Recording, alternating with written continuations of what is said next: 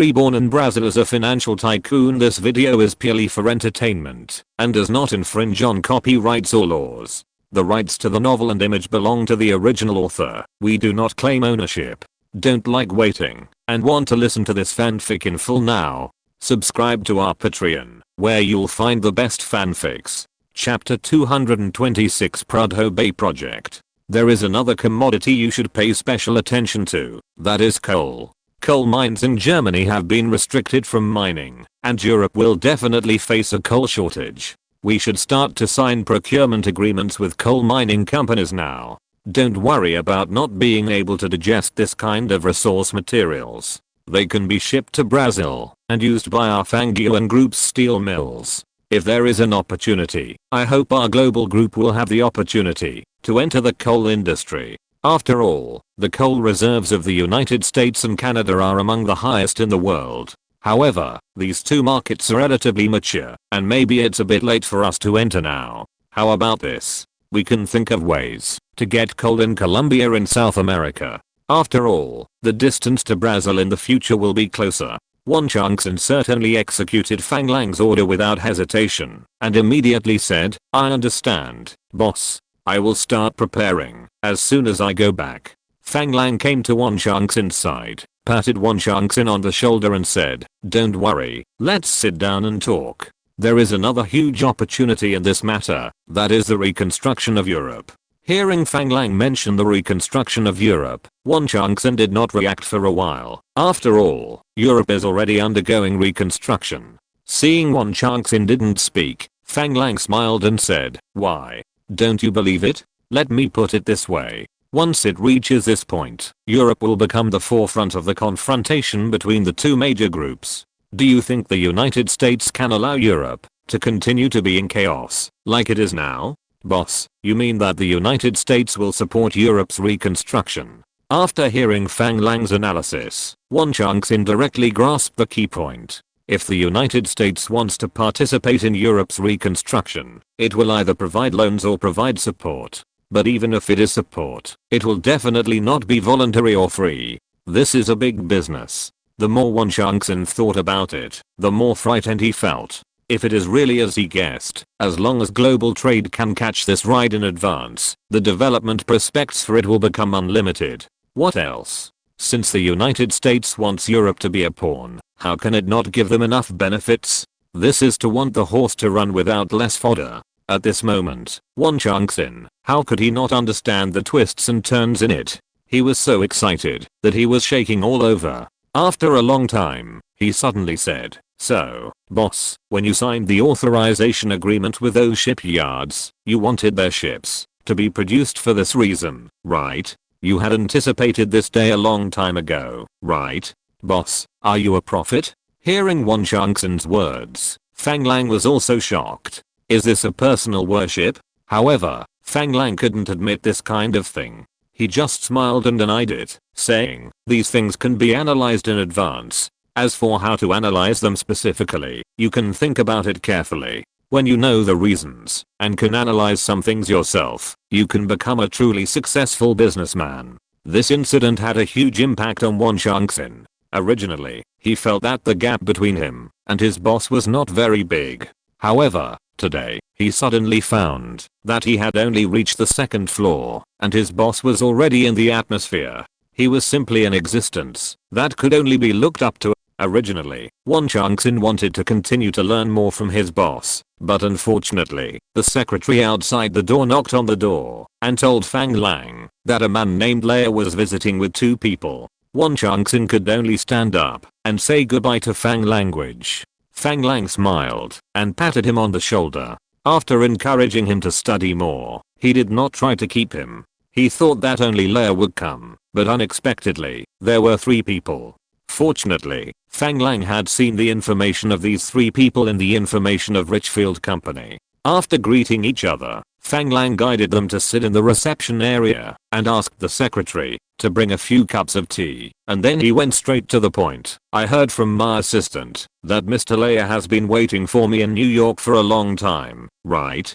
Mr. Leia and the other two Richfield Company managers were meeting Fang Lang for the first time and seemed a little embarrassed. Hearing Fang Lang's initiative to ask, Leia quickly replied, "Yes, I'm sorry to bother you, Mr. Fang. The main reason is that Richfield has been wholly acquired by Global Group, but we haven't waited for the new boss to come and rearrange our work. The employees are a little nervous." Fang Lang pointed to the cups of tea on the coffee table and signaled them to do whatever they want. He then glanced at them slowly and finally stopped his gaze on Mr. Leia and said, "I wonder if the situation at Richfield has gotten out of control during your time in New York. Please rest assured, Mr. Fang, although we are not in the company. However, the company's business is proceeding normally and has not been affected. Only the exploration project in Prudhoe Bay has been temporarily suspended due to financial constraints. However, the company now has a debt of about $2 million, which will expire next month. I hope you can make preparations early." $2 million is of course a small matter for Fang language. He is more concerned about the oil exploration work in Prudhoe Bay. In his impression, the reason why the oil in Prudhoe Bay was not explored in the early stage was that the drilling depth was not enough. Some of the boreholes were even less than 10 meters away from the actual oil layer. $2 million debt is a small problem. Mr. Reaya, I heard that Mr. Morgan has a very high opinion of you. Considering that you have worked in this company for so many years, I have no intention of changing the company's management for the time being. However, the group company will definitely send new financial and personnel to the company, and I hope you can actively cooperate. In addition, the company's name will be changed to Global Oil Exploration. What I'm concerned about now is how much money I need to invest if I continue the oil exploration work in Prudhoe Bay. Reaya obviously did not expect that Fang Lang would continue the oil well exploration work in Prudhoe Bay. After all, it can be said that Richfield Company was dragged down by this project. Now the outside world is generally singing the Prudhoe Bay project badly, thinking that there may be no oil here at all. However, Reaya still believes that there must be oil fields in Prudhoe Bay, and the early scientific research and demonstration support this view. But they still don't understand why they haven't found the target after so long of exploration and drilling thousands of wells. It even directly dragged down their company, but they still haven't found oil. He thought the new boss would definitely give up this project, but he didn't expect that the boss's first target would still be the Prudhoe Bay oil field project. Somewhat unbelievably, he said, "Boss, are you serious? I mean, are we going to continue to explore in Prudhoe Bay? Why not? How big is our exploration license in Prudhoe Bay now?" "Boss, we bought the exploration license for the entire central area of Prudhoe Bay from the Alaskan government. The area is a full 100,000 acres, and it cost a total of $9.3 million. The investment is really huge, and Prudhoe Bay is close to the Arctic, and the land is frozen, which makes mining difficult. Because the permafrost has a great impact on seismic waves, we later developed a method to correct the permafrost data. Therefore, the huge investment in this project is the real reason why Richfield was dragged down." Perhaps the reason why Reaya explained this situation to Fang Lang was to remind him again of the huge risks of this project. But Fang Lang was secretly happy when he heard it. It cost $9.3 million to buy the exploration license for this piece of land. He only invested $10 million to acquire this company. Add to that the company's machinery and equipment, and the oil exploration rights for another piece of land in Texas. Add to that the oil wells that are now producing oil, and this acquisition is really a big profit. Historically, this oil field was not actually dug until December 1967, which means that, if the normal progress is followed, this oil well will not be available for another 21 years. Since I have the opportunity to acquire this company in advance, of course, I will not let this matter drag on. What is the maximum drilling depth of our exploration equipment now? 2,000 meters. Our current maximum exploration depth can only reach 2,000 meters. Not enough. Go back and order a drilling rig with a depth of at least 2,500 meters. Continue drilling down in the central area of Prudhoe Bay where we have already drilled. Drill until 2,500 meters to see if there is any harvest. Can you do it? The boss has spoken, so of course Reaya will not have any objections. He understands what the boss means. This is to believe in their judgment that there is an oil field in Prudhoe Bay. He believes that the reason they did not succeed is that the drilling depth is not deep enough. No problem, Mr. Fang. I will immediately order a set of drilling rigs from Loveland Company with a depth of 2,500 meters. Fang Lang was very satisfied with Ria's attitude and smiled and said, I will have dinner with Mr. Morgan later to discuss it and then borrow $10 million for our global oil exploration company to carry out this project. I hope you won't let me down. When Ria heard that there was a fund of $10 million if he just continued the exploration on the basis of the original drilling, this money would definitely be enough. So, for a moment, Ria was also very excited. He quickly stood up and thanked Fang Lang. Mr. Fang, thank you. We will definitely not let you down. The two people around Ria also stood up to thank him, but one of them had his eyes shining when he heard about the $10 million.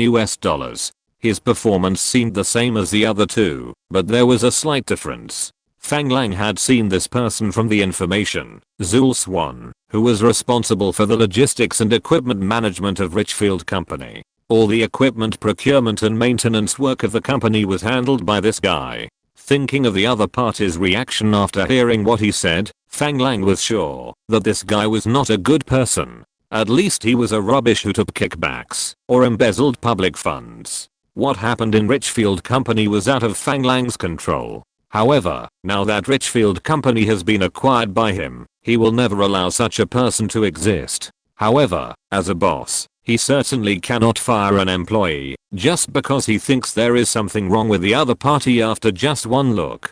But when the three of them left, Fang Lang stopped Ria and asked him to investigate Mr. Zul Swan with the personnel from the group company. Focus on investigating the other party's economic problems. If, after getting definite evidence, he will talk to the other party directly, of course, the result will definitely not keep this person in the new company. Chapter 227. One family. Fang Lang spent the whole day at the headquarters of Global Group, dealing with the company's backlog of official business. It was not until dark that he was awakened by a knock on the door. He thought it was the company secretary who had something to say, so he casually said, "Come in." As a result, it was Lilith who opened the door. Fang Lang quickly got up and walked forward, opening his arms as he walked. Lilith rushed into Fang Lang's arms like a young swallow returning to its nest, and while rushing over, she shouted, "Lang, I miss you so much." Woo woo. Feeling the girl's attachment to him, Fang Lang was very happy.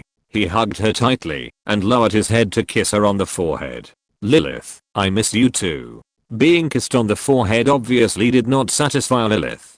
The little girl raised her head and pressed her soft lips directly against Fang Lang's mouth. The passion that broke out at this moment almost made Fang Lang unable to control himself. Just as the two of them were kissing in a French kiss, a very discordant cough came from the door, pulling the two back from the state of being about to shoot. Fang Lang looked up and saw that it was Miss Ophelia Berg, who was still watching the two at the door. "Miss Ophelia Berg, if there is nothing else, you can leave work. If there is anything, we can talk tomorrow." Fang Lang was very dissatisfied with Ophelia Berg's tactless performance. Didn't he see that the boss was making out with his girlfriend? You can eat dog food quietly, but it is really immoral to disturb others' intimacy. Before Ophelia Berg could speak, Lilith in her arms took the initiative to say, I'm sorry, Sister Ophelia, I may be a little embarrassed." Lilith turned to Fang Lang and said, "Lang, I have made an appointment with Sister Ophelia to have dinner together tonight." After hearing this, Fang Lang understood what was going on. He didn't expect that Ophelia Berg and Lilith had a good relationship when they met for the first time. Seeing that it was indeed dark outside, Fang Lang had no intention of continuing to work and said to Ophelia Berg, "Any good restaurant recommendations?" Ophelia Berg couldn't tell what she was thinking at this time. When he saw Fang Lang and Lilith being intimate, he wanted to turn around and leave. However, he remembered that he and Lilith had a very good chat along the way. The other party took the initiative to make an appointment with him to have dinner together tonight, and he agreed without thinking too much. Seeing that the two of them were kissing each other and completely ignoring his existence. Originally, he wanted to cough twice to tell Lilith to cancel the dinner today. As a result, Fang Lang's attitude made her very unhappy. What does it mean? It turns out that when his girlfriend is not around, he flirts with her. Now that his girlfriend is around, they have become a superior subordinate relationship, and he wants her to leave on her own. Humph. Man. I won't let you have your wish. I'm going to ruin your good thing today. Lilith said she wanted to eat Chinese food on the way.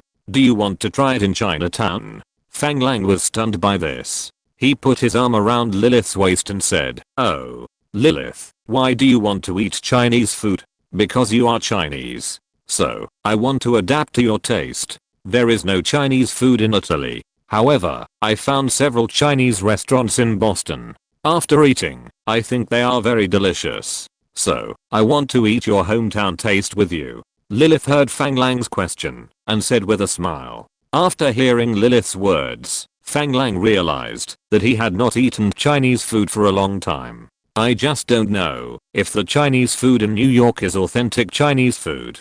After thinking about it, he said, "Okay, let's go to Chinatown to see." The group drove into Chinatown under the escort of the guards. They didn't know where to find authentic Chinese food. As they walked, they saw the sign of Sahayajia. Isn't this the Hangman Hall? Anyway, they didn't know where to eat, so they just chose this one. A group of people walked into a big hotel in Sahay, which scared the receptionist at the door. It was obvious that this person was not a simple person. A person surrounded by so many bodyguards was obviously not someone he could afford to offend. In particular, he noticed that when several guards got off the car, they revealed Thompson submachine guns under their black woolen coats. The receptionist's eyelids jumped. He hurriedly stepped forward to greet them, and when he asked if they were here to eat, he breathed a sigh of relief. Such a big shot must not be allowed to dine on the first floor. He hurried to the box on the second floor to greet them.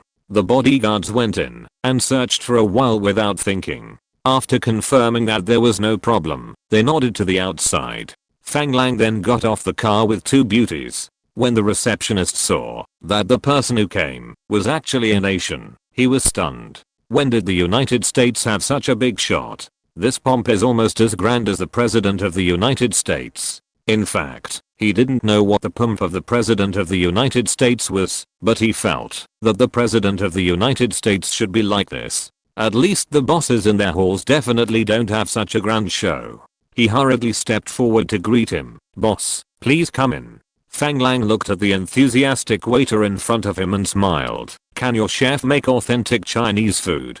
Don't bring out those things that fool foreigners." The waiter didn't expect that this was actually a Chinese, and his face suddenly became more enthusiastic. He hurriedly said, "Sir, you have come to the right place. In the entire Chinatown, if we can say that we can really make authentic Chinese food, we are the only one in the world." Hearing this address, Fang Lang suddenly felt interesting and smiled and said, "From the accent, brother is from Beijing."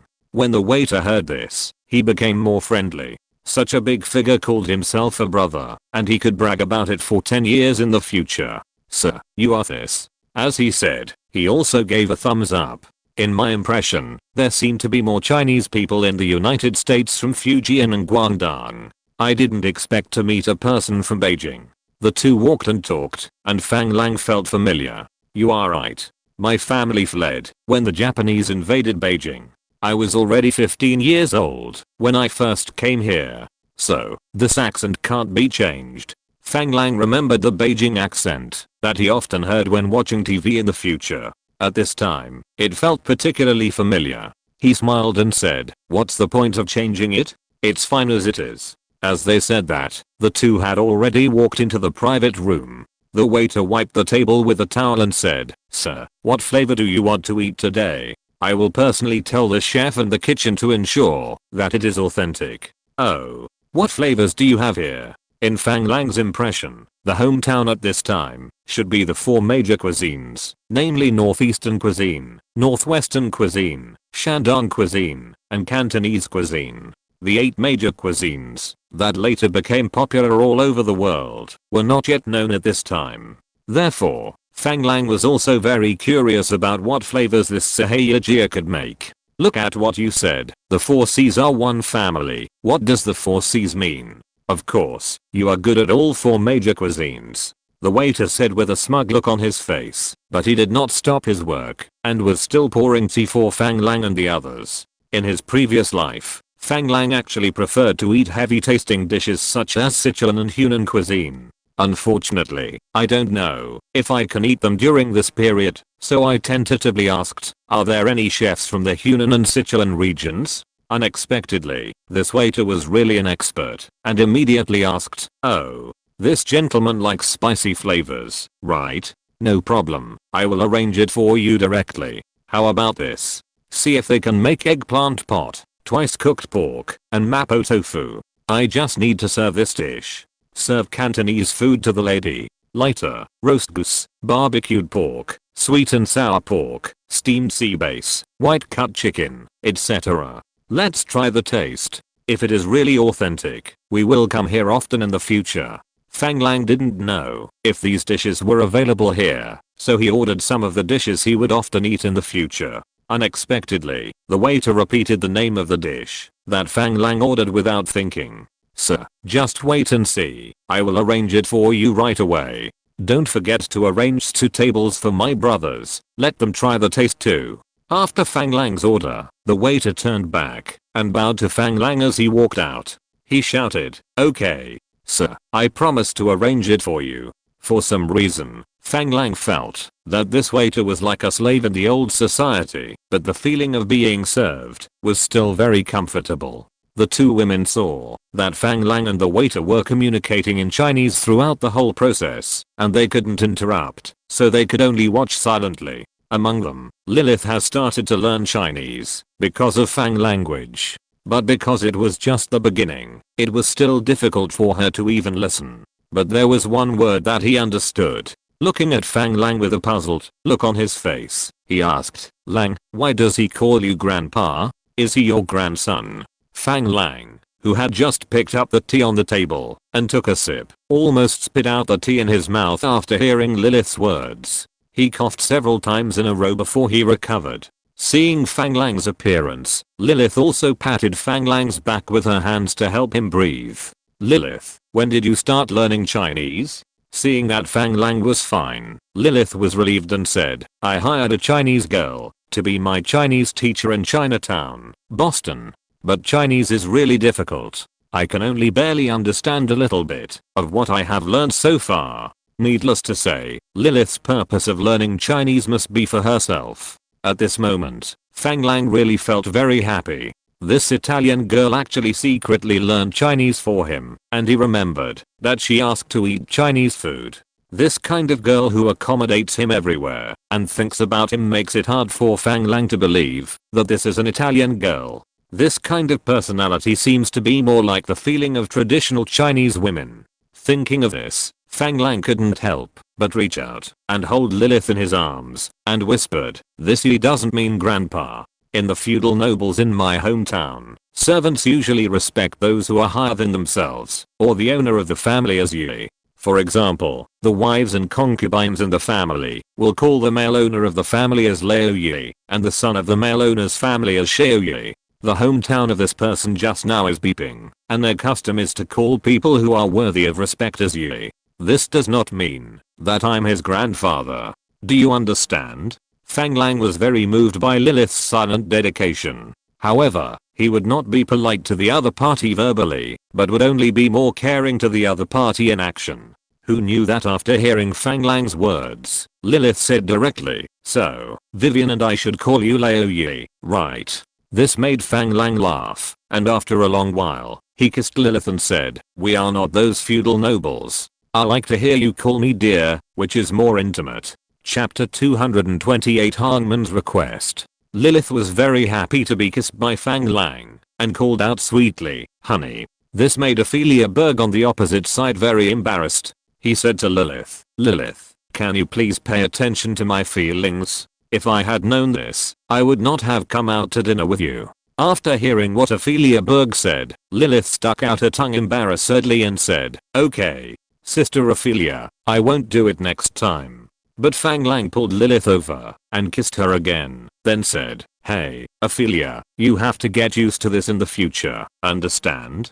After that, he ignored the wide eyes of Ophelia Berg opposite him and said to Lilith, "You just mentioned Vivian. I'm so busy recently that I haven't had the chance to visit her in France. See, when you have time, let's take a plane together and go to France to see her.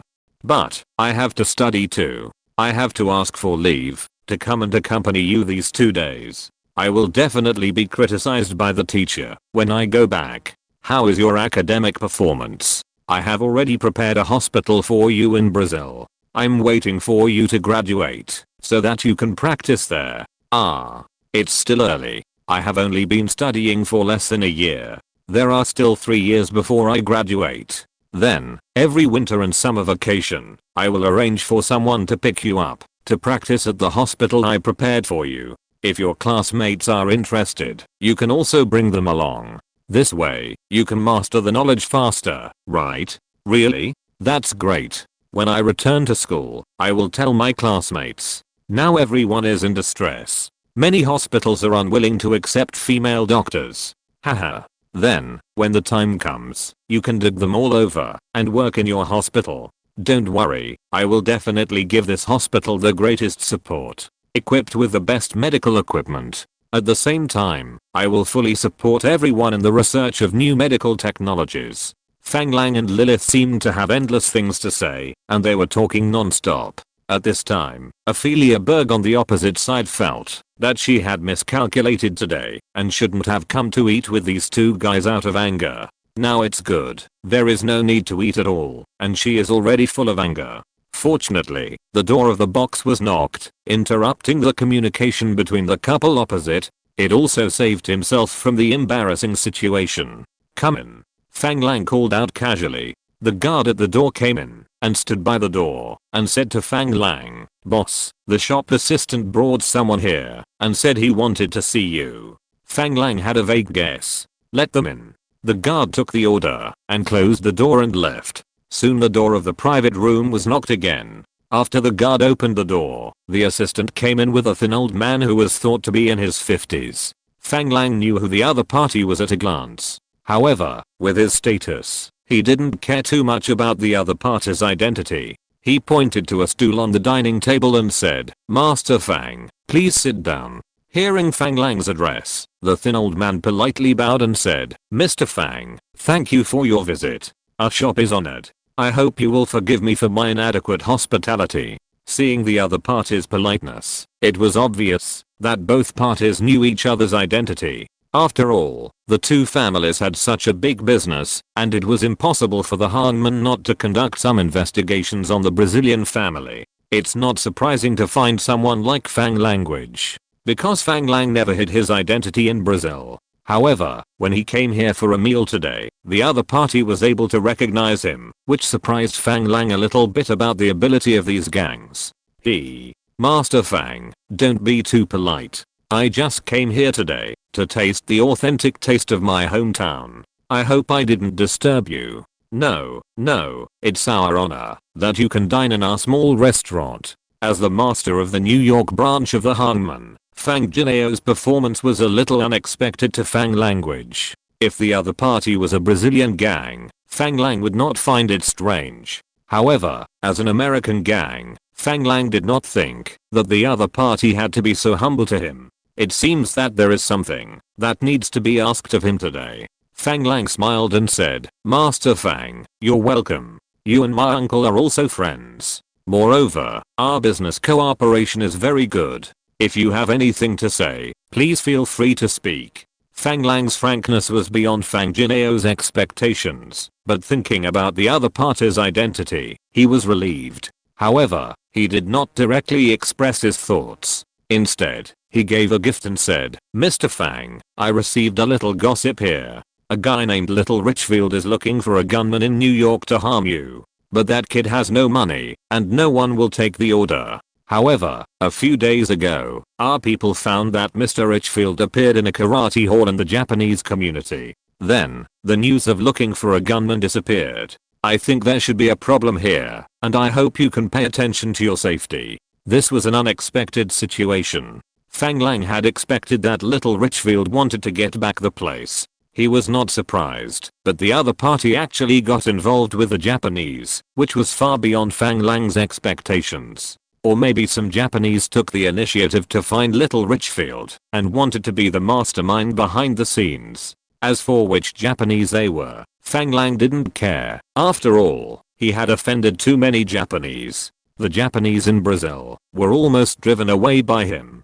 But his actions in Brazil were very covert and should not be easily discovered. However, his actions in Japan could be called blatant. Especially the Sumitomo family. After leaving Japan, it should be easy for them to find out that the capital left by their family for the future resurgence had been emptied by Fang language. They dared not publicize such things, nor did they dare to let the US troops know about their behavior of hiding wealth. But with the size of the Sumitomo family, a lean camel is bigger than a horse, and it is still very easy for them to retaliate against Fang language. In addition, his actions in Tokyo were not secretive, and it was not difficult for those who wanted to find clues. Therefore, Fang Lang had too many enemies among the Japanese. It can be said that all the Japanese who knew what Fang Lang had done would regard Fang Lang as an enemy. In this case, it would not make much sense for him to worry about which force was Japan. Of course, Fang Lang couldn't just sit there and do nothing while others took action against him.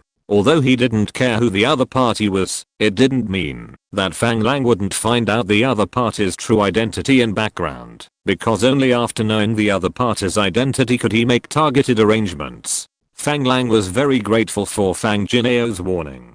Thank you for the reminder, Master Fang. I will let my people focus on it. We don't have many connections in the United States. If you receive any other news, please let me know in time.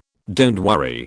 I won't let you help in vain. Fang Lang knew that the other party must have something to ask for from him, so he gave himself a little benefit first, so that he would not be rejected when he made a request later. Mr. Fang, please rest assured. You are a friend of our hangman. When encountering such a thing, we will definitely help with all our strength. Our people have never given up looking for Mr. Richfield. It's a pity that the other party is hiding very deeply under the cover of the little devils. In fact, at this time, this Little Richfield is insignificant at all. It is obviously a Japanese who is ready to take the blame. If it weren't for the hangman people who provided him with this information, and when someone attacked him and told him that it was Little Richfield who planned it, Fang Lang might really believe it. Now, the whereabouts of the Japanese and Little Richfield have been discovered. It means that the two sides have been in cahoots with each other, and Fang Lang will certainly not give the little Japanese a chance to escape.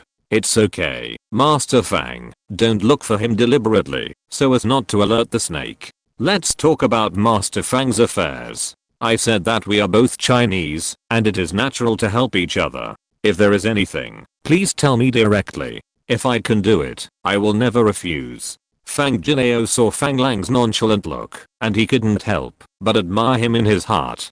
Being able to remain so calm when knowing that he was being targeted by evil forces, this kind of temperament is not something that ordinary people can have. After thinking about it, Fang Jineo did not hide it, but spoke directly. Mr. Fang, it's like this. You also know that our hangman has always been a group that protects the interests of our overseas Chinese. Every place where there are Chinese people must have a hangman's hall. Now the number of Chinese in Brazil is increasing rapidly, and our hangman is thinking of setting up a hall in Brazil. I don't know if you can get your permission. Fang Lang had expected this. It was indeed normal for hangman to open a hall in Brazil. But Fang Lang didn't expect that the other party would ask for his opinion. Seriously speaking, Fang Lang didn't hate hangman, especially hangman at this time. It can be said that hangman has made positive contributions to the country's modern history.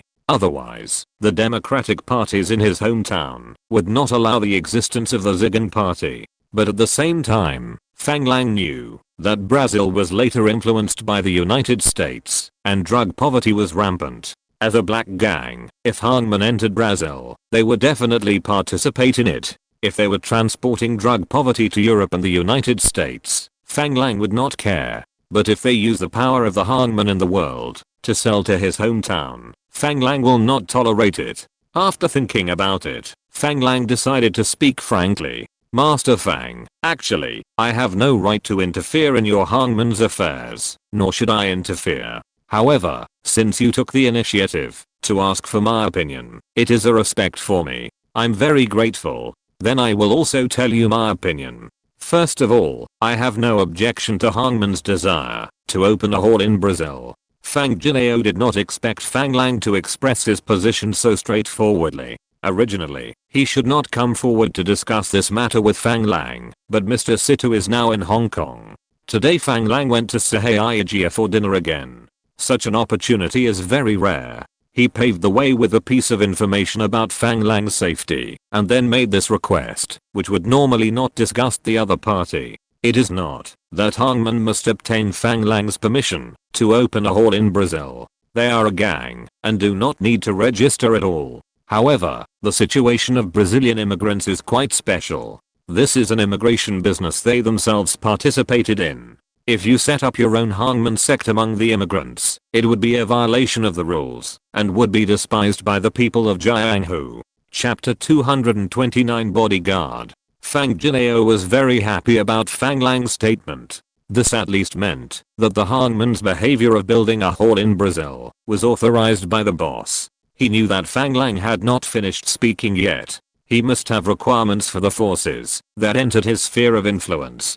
Sure enough, Fang Lang continued, but we all know what kind of organization Hangman is. I don't expect Hangman to truly protect the interests of Chinese in Brazil, but we can never tolerate using the natural advantages of the identity of a Chinese organization to harm the interests of Chinese. I don't care about other things, but we will never allow the sale of drugs to Chinese compatriots. I know that it is too early for both of us to discuss this topic now. We can't control how the situation will develop in the future. Here, I just express my attitude towards drugs. If Hangman gets involved in it in the future, I will not consider the feelings. Do you understand what I mean? Fang Jinao certainly understood what Fang Lang meant. Such a request was actually the same as no request, which made him a little unbelievable for a while. Both sides knew whether Hangman would participate in the sale of drugs. Hearing Fang Lang say that they just couldn't sell to their compatriots, Fang Jinao understood what Fang Lang meant. This is because the other party knew that some things could not be completely eliminated and wanted to protect the Chinese community as much as possible. However, Fang Jinao could not give a direct answer to this matter. After all, he was just a hall master, and he was not the one who could make the decision. After thinking about it, Fang Jinao said directly, "Mr. Fang, thank you for your generosity. I will report your request to the Mountain Master. We will inform you immediately after the result." Fang Lang knew that it was basically impossible to get these people not to do this business. However, the Hangman actually cannot be underestimated in terms of financial and human resources. If they can be guided well, they will definitely be his helpers. So, after thinking about it, he said, "In fact, if you want to make money, there are many ways. Brazil is now poor and there are a lot of opportunities to make a fortune. If the Hangman is interested in entering the legitimate business to make a fortune, you can tell me, and I can provide some help." The gangs of this period had a relatively single business type. Although there were some big guys who got involved in some legitimate businesses, most of them were just giving themselves a coat. Fang Jinao was surprised to hear that Fang Lang was going to introduce legitimate businesses to the Hangman. He was very curious and asked, "Oh, Mr. Fang, can you tell me what kind of business you have?" Seeing that the other party was interested, Fang Lang did not hide it. He smiled and said, "In fact, there are many businesses that are very suitable for you and have higher profits than your current business. For example, we are investing in and building many factories in Brazil now. There are some jobs that do not require much technical skills in the early stages of factory construction. For example, in land acquisition and demolition, we often encounter some local residents who are unwilling to cooperate with demolition. When it is difficult for the government or businessmen to deal with them, can't you contract this kind of business? I believe that this kind of work should not be difficult for you, right?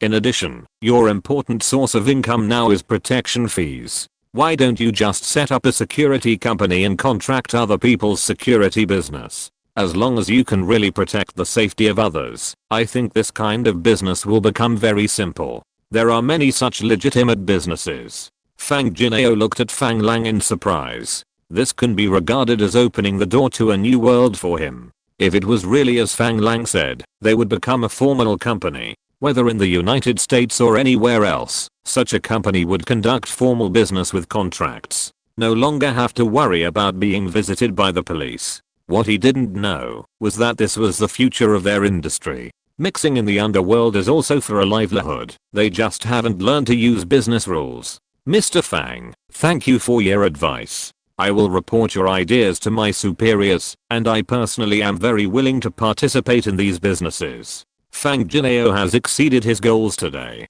Looking at the two girls who came to eat with Fang Lang, their expressions became a little impatient, and he knew that he should leave tactfully. He quickly stood up and bowed to Fang Lang, saying, Mr. Fang, today is not the right occasion. I will not bother you for now. We will continue to follow up on the movements of Mr. Richfield and the Japanese. If there is any news, we will arrange someone to notify you directly. After that, he said to the waiter who brought him in, all the consumption of Mr. Fang in the store today is free of charge. Understand? The waiter obviously knew that the young man in front of him was a big shot that even the leader of the Hangman Hall wanted to curry favor with, and nodded repeatedly. Yes, Hall leader. Hearing Fang Jineo's words, Fang Lang smiled and didn't say much, just bowed to the other party. It's not that Fang Lang is arrogant. It's that he and the other party are not in the same circle, and there is no need for him to get involved with the other party too much.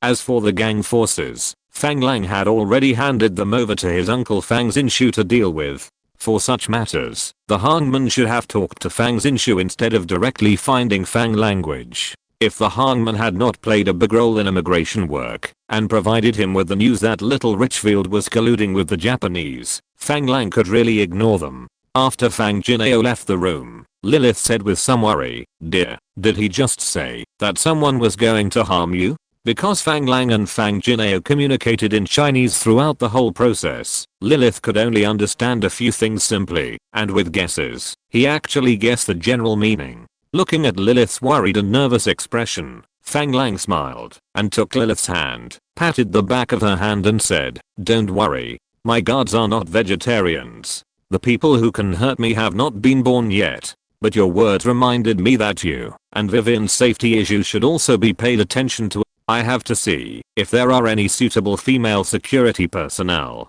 As he said that, he looked up and said to Ophelia Berg, Ms. Berg, do you know where there are female security personnel? Unfortunately, due to the status of women during this period, female soldiers were basically not allowed to go to the battlefield. It's not that there are no female soldiers who have been on the battlefield. As far as Fang Lang knows, the only female soldiers who have had combat experience are probably the Soviet Union and Germany. Female soldiers in other countries are mostly engaged in logistics and civilian work, and basically do not appear in combat positions. Most of the female soldiers who have participated in combat training are in special departments, such as intelligence agents. So when Fang Lang asked if there were any female security personnel, Ophelia Berg was a little confused. Obviously, she had no information about this. However, when the boss asked, she could only bite the bullet and said, I'm sorry, boss, I haven't been involved in this business for the time being. I'll go look for it tomorrow when I go to work to see if there are any people in this area. As they were talking, the guard knocked on the door again. Soon, the waiter brought a few people to bring up the dishes ordered by Fang language. Fang Lang, seeing the style of the dishes, knew that this time he had found the right one, although he had not tasted it specifically. But it looked no different from the color, fragrance, and taste he had seen in the future. He nodded with satisfaction and said to Ophelia Berg, how about this?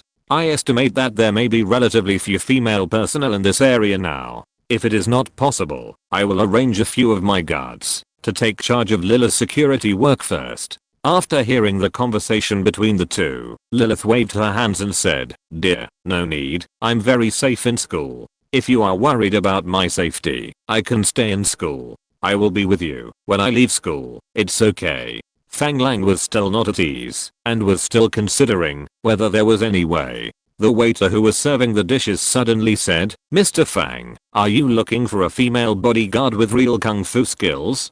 Hearing what the waiter said, Fang Lang's heart moved and he said, oh.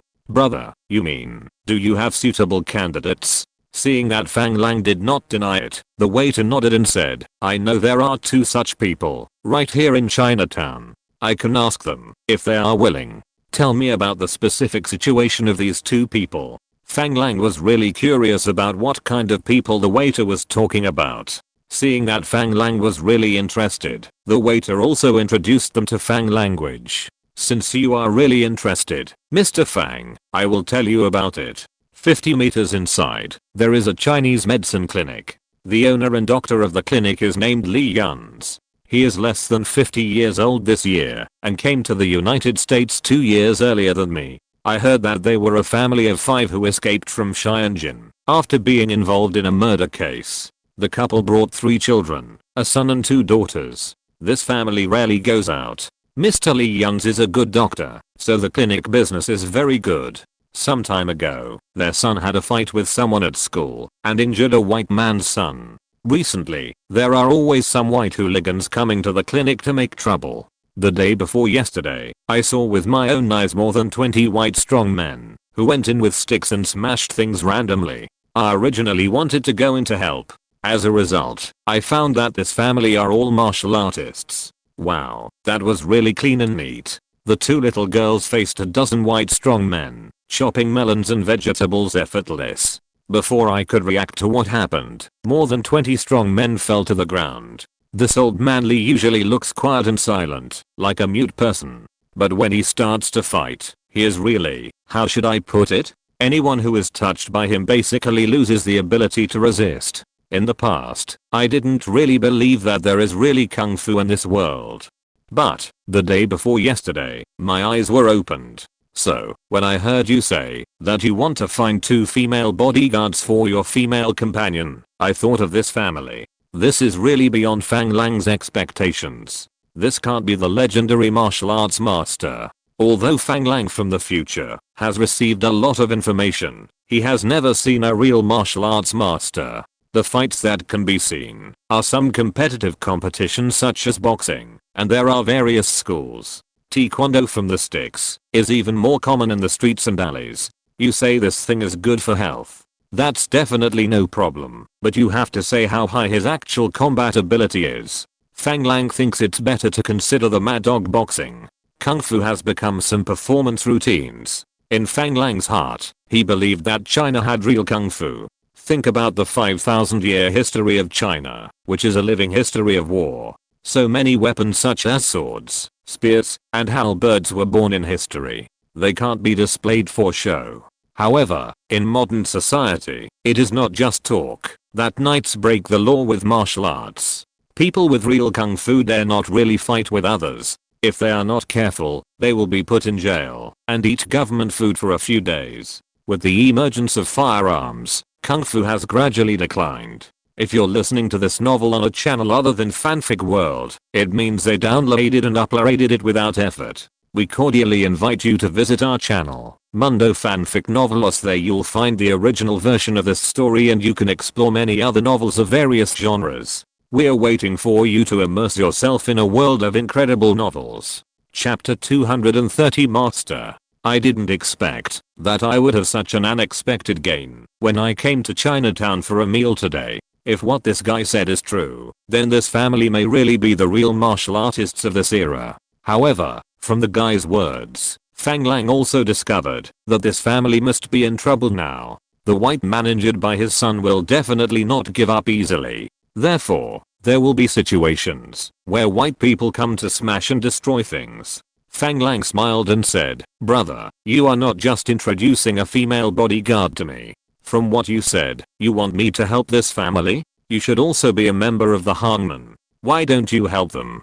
Hearing Fang Lang's words, the guy did not feel embarrassed about being seen through. He smiled and said, "Mr. Fang, you are joking. I'm just a small person, and there are many things that we cannot intervene in. What we can do is to throw those little hooligans who are causing trouble out of Chinatown. However, you should also know that their problem is not those little hooligans." Fang Lang understood what the other party meant. The real problem of this family was obviously the family of the white boy who was beaten by their son. If they could not deal with the other party, their family would be harassed endlessly. I'm really interested in what you said. Aren't they from your hangman? The guy waved his hands repeatedly and said, of course not. If they were, we would not just throw those white hooligans out of Chinatown. Those white hooligans would not dare to attack our hangman people. The guy obviously knew that Fang Lang did not want to recruit a hangman person to be a bodyguard for his woman. Then please go to that family to see if they are at home. We will go there after dinner. Seeing that Fang Lang really wanted to go to the Chinese medicine clinic, the guy was very happy. He believed that with the strength Fang Lang had shown, he must be able to settle the matter that this family encountered. In fact, he was sure that if Fang Lang really recruited the 2 girls from this family as bodyguards, Fang Lang didn't need to do anything. Their Hall Master Fang Jinao would take the initiative to come forward and settle the matter for the other party. Don't underestimate the influence of the hangman in the United States. Although the little people below them don't have much influence. However, the influence of the Hall Masters and Mountain Masters above is very huge. Even Roosevelt was once the legal advisor of Mr. Satu. Okay, Mr. Fang, take your time to eat. I will go to help you see if Mr. Lee's family is here. After saying that, he also bowed like a servant in the Qing dynasty. Fang Lang shook his head. It seems that this guy's original family must be a remnant of the old and young in the 49 city. Fang Lang didn't mean to look down on him, but he felt that, since he had already arrived in the United States, he should change his servile habits, otherwise he would be looked down upon by foreigners. This guy might be the kind of person that others often say, the braids on his head are cut off, but the braids in his heart are still there. However, this guy's not a bad person. He can think of opportunities to help his compatriots solve problems. After the guy left, Fang Lang and others finally began to concentrate on tasting this authentic Chinese meal.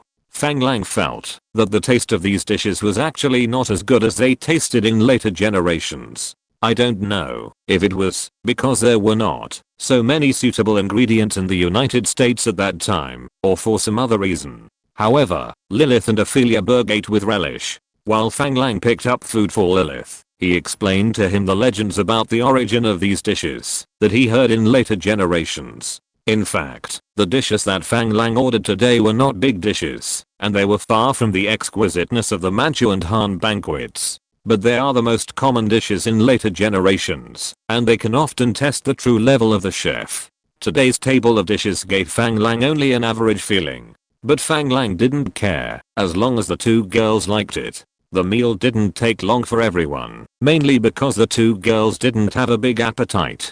Just after finishing the meal, the waiter was already waiting at the door. Mr. Fang, I've just checked. Mr. Lee and his family are all at home. How about I take you there now? Fang Lang looked up and saw that it was already dark and the street lights were on. Although it didn't snow in New York in April, the weather was still very cold. Fang Lang grabbed Lilith's hand, rubbed it on his hand for a few times, put it in his pocket, and then waved his hand and said, let's go and see if there is really such a powerful martial arts master as you said. Then, a group of people did not get on the car, and under the curious eyes of people on the street, they came to the Chinese medicine clinic that the waiter mentioned. It was not the Chinese-style building in Fang Lang's mind. It looked like a two-story Tang building. The front was not big, and it was not on the main street, but in a small alley. At a glance, it was a spacious living room converted into a Chinese pharmacy. The row of large medicine cabinets was emitting the familiar aroma of medicinal materials. Maybe it was because the waiter had greeted them in advance. At this time, a family of 5 was standing neatly inside. After seeing Fang Lang and others led by the waiter to the door, Mr. Lee, the male host, stepped out. The waiter's Mr. Lee did not look old at all. Fang Lang felt that he looked younger than his father. He did not know why the waiter called him Mr. Lee. This was a middle-aged man who looked very energetic. From his appearance alone, he definitely did not have the ability that the waiter said that he would lose his ability to resist if he touched someone. However, Fang Lang could feel a dangerous aura from the other party. Although the other party was trying his best to restrain himself, Fang Lang's sixth sense could still clearly capture the power of this carnivore. Fang Lang did not feel any danger from the middle-aged man, and smiled and stretched out his right hand. Noticing that the other party raised both hands, it seemed that he was ready to bow. As a result, he noticed Fang Lang's outstretched right hand, put his hand down again, and quickly stretched out his right hand to shake hands with Fang language. The other party's palm was very rough, completely different from the Dr. Fang Lang remembered. I understand that the other party's kung fu should be very powerful. Mr. Lee, I'm sorry to bother you with your visit. Li Yun said very politely. You are polite. Xiaolin told me your idea. To be honest, if you had come a few days earlier, I would definitely refuse you directly. However, the current situation is a bit special. I don't know how dangerous the person you want my daughter to protect is. Fang Lang understood what Mr. Lee meant and smiled and said, Mr. Lee, don't be anxious. How about we sit down and have a good chat? Li Yun smiled embarrassedly and quickly turned sideways to let Fang Lang into the house. Before Fang Lang entered, several guards around him had already walked in first. Li Yun was slightly stunned before he reacted. He smiled and didn't say much. Fang Lang followed Li Yun into the Chinese medicine clinic. The area was not large, and there was no one else in it. There was only a middle-aged woman who looked to be in her 40s and a young man with thick eyebrows and big eyes. The age should be the same as Fang language. This was beyond Fang Lang's expectation, that this young man was still studying at school at such an old age. Could it be that they are studying in college? That's rare. The other two girls actually look like twins. As for their looks, although they are not particularly beautiful, they are in line with the aesthetics of Oriental people. What is eye-catching is that the two sisters are well proportioned and have a height of 1.7 meters. You can tell at a glance that they are athletic girls. Fang Lang nodded to several people one by one as a greeting. Li Yun guided Fang Lang to sit at an immortal table in the middle of the living room and introduced Fang Lang. Mr. Fang, please sit down. These are my family members. Li Yun's wife took the initiative to come forward and serve tea to Fang language. Fang Lang patted the stool next to him and motioned Lilith to sit next to him. He said to Li Yun, I heard that Mr. Lee escaped after being involved in a murder case in Xianjin. Is it convenient for you to tell me about it? Li Yun obviously did not expect Fang Lang to ask this topic, and his face turned bitter. Mrs. Lee, who was pouring tea for everyone next to her, was also shocked and spilled some of the tea without knowing it. The three young men behind him seemed to be hesitant to speak, but it was obvious that they were brought up in a strict family, so they held back and did not speak. After a long while, Li Yun said, since Mr. Fang asked, I have nothing to hide. This incident happened a long time ago. At that time, our family had just settled in Xianjin. My wife and I were stopped by two Japanese wanderers when we were walking on the street.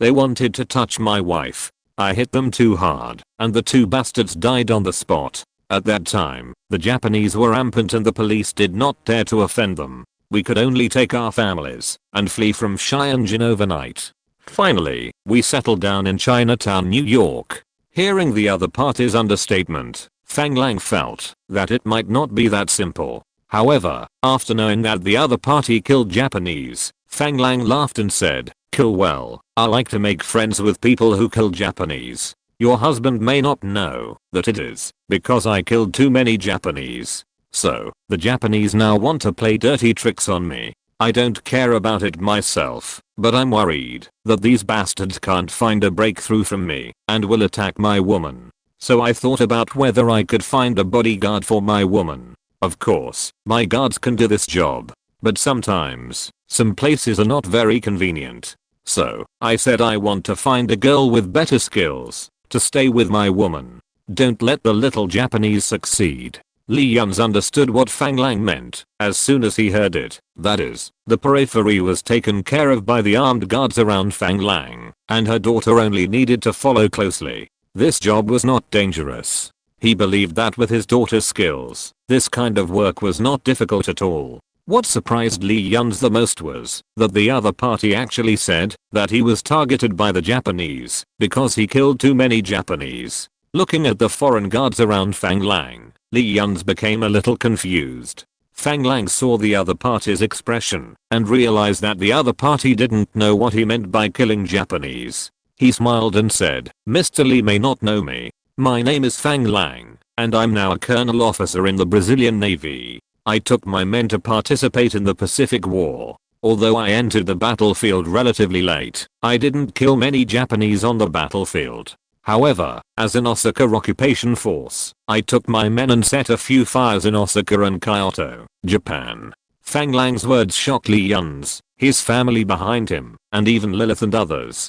Chapter 231 Real Kung Fu. Fang Lang's words reminded everyone in the room of the fire near the Imperial Palace in Tokyo, Japan, which they had seen in the news. Xiaolin, the waiter who brought everyone here, was stunned and stammered, "Mr. Fang, are you talking about the fire near the Imperial Palace in Japan?" Fang Lang did not answer the waiter's question, but just smiled. Instead, he grabbed Lilith's hand and comforted her. Lilith was obviously frightened by Fang Lang's words. Fang Lang did not expect that this incident would be spread as news in the United States by American reporters. As soon as Fang Lang said that he set a fire in Japan, everyone looked at Fang Lang with shocked expressions on their faces.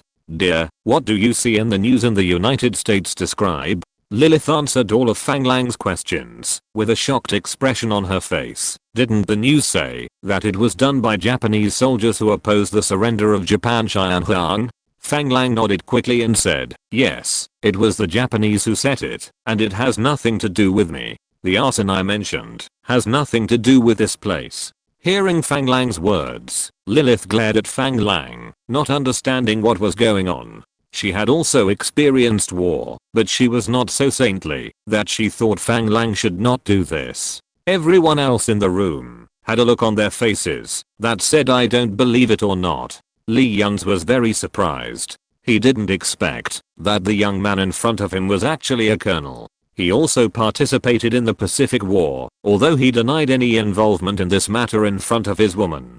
But Li Yun's was sure that this young man in front of him was the one who did it. "Mr. Fang, if the Japanese want to attack someone around you, I will take charge of this job.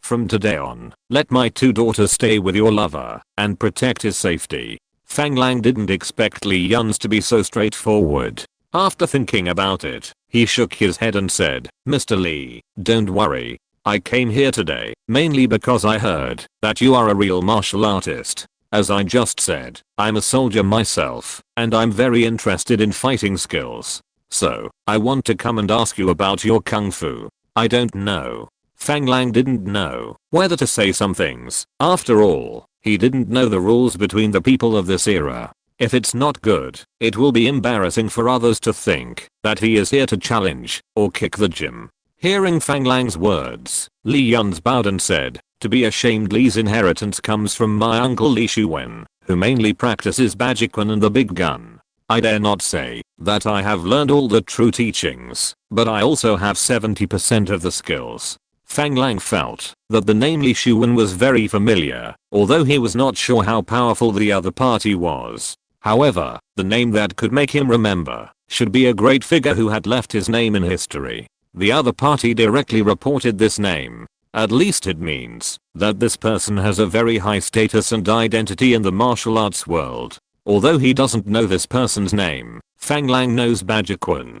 In his previous life, he heard that Taiji does not go out for 10 years, and Baji kills people in 1 year, although he has never seen it. However, from this sentence, Fang Lang can also draw a conclusion. That is, Bajikwan must have a very strong combat ability. Unfortunately, the soldiers under Fang Lang are all military men, and they have only received combat training in the army. There are no real combat masters. Fang Lang himself has learned some boxing and kicking kung fu from his grandfather, so he can only bow his hands and say, "Boy, when I was a child, I practiced boxing and kicking kung fu for a period of time with the old man at home. I wonder if I can ask Mr. Li for some pointers."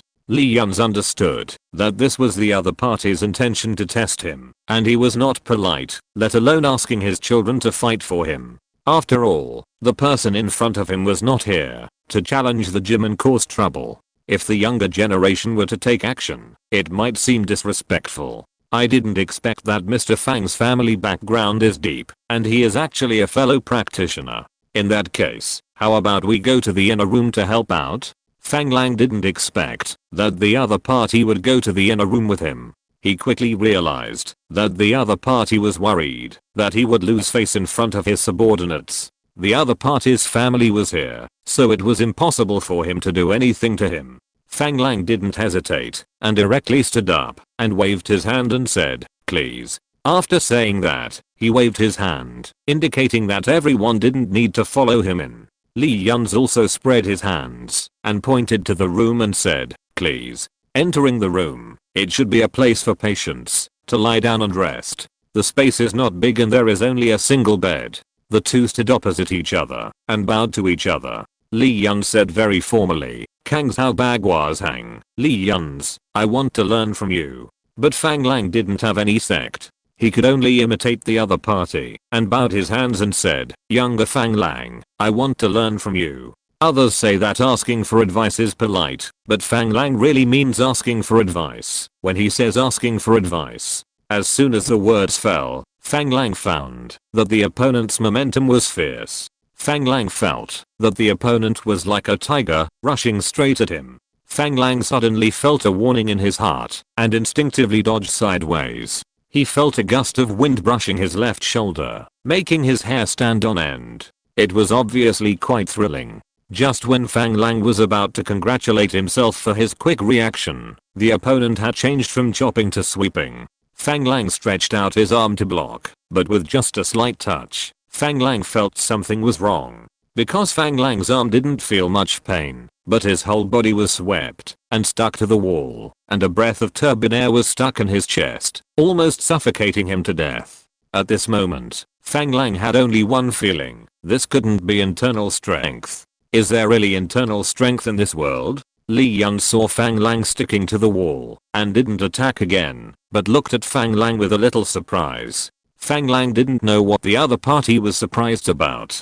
After exhaling the foul air from his chest, he regained his stance and said, "Come again." After saying that, he didn't care about the opponent's reaction and rushed forward, punching the opponent's neck. Unfortunately, Li Yuns didn't dodge or avoid. He turned his body to the side and tilted his head to avoid Fang Lang's attack. When Fang Lang was ready to change his moves, he found that the opponent had already crashed into his arms. Without seeing the opponent make any moves, Fang Lang felt as if a bomb exploded in his arms and was blown away by the shockwave. He hit the wall again.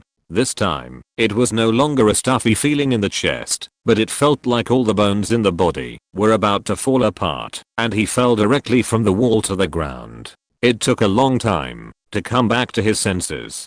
Seeing Li Yuns' hand stretched out to him, he grabbed it and was pulled up by the other party. "Mr. Li, is this internal power? Is there really internal power in the world?" Li Yun smiled and said, "I don't know what the internal power you are talking about is. I use this as a skill of using strength, but I haven't practiced it yet. I remember that my uncle leaned against the city wall, like I did just now, and bricks on the city wall would break and fall off." Fang Lang felt that his worldview had been refreshed. He couldn't have traveled to a high-level martial arts world. "Master Li, are there many masters like you?" At this moment, Fang Lang was really nervous. If there were really many masters like this, he should consider changing his development path. Mr. Fang, don't be nervous. It's not easy to practice martial arts. People who are poor in literature and rich in martial arts, and those who don't have a little family background, have no chance to learn kung fu. As far as I know, the masters who can reach the level of my uncle can be counted on one hand. How can there be people as skilled as you? I'm not sure about this, but judging from the inheritance between our masters, there should be only 30 or 40 people. Li Yuns' words finally made Fang Lang breathe a sigh of relief. He was afraid that this was a high-level martial arts world, where masters were everywhere and innates were as numerous as dogs. "I wonder how strong your daughter is compared to you." Li Yuns thought for a moment and said, "It's hard to say how strong it is, but it shouldn't be a problem to fight 2 or 3 of you." This was a bit heartbreaking. It was hard to respond.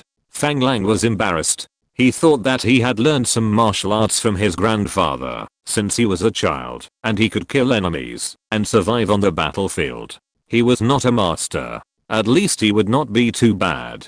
Today, he found out that he could not beat 2 little girls. After thinking twice, Fang Lang said, Master Li, do I have a chance to learn your martial arts? Li Yuns did not expect Fang Lang to ask this question suddenly. After looking Fang Lang up and down, he said, you should have practiced basic skills for a period of time when you were a child. It is not impossible for you to practice now. However, you should not have so much time to practice. It was rare for Fang Lang to meet a real, living martial arts master. This is the dream of every boy. How could he be immune? If Fang Lang can't seize this opportunity, he will regret it to death.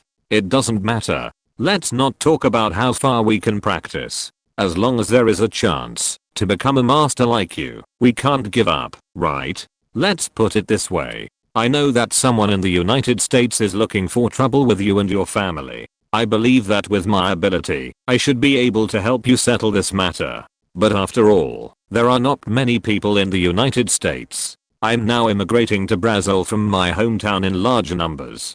By then, there will be a large number of Chinese communities and even towns in Brazil. I don't know if you are interested in resettling in Brazil. I dare not say anything else, but at least I can guarantee that no one dares to discriminate against our Chinese compatriots in my territory. Li Yuns was stunned by Fang Lang's words. Aren't you looking for someone to protect your girlfriend? There's no conflict.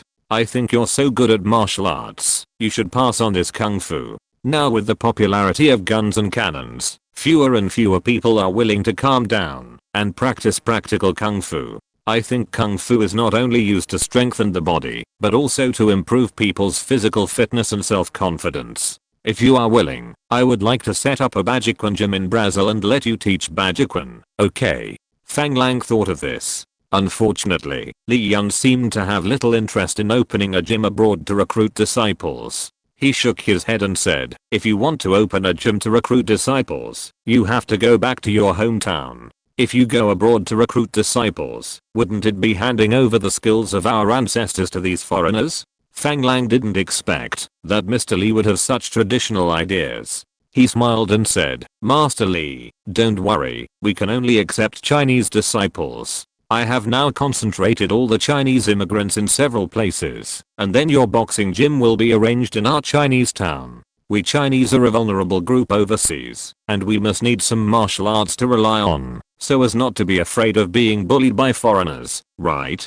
At the same time, it can also allow our ancestors' skills to flourish among overseas Chinese. After Fang Lang's earnest persuasion, Master Li was finally convinced by Fang Lang to go to Brazil to open a Bajiquan gym, and Fang Lang would become the gym's eldest brother. Chapter 232, Taking Too Big a Step. After Fang Lang became Li Yun's apprentice, it was naturally inappropriate to hire the master's daughter as his female bodyguard. After discussing with Li Yuns, Fang Lang finally arranged for the two junior sisters to study with Lilith at the Department of Medicine of Radcliffe College in Boston. In this way, there is no need to hire junior sisters as bodyguards, and Lilith's safety can be guaranteed. The reason for the conflict between the master's son and the white people is also very simple. It is nothing more than a brainless white racist who saw that Master Li's son Li Xiangang was dating a white girlfriend. This made the white supremacist classmate who was born as a rugby player very dissatisfied. He took the initiative to provoke Li Xiangang many times, and finally a fierce conflict broke out. As a result, the strong rugby player lost face in public and could only make up for it from other aspects. As a result, Li Xiangang was expelled from the School of Arts. As for the identity of the other party's family, it has been investigated clearly. It is a Winariona with a little gang background. It is very simple to make the other party choose to settle the matter. Fang Lang's assistant Ophelia Berg used some of the connections of the global group, and the other party took the initiative to stop. Fang Lang didn't even need to show up in person, and the matter was perfectly resolved. Even when Fang Jinao of the Hangman heard that Fang Lang had taken Li Yuns as his master, he immediately met with the gang leader who had come to Chinatown to make trouble. After a round of friendly consultations between the two sides, the other party also took the initiative to give up the idea of continuing to go to Chinatown to make trouble. So sometimes some things may be a big deal for ordinary people, forcing people to risk their lives. But for people with strength, it is just a word or a look that can be solved. Li Yun's family also saw Fang Lang's strength from this incident. Fang Lang was very happy today, not only because his girlfriend Lilith came to him, but more importantly, Fang Lang saw the real legendary kung fu. This made Fang Lang, who returned to the hotel, always in an excited state, constantly sharing with Lilith the legends about martial arts masters he had heard in his previous life. Lilith was very surprised that her man behaved like a child. She also believed that the man in front of her was more real. Fang Lang was naturally very satisfied that night. The next afternoon, Miss Ophelia Berg officially informed Fang Lang that she had made an appointment with Mr. Morgan. Because Mr. Morgan was busy with work, the meeting time was set for tomorrow, and the other party took the initiative to invite Fang Lang to dinner. Fang Lang naturally had no objection to this. It was just the right opportunity to take his girlfriend around the bustling New York. As for the attack that could come at any time, Fang Lang was not worried. It was not that Fang Lang looked down on the other party. Given the current situation of the Japanese, if Fang Lang lent them a few courage, they would not dare to make a big fuss in New York. As long as it was not a big fuss, Fang Lang would not be at all afraid. The guards around him were not vegetarians. Hidden in each of their woolen coats were Thompson submachine guns, and there was an MG42 general purpose machine gun in the trunk of each car. Fang Lang did not believe that the other party could get more powerful firepower than him. The most important thing was that Fang Lang's current identity in the United States was a negotiator representing the Brazilian government to purchase aircraft carriers in the United States. This is a very formal official background in the United States, and it is protected by the US government. If Fang Lang is attacked in the United States, the US government will also bear an unshakable responsibility. In contrast, the Japanese are now a defeated country, and they don't even have an embassy in the United States, let alone operating in the United States with an official background. Fang Lang estimated that at most they are some intelligence personnel or financial group lackers who are not dead but stiff, or even gang organizations. It's not that Fang Lang looks down on the other party. If the other party really dares to attack Fang Lang blatantly, the good days of the other party in the United States will be over. This is also the reason why the other party wants Richfield to take the blame in the morning. Unfortunately, even if the other party finds such a layer of skin, it is impossible to really avoid investigation. The US government is not stupid.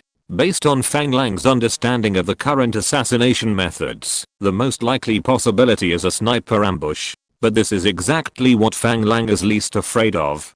Because the biggest benefit of his rebirth, in addition to the improvement of physical fitness, is the super sixth sense, which can even detect danger signals that are not aimed at himself. So Fang Lang is not worried that the other party will take action against him. In this way, Fang Lang took Lilith to New York for 2 days, which made Lilith very happy. It was not because Fang Lang bought many gifts for her. It was mainly because they had not been able to travel around freely like this for a long time. It was just a pity for the assistant Miss Ophelia Berg who had been accompanying them. Lilith was a very kind girl and would always take the initiative to pull her along when they went shopping. This made Ophelia Berg feel very tormented.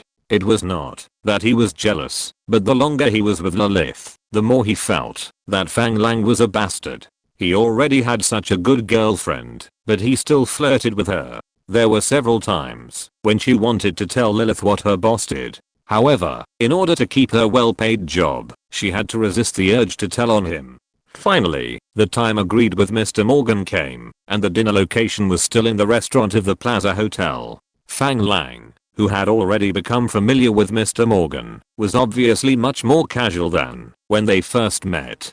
After the two sides exchanged pleasantries and introduced their female companions, they sat down to the table. Fang, I'm really sorry. I've been busy these past 2 days, so I'm only free to have dinner with you tonight. Fang Lang smiled and said, it's okay. I understand. After all, such a big thing does require careful handling. Morgan was stunned by Fang Lang's answer and looked at Fang Lang in confusion and said, oh. Fang, what big thing do you mean? Fang Lang didn't know if the other party was pretending to be stupid or what. However, he didn't want to beat around the bush with the other party.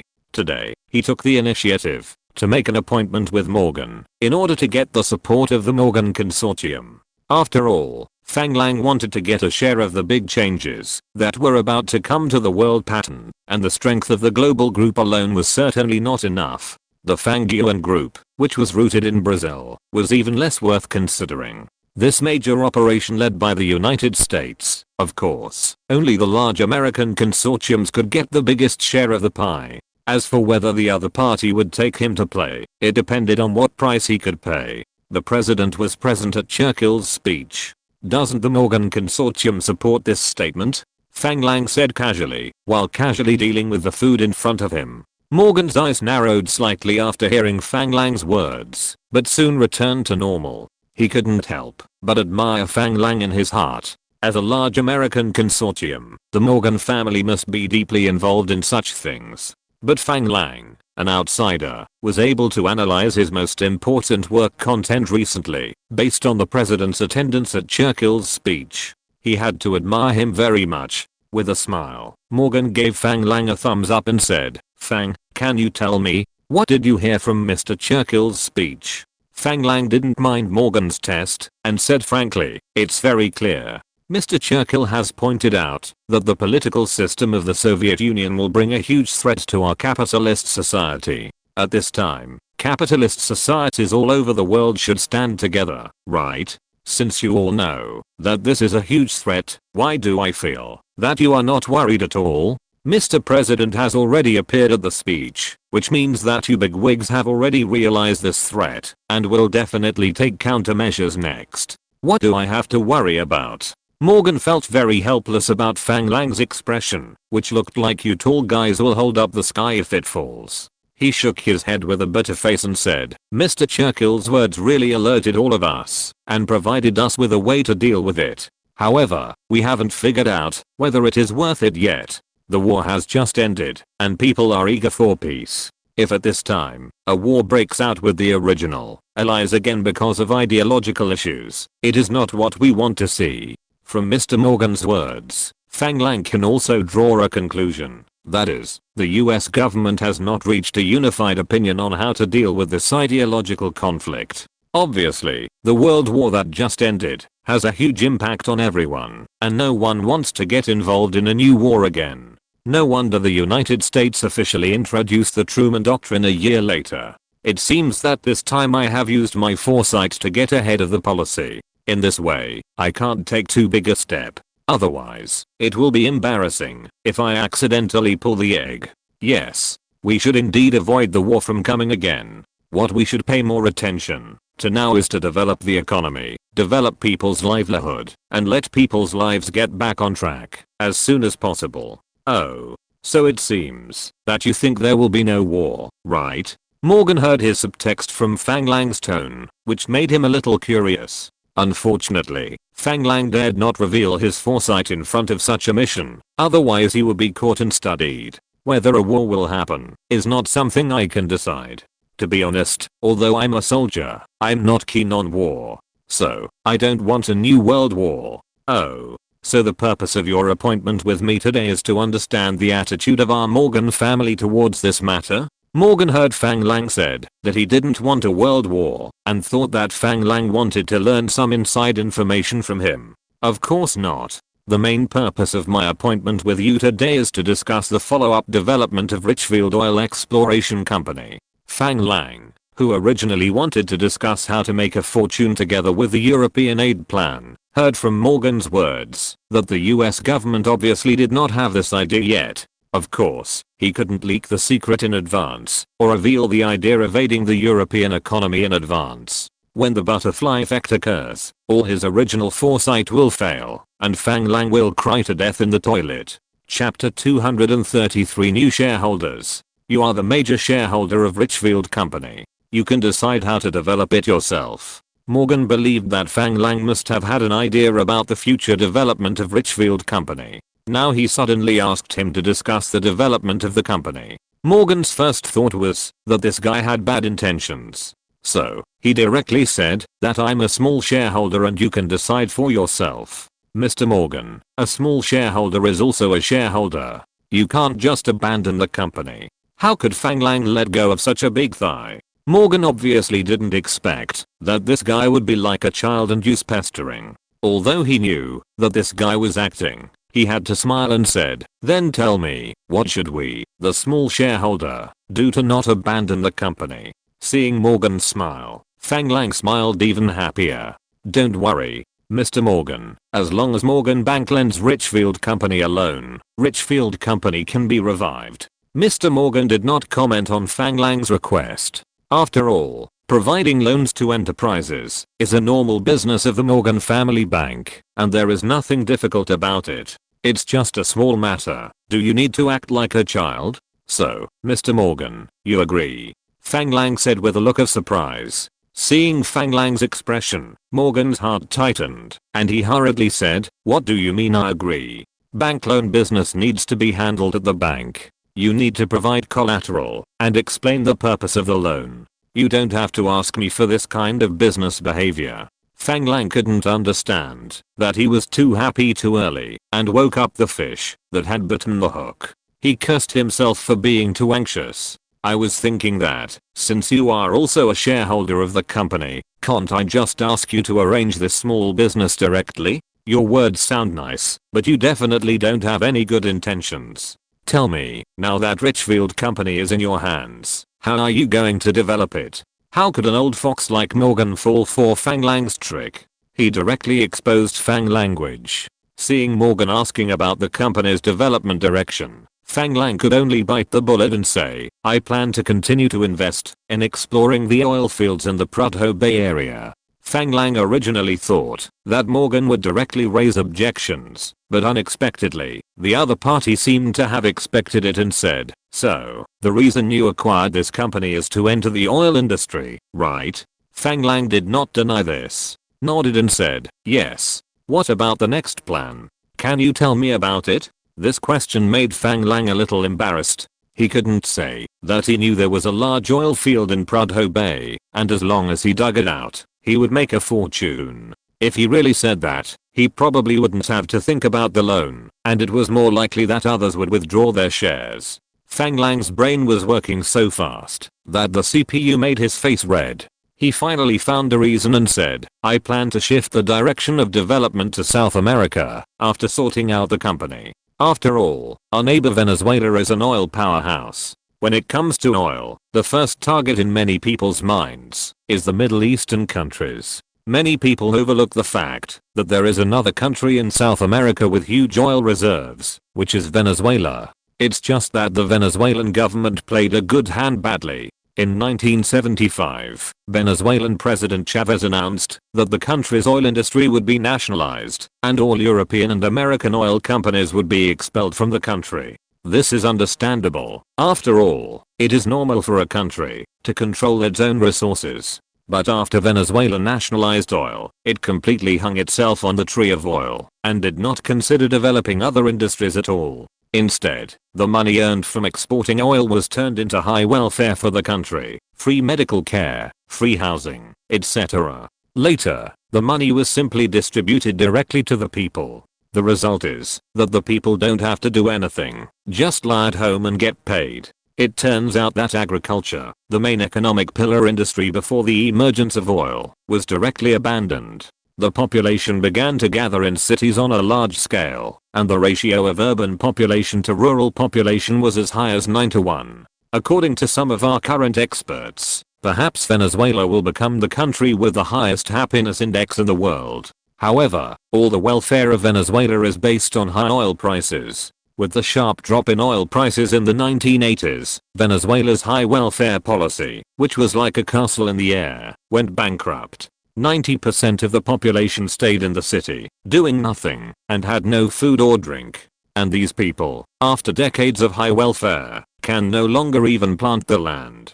The subsequent government carried out a series of operations, resulting in a high government debt, directly from the richest democratic country in South America to one of the poorest countries in the world. In order to maintain his position and let voters continue to vote for him, President Maduro began to print a large amount of money to distribute to the people, and at the same time, hoped to solve inflation by currency devaluation. The consequence of this is that the currency depreciated rapidly and lost its original purchasing power.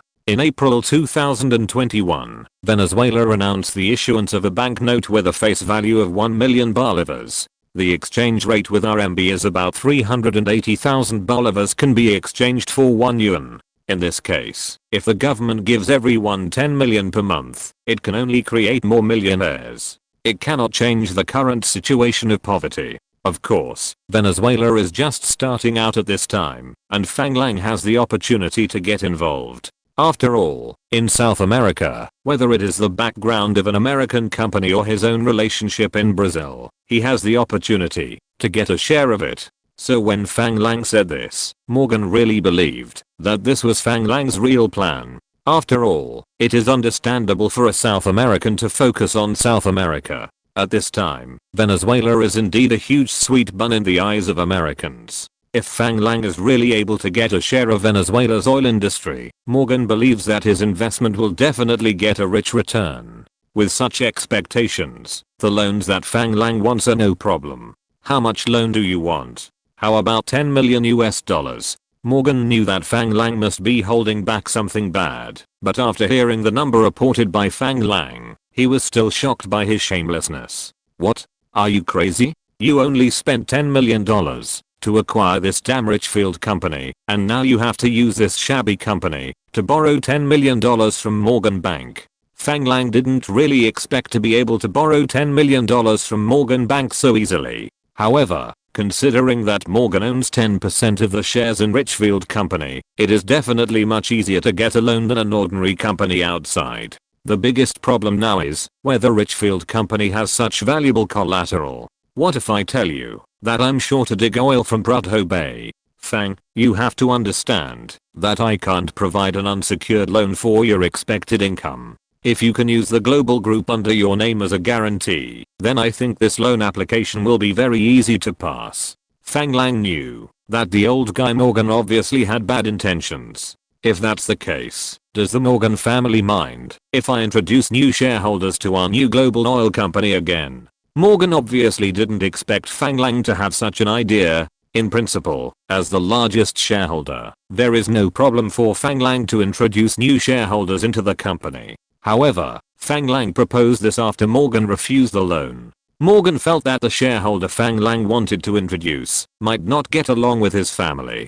Thinking of the industry this company was engaged in, Morgan immediately had his own goal in mind. You want to introduce the Rockefeller family? It's not that the Morgan family and the Rockefeller family had a grudge. The two families could only be said to be in a competitive relationship. The Morgan family was obviously stronger during this period, and the Rockefeller family really surpassed the Morgan family until the oil price rose rapidly in the 1970s. Of course, this lead did not last long. With the influence of many factors such as the decline in oil prices in the 1980s, the wealth of the Rockefeller family also slowly declined, and was surpassed by the Morgan family again.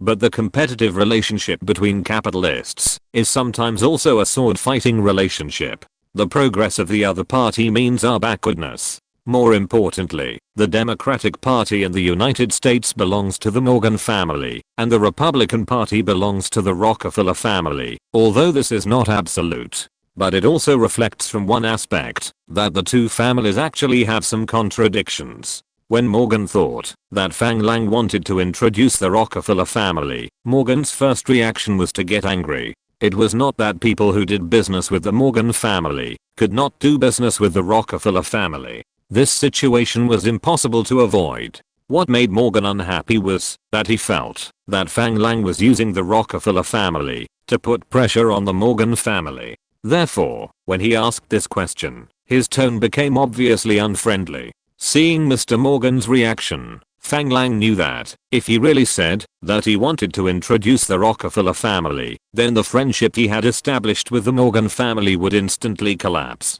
At this time, Fang Lang could only die and never admit that this was what he thought in his heart. Mr. Morgan misunderstood me. No matter how stupid I am, I would not do such a thing, right?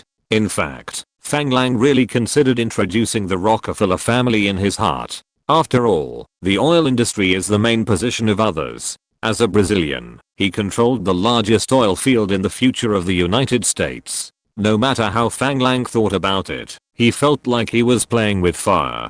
Although the Morgan family has 10% of the shares in this company, how can this insignificant 10% cover up his own 90% shareholding ratio? Most importantly, Fang Lang wants to establish a connection with the two largest financial groups in the United States through this company, which will be very beneficial to the future development of his own business in the United States. At least no one will dare to target his own business easily. Morgan was not so easily fooled by Fang Lang's sophistry. He asked directly, "Who do you want to become one of the new shareholders of this company?"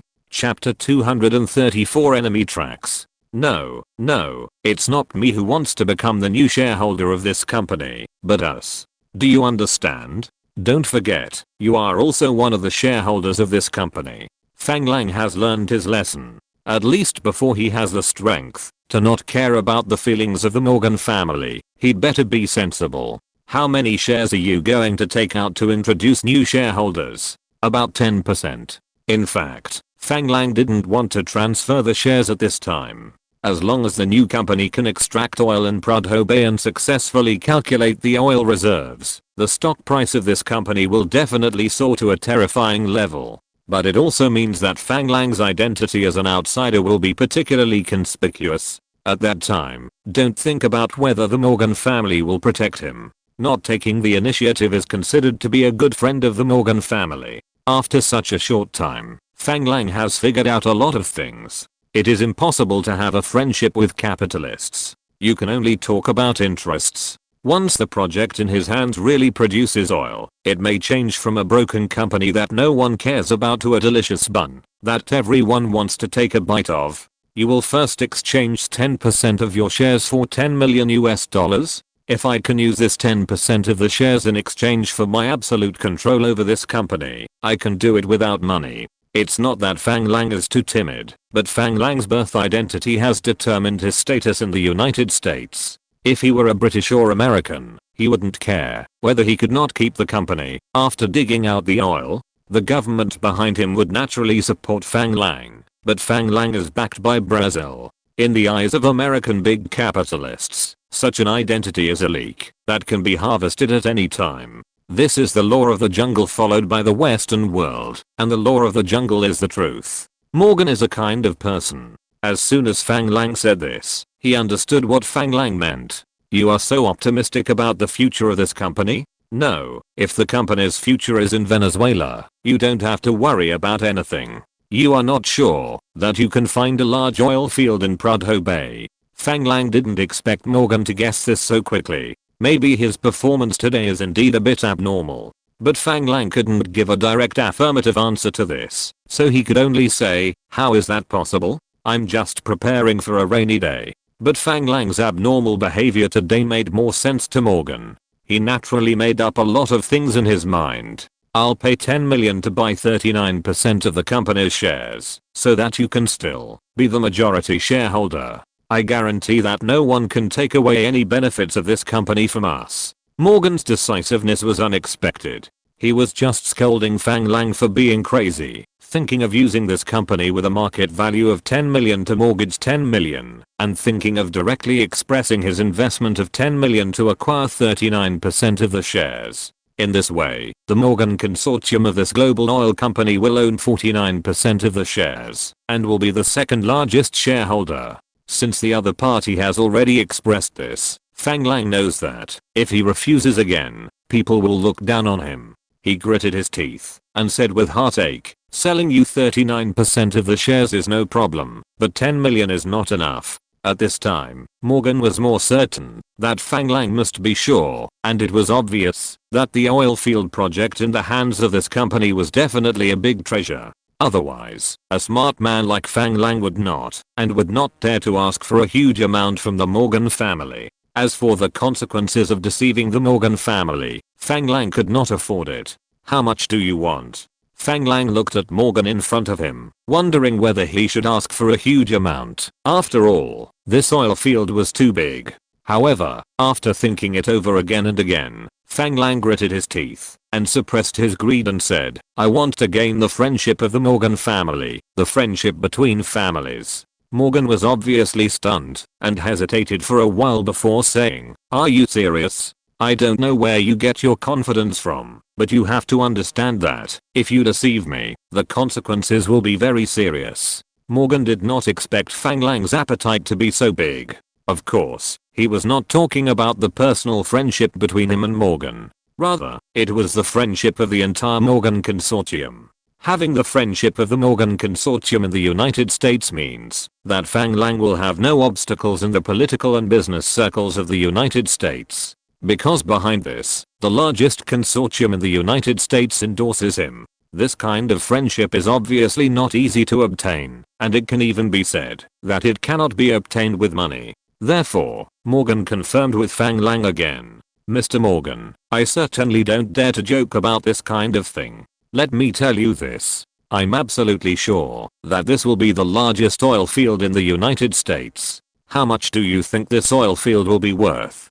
Without Fang Lang's detailed explanation, Morgan certainly understood what it meant. If this oil field was really the largest oil field in the United States as Fang Lang said. Especially Morgan, who had just experienced the World War, understood the significance of the homeland even more.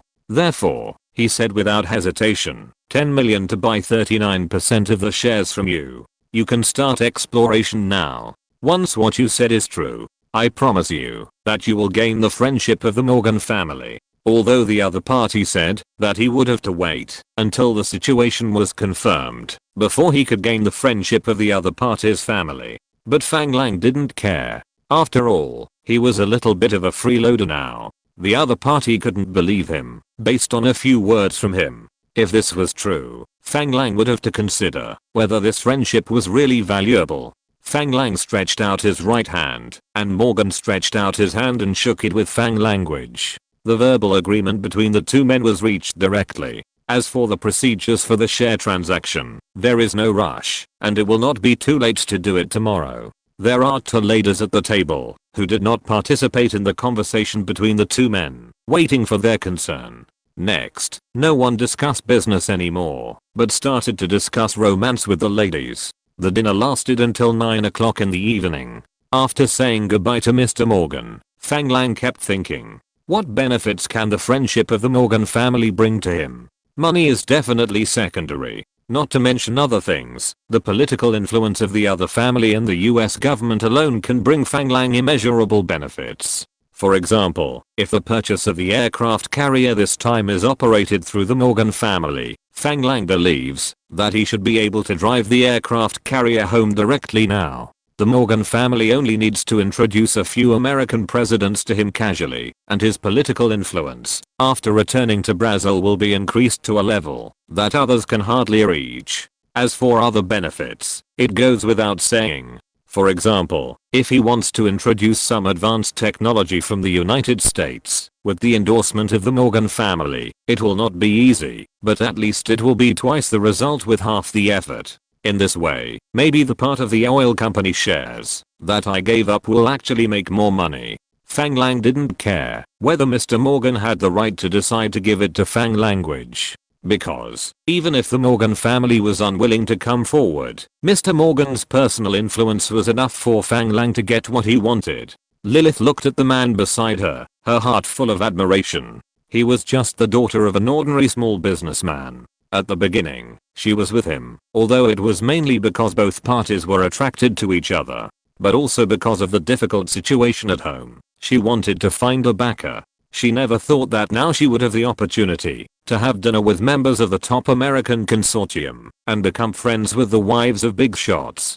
The other party even invited her to attend the cocktail party held at the other party's home. This is not the most important thing. What really satisfied Lilith was that no matter how the other party's identity changed, his feelings for her remained unchanged. The gentleness of the Oriental man made her a little unable to extricate herself. Just when Lilith was staring at Fang Lang in a trance, she felt that Fang Lang's body suddenly tensed up, and before he asked what happened, he heard Fang Lang's voice in his ear. Stop, pull over. The car braked suddenly and pulled over, and the escort car behind it also stopped. Lilith thought Fang Lang had forgotten something in the restaurant just now. She asked quickly, honey, what's wrong? Did you forget something in the restaurant? Hearing Lilith's question, Fang Lang patted the other's palm in his palm and said, no, don't worry, the little mouse I'm waiting for is finally here. Before Lilith could react, the car leading the way in front also stopped and reversed the vehicle and parked it together with the car pulling over. Because Kikingshan and Zhuang Xinshan were not around, the person in charge of his security work was a squad leader under Zhuang Xinshan. When he came to the United States from Germany, he did not expect that the Japanese would think of using the name of Richfield to make trouble. So now there are not many guards around Fang Lang. That is, 2 squads of soldiers take turns to protect him. Now the soldiers following the car for protection are also 1 squad. The squad leader was a young man of Brazilian descent. His skin looked darker. He was also a veteran who had participated in the World War and had received special training organized by Fang Language. At this time, he was sitting in the co-pilot seat of Fang Lang's car. Hearing what Fang Lang said to Lilith, he immediately understood what Fang Lang meant. He immediately became nervous. "Boss, do we need to reverse and change the road?" The squad leader knew very well that his mission was to protect the safety of the superiors, not to rush out and kill the enemy. Therefore, the first reaction after hearing that the boss found the enemy was to take a detour away from danger. Fang Lang certainly knew that this was the right choice. However, he thought that there was no reason to guard against thieves for 1,000 days. He couldn't hide every time. In this way, he would be safe, but the morale of the soldiers would be affected. More importantly, the other party always had no chance to act, not to mention whether they would give up this difficult target and attack their own family. After he wanted to use them to attack himself, he couldn't take measures in the United States. He couldn't call the police and say that he suspected someone was going to attack him. This kind of influence was not big enough. For Fang Lang, who likes to stir up trouble, it is completely meaningless to let the American police solve the enemy in such a painless way. The mastermind behind the scenes will easily take the opportunity to hide, making it impossible for him to find the other party. When the limelight passes, he will come out again to stir up trouble. Fang Lang does not have so much time to play hide and seek with the other party. Chapter 235, Taking Advantage of the Situation. The sudden stop of the convoy obviously attracted the attention of many people. The danger Fang Lang felt just now came from the next street. But as the convoy stopped, Fang Lang found that not far in front of him, a car parked on the side of the road also had obvious malice. Obviously, he had not entered their ambush circle and suddenly stopped, which completely disrupted the opponent's plan. Fang Lang took out the telescope and continued to observe. Soon, Fang Lang found 3 more places with problems. According to the distribution of these dangerous places, Fang Lang has judged the opponent's ambush plan. In the telescope, a car parked on the street of the next block can hide at least 4 to 5 gunmen. Across the street, where the car is parked, the sense of crisis coming from upstairs should be a sniper. There are also gunmen hiding in the cafe downstairs, but there is no way to judge the number of gunmen. The vehicle parked not far in front of him should be the person who follows behind and is responsible for launching the attack from behind. Normally, there should be a person in front who is responsible for blocking traffic. Maybe because of the long distance, Fang Lang has not found the person who is executing this plan for the time being. Based on these, Fang Lang can completely deduce the opponent's ambush plan. It should be that the people in the car on the roadside of the next block launch the attack first. Regardless of whether Fang Lang could be killed or not, as long as they created chaos and forced everyone to get out of the car, they would give the other enemies a chance to discover themselves. At this time, the gunman in the cafe on the left side of the road rushed out and caused the greatest casualties to his security team and himself. The sniper upstairs must have a killing move specifically aimed at him. Even if he could dodge all of these, the killer in the car following him would also make up for it. He was not afraid of killers, but was afraid of someone coming like a terrorist with a car bomb or something like that. A terrorist attack. Such an attack could not be faced directly, and he could only find a way to avoid it. Fortunately, today's enemy obviously had not learned this attack plan. If an ordinary person encountered a situation like today where he was bound to die, he might really be in trouble. But Fang Lang's sixth sense once again played a magical effect. Now Fang Lang felt that this was no longer a sixth sense, this was simply a great prophecy. What made Fang Lang wonder was, how did they determine his identity? If someone was following him, he would definitely be able to find out. But he didn't notice that he was being followed. Just after he pulled over, he didn't find any unusual vehicles behind him.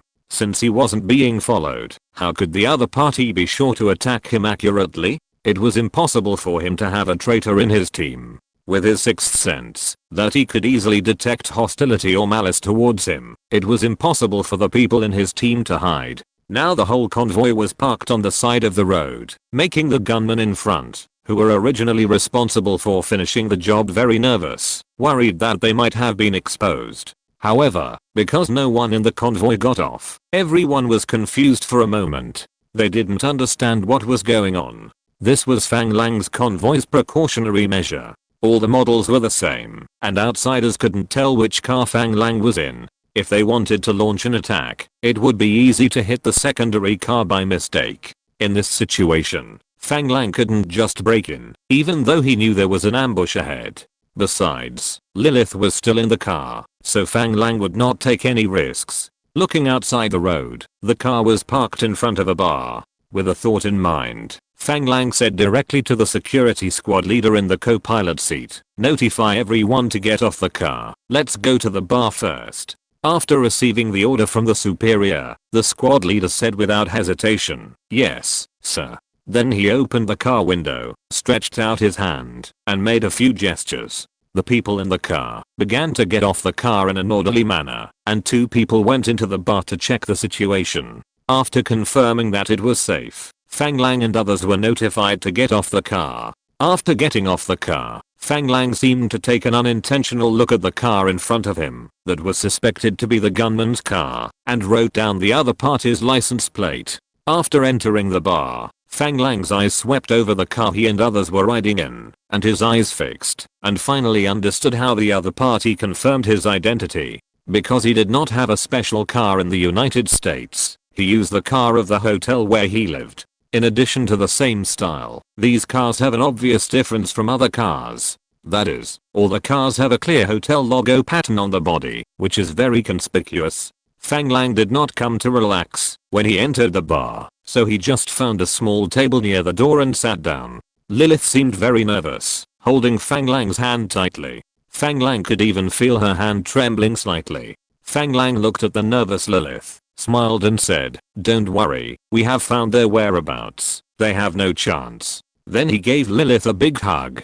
Although Lilith didn't understand how Fang Lang found out about the other party. However, since Fang Lang said that he had found out about the other party, Lilith didn't doubt it, but said with a trembling voice, "Then what should we do now? Should we call the police?" I was still thinking about how to kill these enemies with minimal casualties.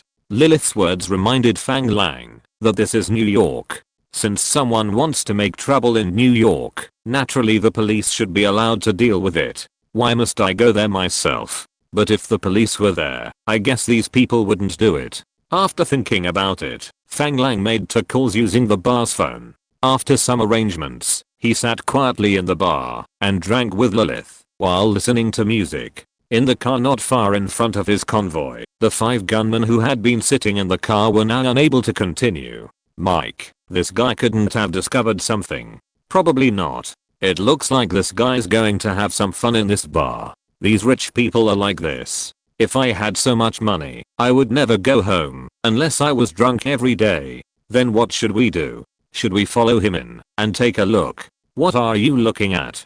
There are so many bodyguards. What if we get discovered, if we get close to him?" "Yes, it's better for us to follow the plan."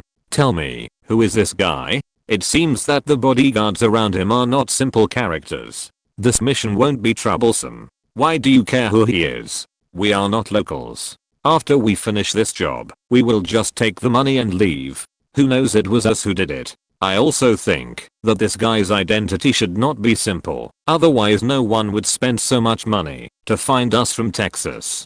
Who cares who he is? He is just a yellow monkey. How big a figure can he be? We can just kill him and escape overnight. Then should we notify the people who are ambushing ahead? Why notify them? After this guy finishes drinking, he will naturally come out and go back to the hotel to rest. As long as he goes back to the hotel, he will definitely pass by here. What they didn't notice was that after their target Fang Lang entered the bar, many people came to the bar one after another. About an hour later, the door of the bar was opened, and a group of strong men in black suits got into the cars behind them one by one. They even noticed that a young Asian man was lifted into one of the cars.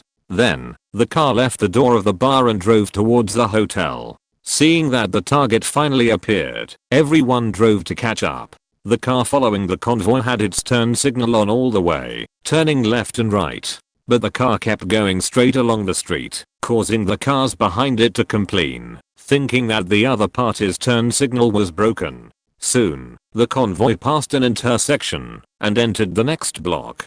Just as the vehicle with the faulty turn signal passed the intersection, a truck rushed out of an alley on the street ahead, blocking the road ahead. Amid a sudden sound of brakes, the four doors of a car parked on the roadside were suddenly pushed open, and 5 strong men in black suits filed out. With their Thompson submachine guns in hand, they fired at several cars blocked by trucks. The expected counterattack did not come. Instead, after the car doors opened, a group of embarrassed figures jumped out of the car, and someone dragged out a drunk Asian man from one of the cars. Several armed strong men rushed out of the cafe on the other side. They were all in black suits, holding Thompson submachine guns, and had black triangular cloth on their faces to cover their faces. They fired at the figures who had just jumped out of the car in a panic, especially the Asian who was supported by others, who was given special care. With the dim light of the street lamp, everyone could clearly see the blood flowers blooming on the Asian man's body. The plan went more smoothly than expected. The performance of these guards was speechless. There was basically no resistance. The convoy of 5 cars was cleaned up. When the 5 people who got out of the car that was following the crowd and preparing to finish the job raised their guns, they found that all the people had already fallen in a pool of blood. Everyone looked at each other and was speechless for a moment. A man looked at the person who fell in a pool of blood and said, "This money is too easy to make." But as soon as he finished speaking, before anyone could answer, a loud shout came from the dark alley. "This is the New York police. Everyone put down your weapons. You have been surrounded." Then there was the sound of footsteps, and it was obvious that there were many people surrounding this place. The shrill sound of sirens also came from the intersection in the distance. The speed of the situation changed beyond everyone's expectations. The people who were confirming the results of the battle in the middle of the road were surrounded before they understood what was happening. Those who dared to commit such a big crime in the downtown area of New York were certainly not easy to deal with. One of them shouted, "We have been betrayed. This is a trap." Then there was gunfire, and the gunman took advantage of the cover of the vehicles on the road and started shooting at the police. Under the dim street lights, the fire from the muzzle was particularly dazzling. The sound of gunfire resounded through the night sky. New York, which could only hear gunshots occasionally, was completely sleepless tonight. The neighbors in the houses on the roadside turned off the lights, locked the doors and windows, and the male owners took out their weapons and stood behind the doors, ready to deal with any accidents. The New York Police Department's emergency phone was instantly flooded with calls. Chapter 236, Stealing a Chicken, Losing the Rice. Although it is normal for someone to set off 2 firecrackers every day to liven up the atmosphere in the free America, the noise of the firecrackers tonight was so loud that many veterans who had retired from the battlefield could not figure out whether they had returned to the front line or the Germans had entered New York. Reporters swarmed in like sharks smelling blood. For a time, the entire street was surrounded by water. The target that should have been attacked was now quietly protected by a group of guards and replaced with a vehicle that the global group had deployed overnight and merged into the traffic silently. "Dear, those people," Lilith's trembling voice sounded in Fang Lang's ears. Fang Lang knew who those people she was referring to. Perhaps, in Lilith's mind at this moment, Fang Lang would feel that he was a little cruel. Knowing that there was an ambush ahead, he still asked someone to come and replace himself and others to enter the enemy's ambush circle. Patted Lilith on the shoulder. "These people were found by the FBI themselves, and we have no way of knowing their identities. But their sacrifice is not meaningless. Fang Lang cannot be blamed for being cold-blooded. The plan to lure the enemy into action was his. However, the person who implemented the plan was arranged by Jefferson of Shatter Company. The price Fang Lang paid was $100,000 US. As for who the money would eventually fall into, he did not care. His requirement was that the FBI must find the mastermind behind the scenes, rather than the scapegoat in the open. If the specific identity information of the mastermind can be found, Fang Lang will take out another 100,000 US dollars. This is the advantage of capitalist countries. As long as there is money, there is nothing that cannot be solved. If there is, it means that the money you give is not enough. Fang Lang was not familiar with these American law enforcement agencies. It was definitely inappropriate to ask Morgan for help for such a small matter. This time, let your partners underestimate your strength. And the only person in his hand who might be familiar with these law enforcement agencies is Mr. Jefferson, the general manager of Shatter Company. Things turned out just as Fang Lang expected. When Fang Lang called Jefferson, the other party directly said that Fang Lang only needed to pay attention to his own safety and not to worry about other things. He thought Jefferson would arrange for the police to take over.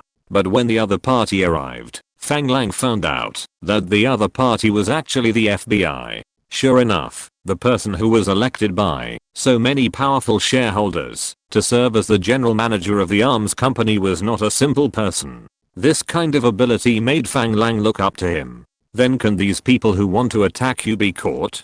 There won't be a next time. It seems that Fang Lang is more important in Lilith's heart, and she didn't feel sad for too long because of a group of innocent people who took the blame. Rubbing Lilith's head, Fang Lang smiled and said, I don't know if there will be a next time. But the people who launched the attack this time don't think about it. If the police simply carried out the arrest operation according to Fang Lang's suspected targets, not to mention whether they could be caught, even if they caught these ambushes, the effect would not be very good.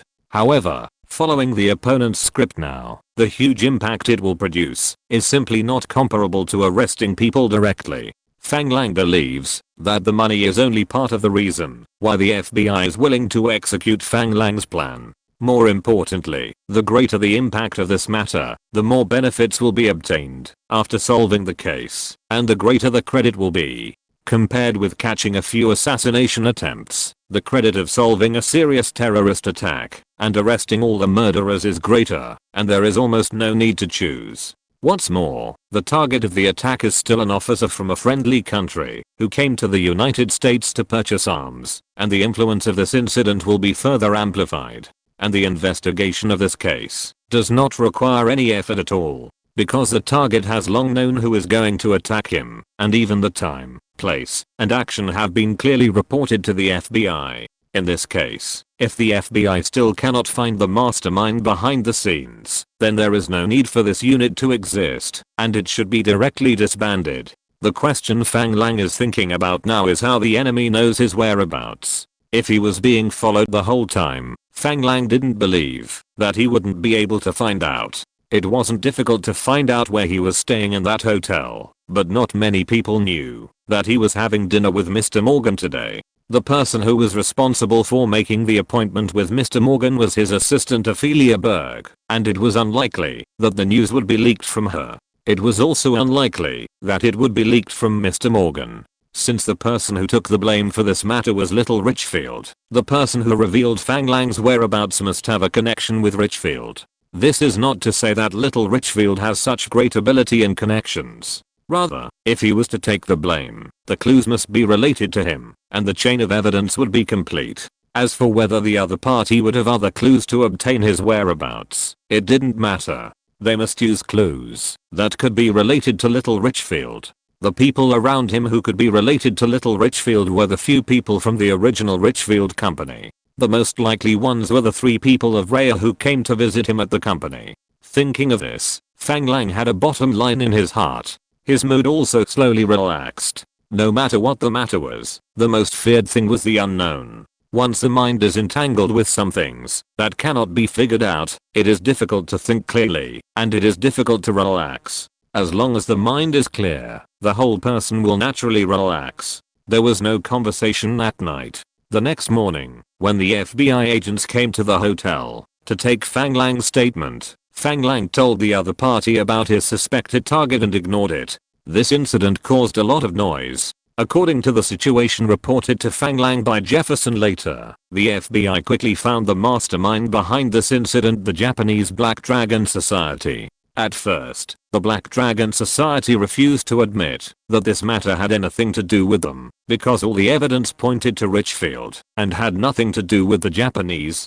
The killer came from Richfield's hometown, Texas. The person who provided the killer with Fang Lang's whereabouts was Zul Swan, who was in charge of logistics and equipment management at Richfield Company. As for the motive for the murder, it was even more obvious, and there was no need to investigate the conflict between the two. According to the confession of the surviving killer, the boss who paid was also Richfield. No matter how you look at it, this matter has nothing to do with the Japanese. And Richfield, the only person who could link this incident to the Japanese, disappeared without a trace. If it wasn't known from the beginning that little Richfield disappeared on Japanese territory, no one would have thought that this incident was planned by the Japanese. Now that there is a target of suspicion, all the evidence that seems to be flawless is no longer so credible. The FBI is still very motivated to do things for money, and more importantly, the impact of this incident is very huge. If it is really an American who launched an assassination of an officer of a friendly country, it will also cause some trouble for the US government in diplomacy.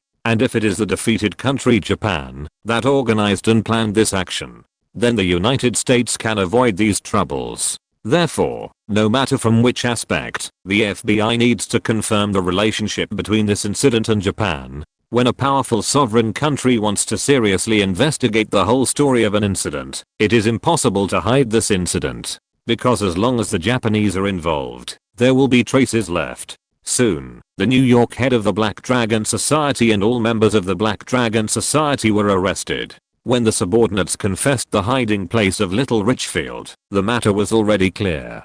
Although, when the FBI found Little Richfield, he was already a cold corpse. According to the confession of his subordinates, the New York head of the Black Dragon Society had to confess that the attack was a revenge for Fang Lang's arson in Japan. The Sumitomo family did not appear during the whole process, because the Japanese could not let the Americans know that they had hidden treasures. If the Americans knew that Fang Lang had stolen the treasures of the Sumitomo family, it was not clear whether the United States would go to Fang Lang to recover them.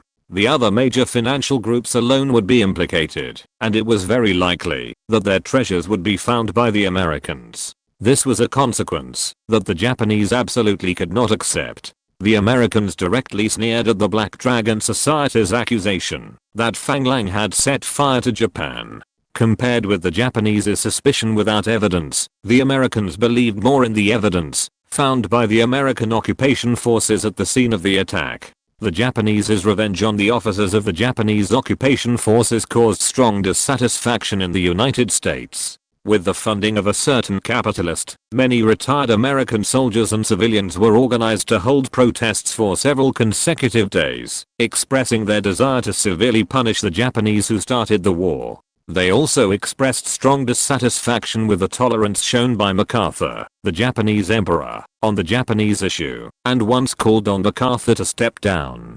The US government had to increase the punishment for the attackers. Even MacArthur in Japan had to tighten the management authority that had just been delegated to the Japanese government. Of course, when these subsequent events occurred, Fang Lang had already left the United States and returned to Brazil with the aircraft carrier advisory team formed by General Clark. He began to build the crew organization structure of his first aircraft carrier. Since the US Aircraft Carrier Advisory Group has arrived in Brazil, the Brazilian Navy, as the host, must certainly express its welcome. So when Fang Lang and others arrived at the naval base biplane, General Crook, the Chief of Staff of the Brazilian Navy, was already waiting to greet them at the airport. The welcome ceremony was held very grandly. After all, the head of the advisory group was a retired US Navy Rear Admiral. After Fang Lang made a brief introduction to both parties, he quietly retreated behind the scenes. After all, Fang Lang had already taken the biggest benefit, so there was no need to compete with the Chief of Staff for the limelight. De La Tour, the Chief of Staff of the naval base, followed Fang Lang to report the recent situation of the base. Boss, the army has recently transferred more than 2,000 soldiers here, and DoIT is now organizing training. His rank can only be a regimental commander at most, but now the Navy has directly upgraded our Marine Corps to a brigade. Could it be that someone has set his eyes on the position of brigade commander? Hearing de la Tour's words, Fang Lang narrowed his eyes and looked at the Chief of Staff of the Navy, who was chatting with General Clark not far away. If you're listening to this novel on a channel other than Fanfic World, it means they downloaded and uploaded it without effort. We cordially invite you to visit our channel, Mundo Fanfic Novelos. There you'll find the original version of this story and you can explore many other novels of various genres. We're waiting for you to immerse yourself in a world of incredible novels. Chapter 237. Someone wants to steal the tower. Fang Lang knew that his first fleet was a very tempting piece of fat meat, and many people wanted to take a bite. The military leaders would certainly prevent the first fleet from becoming their own private army and desperately try to mix sand in it. Fang Lang did not object to someone mixing sand in it, because, from the beginning to the end, he had never thought of leading the army to rebel. As long as he had control over this army, he didn't mind if there were some spies from other people. However, the expansion of his Marine Corps to 2,000 people was a reward for his support for President Dutroux's rise to power. He had 2 tank landing craft, provided by the US military under his command. If he didn't give himself enough troops, these 2 landing crafts would not be able to play any role at all. More importantly, when helping President Dutroux to take office, Fang Lang commanded the Marine Corps to occupy the airport and the broadcasting building, and Fang Lang felt the shortcomings of insufficient land warfare. Therefore, there were these 2,000 Marine Corps. I didn't expect that when I, the commander-in-chief of the First Fleet who always neglected military affairs, went to purchase advanced aircraft carriers for Brazil, someone actually made a small move in his home. This is a tiger that doesn't show its power, and someone will treat it as a sick cat. Have you heard anything? Fang Lang agreed with de la Tour's suspicion that someone had set his sights on the command of the Marine Corps. After all, no one in the Marine Corps of the First Fleet was qualified to be a brigade commander, because the rank of a brigade commander must be at least a colonel. And Fang Lang, the commander with the highest rank in the entire First Fleet, was only a colonel. Even if he managed to get an advanced aircraft carrier for the Brazilian Navy this time, the Navy Department might raise his rank to Major General, but this was only a possibility. If a colonel officer was really transferred from outside to manage the newly formed Marine Corps, then there would be a colonel officer in the First Fleet besides him. Maybe when Fang Lang was often away from the base, this colonel officer would slowly become the highest commander of the First Fleet. Maybe at that time there would be a transfer order to transfer Fang Lang to the Navy headquarters, and this person would naturally take over the position of commander of the First Fleet. In this way, all the efforts Fang Lang made for the construction of the First Fleet would be used to help others. Thinking of this, Fang Lang couldn't help but sweat coldly. De la Tour could only shake his head helplessly for Fang Lang's question. He had no way to get in touch with such high-level games. Does Sirioraki have any relevant intelligence information?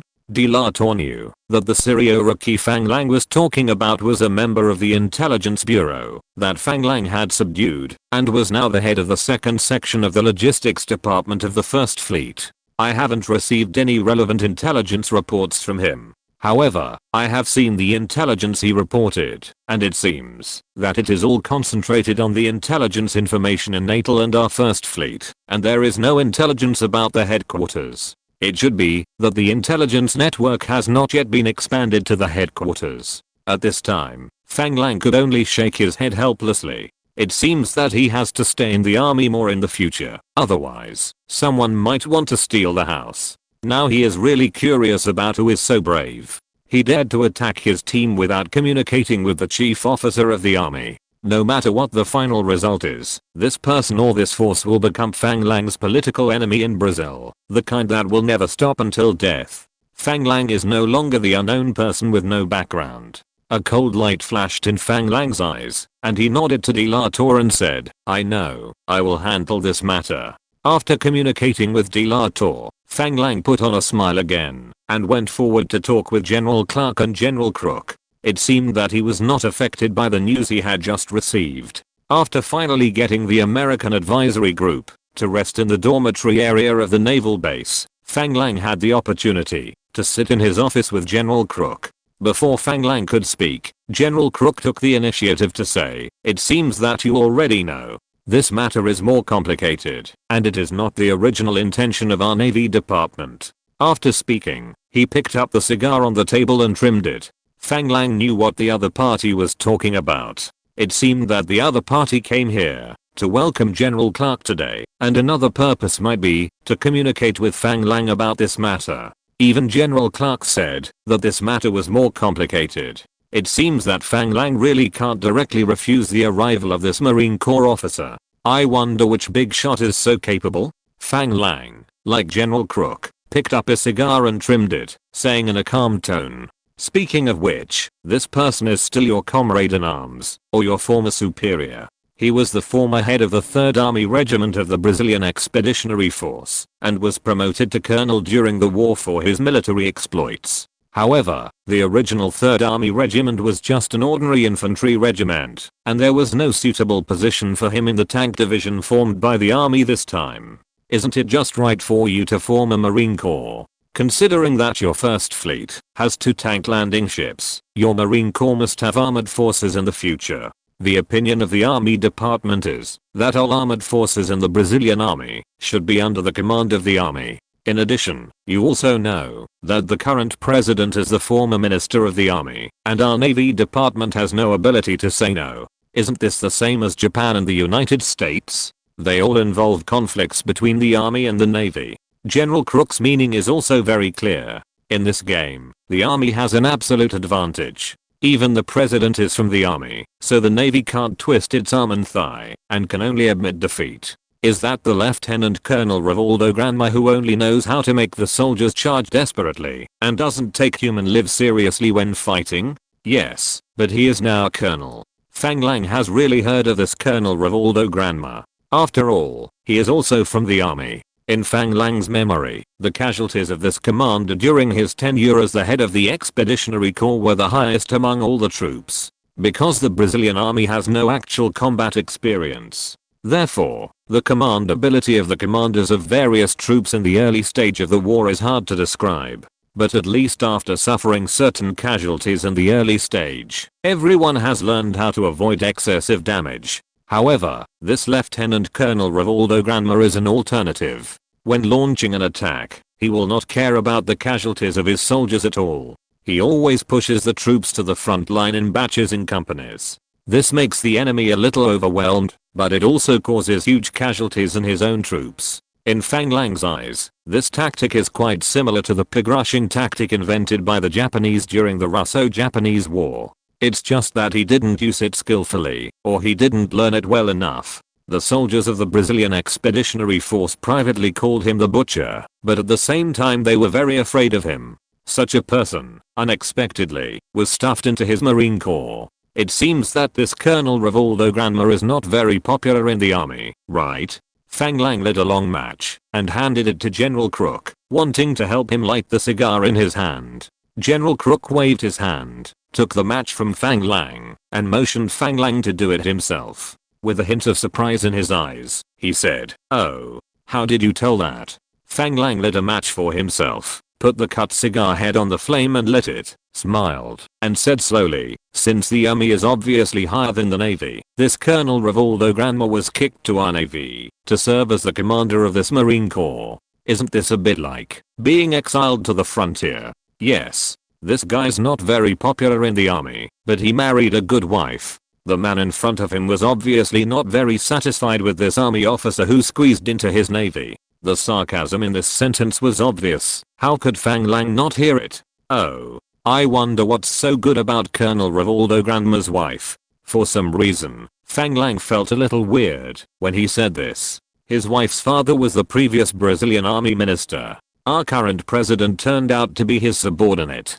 Do you think he married a good wife? General Crook's disdain in his eyes was not concealed. Fang Lang couldn't help but sigh. He really married a good wife. No wonder this guy was promoted to colonel so quickly. With a helpless smile, Fang Lang finally understood why General Crook felt that this matter was very complicated, and the Navy Department was powerless to stop it. Are you trying to persuade me not to refuse this appointment? General Crook smiled and shook his head and said, I hope you can find a way to stop this appointment. Unfortunately, I know this is impossible. For this appointment, Colonel Rivaldo Granma's father-in-law personally visited the president. Although no official order has been issued yet, we all know that this appointment can no longer be stopped. His meaning was very clear, that is, to persuade Fang Lang not to do useless work. Politics is the art of compromise. Since General Crook has explained the whole story to Fang Lang, and he has expressed his attitude on this matter to Fang Lang without hesitation, Fang Lang will certainly not stubbornly oppose the president's order. Since the other party wants to come to the Marine Corps to command the armored forces, does our Navy have a plan to purchase tanks? General Crook heard Fang Lang's words, not knowing what Fang Lang's real thoughts were, and asked hesitantly, what do you mean? Fang Lang understood that General Crook was testing his idea of forming the First Fleet's amphibious forces, and was worried that his ideas would conflict with his own. If the Army Department can support enough tanks, of course I have no problem. However, if I need to apply to form an armored force in the Marine Corps myself, I think the time is not ripe now. It's not that Fang Lang wants to set up obstacles for the newly appointed Marine Corps commander. It's that although the current LVT series of amphibious tanks of the US military does have impressive strength, this is not the focus of Fang Lang's current development. In Fang Lang's mind, the importance of naval aviation is higher than that of amphibious landing forces. It's not that Fang Lang doesn't pay attention to amphibious landing operations, but it is determined by Brazil's strategic environment. First of all, Brazil has no enemies in South America. Even if there is a conflict with a neighboring country, there is basically no need to launch an amphibious landing operation because it borders almost all South American countries, except Chile and Ecuador. If it really wants to attack someone else's territory, there is no need for an amphibious landing force. Fang Lang actually wants to develop an elite Marine Corps that can perform airborne operations and special operations missions. Chapter 238 Advance Response. Fang Lang noticed that General Crook was obviously relieved after hearing his words. Obviously, the two had the same attitude on this matter. The Navy Department was obviously in a disadvantaged position. How could it be willing to use its own military funds to support an officer from the Army Department to form an armored unit? Although this was an Army officer squeezed out by the Army Department, it could not change his natural Army faction attributes. This is the benefit of marrying a good wife. You enjoy the benefits brought to you by others, but of course you have to bear the corresponding consequences. If this Colonel Waldo Grandma is excellent and can thrive in the Army Department, of course he will have a smooth journey and will not encounter any problems. But since he has transferred to the Navy Department, the attributes that originally helped him will become obstacles to his development. The current development focus of our Navy Department is to strengthen the overall strength of the Navy. Most of the warships in other naval war zones are old, and we are planning to gradually update the existing warships. But there is not enough financial resources to continue to purchase equipment for your first fleet.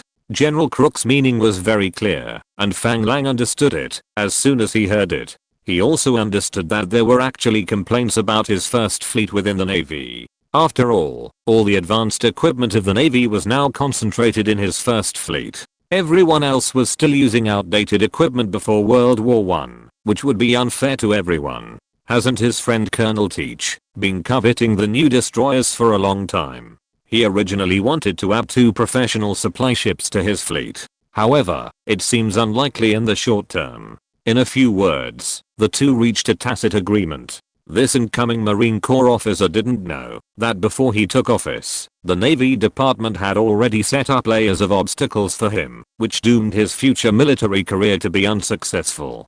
General, if we target this person too much, will it have any bad effects on you? After hearing this, General Crook blew out a smoke ring and said, what bad effects can there be? The current situation is like this. The entire Navy Department is reacting that we are too biased towards your first fleet. We also have to consider the development of other naval theaters. If the Army Department is willing to take the initiative to support armored equipment, I will definitely agree with it. Fang Lang just smiled and did not refute General Crook's favoritism towards the First Fleet. However, from the other party's attitude, Fang Lang can also see that it is unlikely to continue to increase the strength of the First Fleet in the future.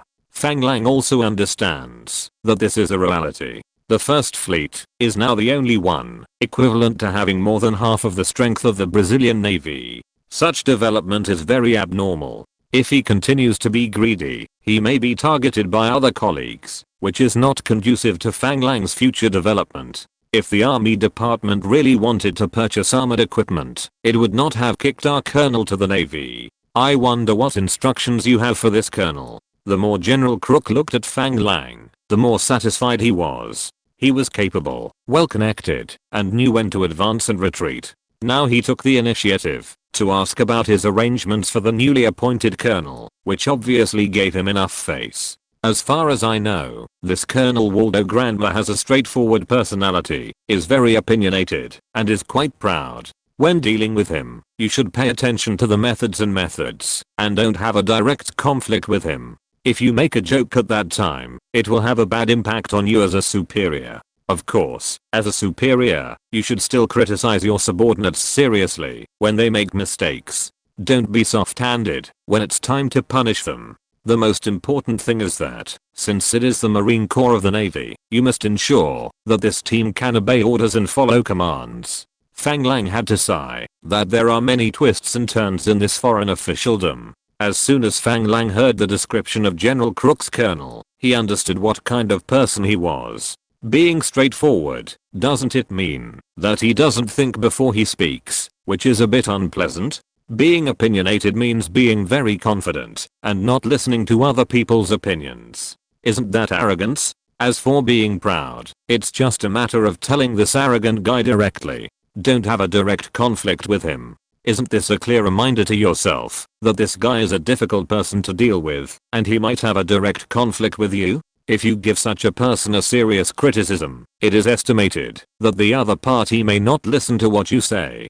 Don't be soft when punishing. Is it a reminder to yourself that, if you want to take action, you should directly step on him to death, and don't give him a chance to turn over? The meaning of the last sentence does not need to be translated. The meaning is already clear. After listening to General Crook's words, Fang Lang couldn't help but feel a headache. This is because he thinks he has had it too easy and wants to make some trouble for himself. After thinking about it, Fang Lang asked General Crook directly, "General, has the Navy Department given clear instructions on the organization of our Marine Corps?" General Crook didn't understand why Fang Lang suddenly shifted the topic to the organization. He shook his head and said, "Your First Fleet was originally a bold attempt by the Navy, and there was no clear framework." What do you think? Fang Lang pondered for a while and said, "General, I plan to divide the entire Marine Corps into 5 battalion level units, without a regimental level headquarters in the middle, and directly command the battalion from the brigade. Do you think this is okay? Most of the current army organizations are companies, battalions, regiments, brigades, divisions, and armies. This is organized in a 3-3 system. Of course, there are also some countries that do not have a brigade level organization." Fang Lang's proposal of a brigade directly commanding 5 battalions is obviously a first in Brazil. He was a naval officer, and he didn't understand why Fang Lang organized it this way. But soon, he thought of one thing.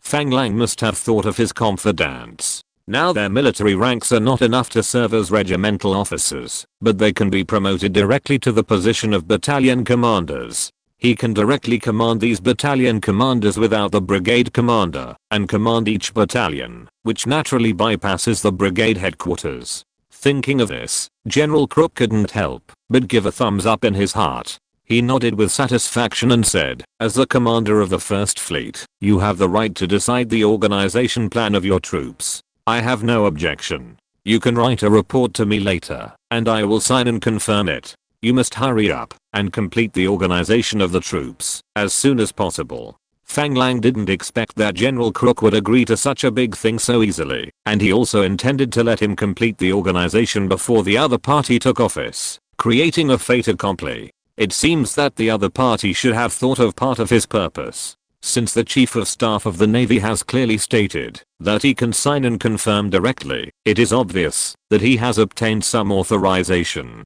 Fang Lang has been in the Navy for such a long time, and he has never met the Brazilian Minister of the Navy. I heard that he has been on sick leave, and the real power in the Navy Department is basically the people of the Chief of Staff of the Navy Department in front of him. It seems that the Minister of the Navy Department should also be sidelined, so he is too lazy to come out and embarrass himself. But Fang Lang doesn't understand why this Chief of Staff doesn't take another step up. This thought just flashed through Fang Lang's mind, and he stopped paying attention to it. After all, he didn't have the ability to participate in this level of struggle. As long as the other party dared to express his endorsement, Fang Lang would no longer have any scruples, and could execute it boldly. Yes, General. Both of them were very efficient. Before the welcome dinner that night, Fang Lang had already obtained the Brazilian Navy's First Fleet Marine Corps organization plan signed and agreed by General Crook. The appointment letter submitted by the Chief of Staff of the First Fleet, de la Tour, regarding the 5 Marine battalions, battalion, and company commanders, was also signed and agreed by Fang Lang and General Crook. Dewitt and 5 other former Marine Corps officers directly became the commanders of the newly formed Marine Corps Eel Power Battalion.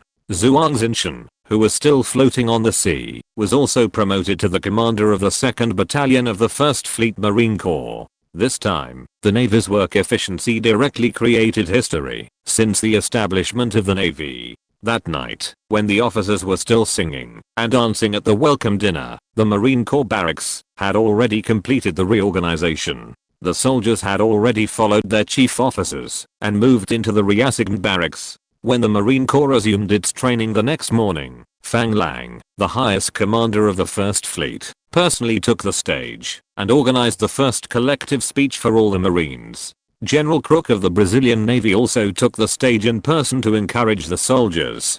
Finally, Fang Lang directly invited more than 40 veteran sergeants of the US Marine Corps, who had been recruited by General Clark for him, to serve as the Marine Corps military training instructors. These sergeants were all veterans who had survived the Pacific battlefield and survived many battles. Each of them had his own unique skills. In addition, there were 3 sergeants of the 101st Airborne Division who would be responsible for training the soldiers in airborne tactics. The entire training plan lasted nearly 6 months, and General Crook, a general from the Navy, did not see anything special. However, this training plan made these American sergeants numb. Because Fang Lang's training requirements for each project far exceeded the training requirements of the US Marine Corps. What puzzled these sergeants even more was that Fang Lang said that after the training, he would organize an internal selection to form 3 small naval special tactics research groups of about 10 people through elimination selection.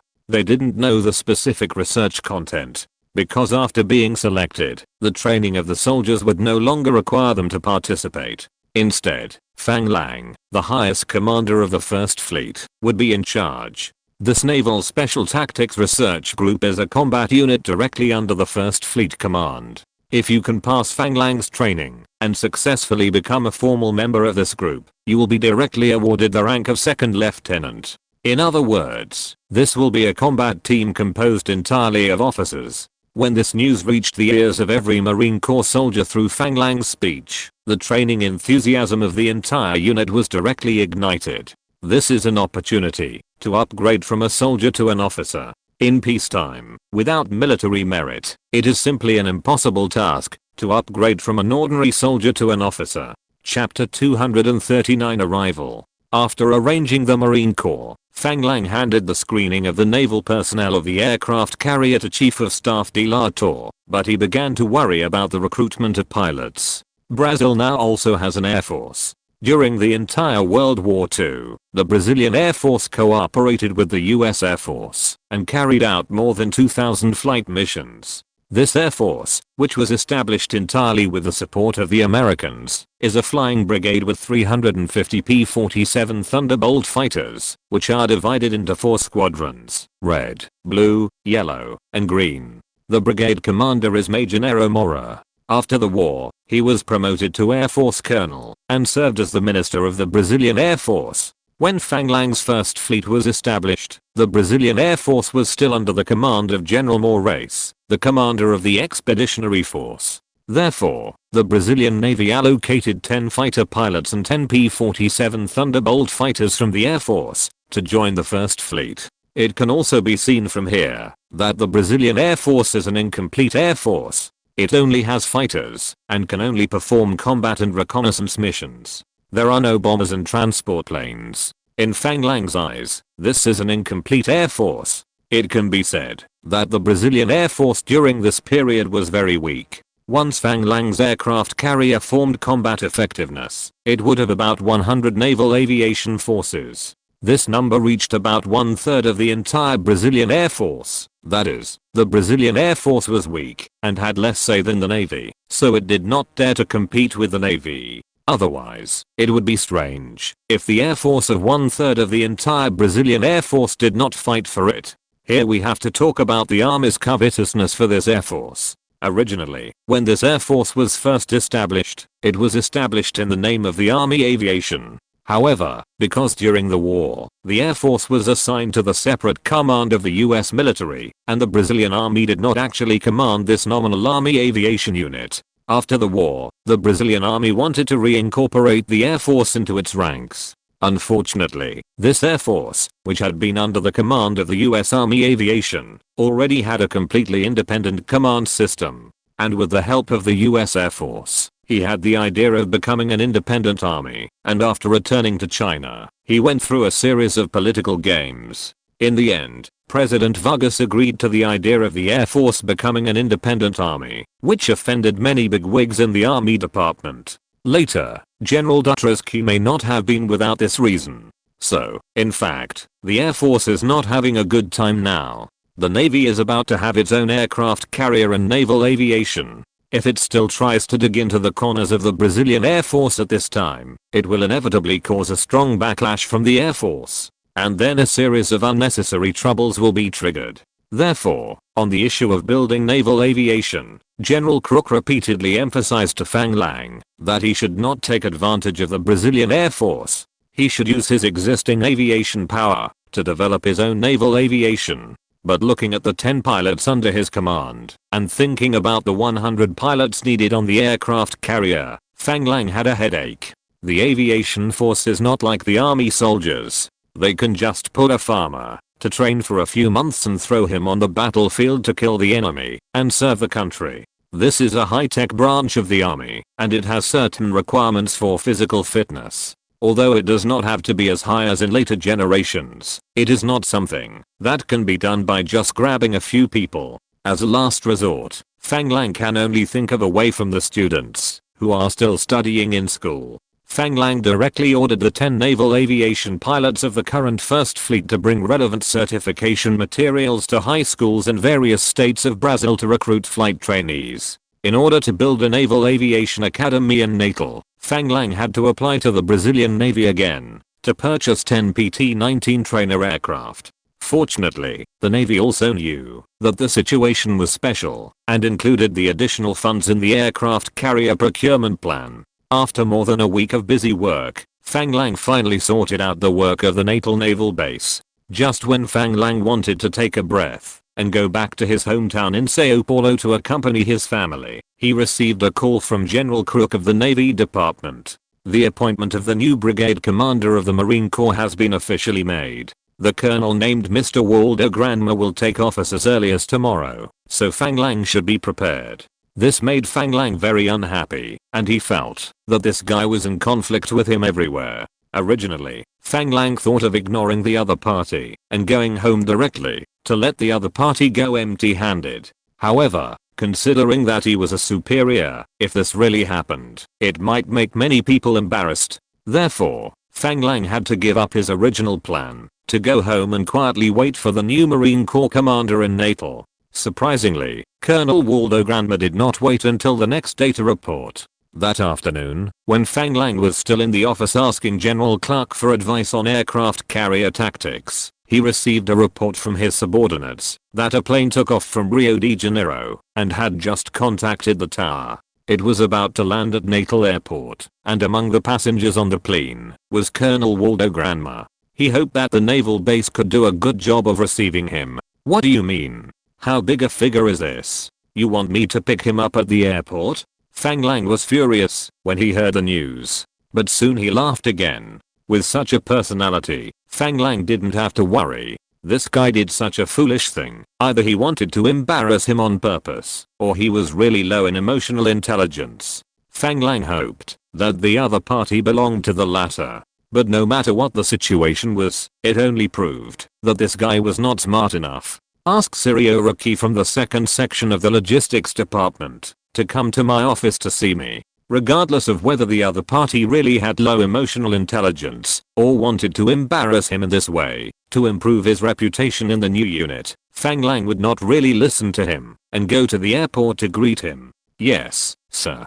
General Clark on the side saw Fang Lang's situation and smiled and said, "It seems that your subordinate is not very content." Fang Lang smiled indifferently and said, "It doesn't matter. He must be used to being spoiled and has never suffered the beatings of society. Let him come to my unit and give it a try. He will know why the flowers are so red."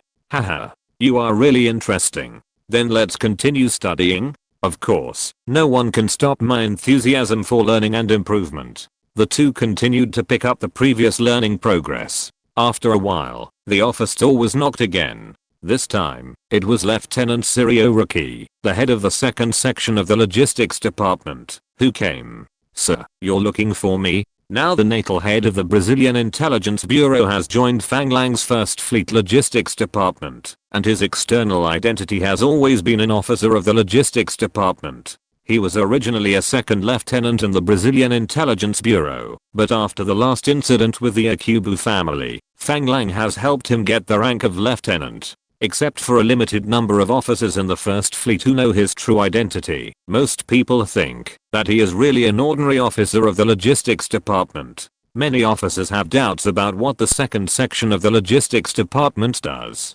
Because no department in the naval base has business dealings with the second section of the Logistics Department. In all the documents and materials of the Fleet Command, the second section of the Logistics Department is responsible for the external liaison work of the First Fleet. As for what the specific liaison is, there is no way to know. Most people speculate that this may be a department set up specifically for some people with connections to receive salaries.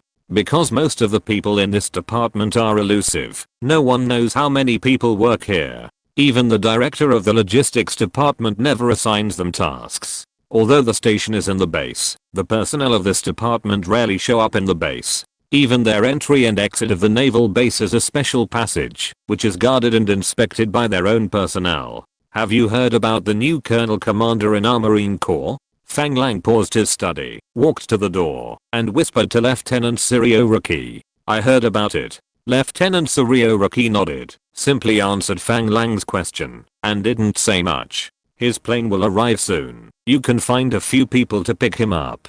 I'm busy studying, and don't have time.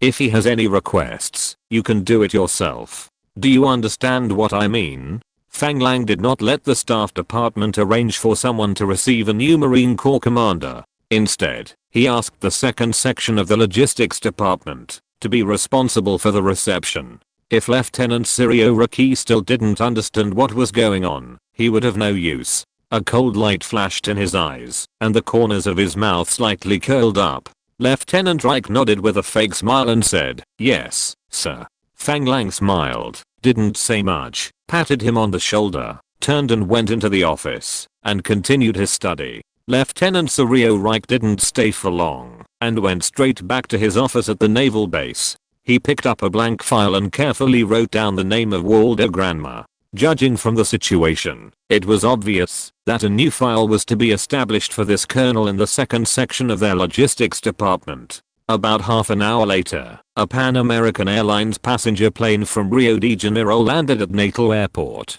Because Fang Lang established a civil airport service company in Natal, there are planes landing here from time to time in Natal now. Of course, because the airport has been opened for a relatively short time, there are not many stopovers or direct flights, so the route has not become popular. After the plane landed, more than a dozen people who had been waiting at the airport took the initiative to greet it. A middle-aged white man with a mustache and wearing the uniform of a Brazilian army colonel walked down the spiral staircase first. He glanced at the dozen people waiting His face darkened, and he asked directly, "Didn't I inform you on the plane that I was coming? Why didn't Colonel Fang come to greet me?" Following him came a middle-aged white woman who was dressed very exquisitely. She had a small handbag on her arm and a white lace parasol, looking very fashionable. Behind her were 2 teenage boys and a little girl of 7 or 8 years old.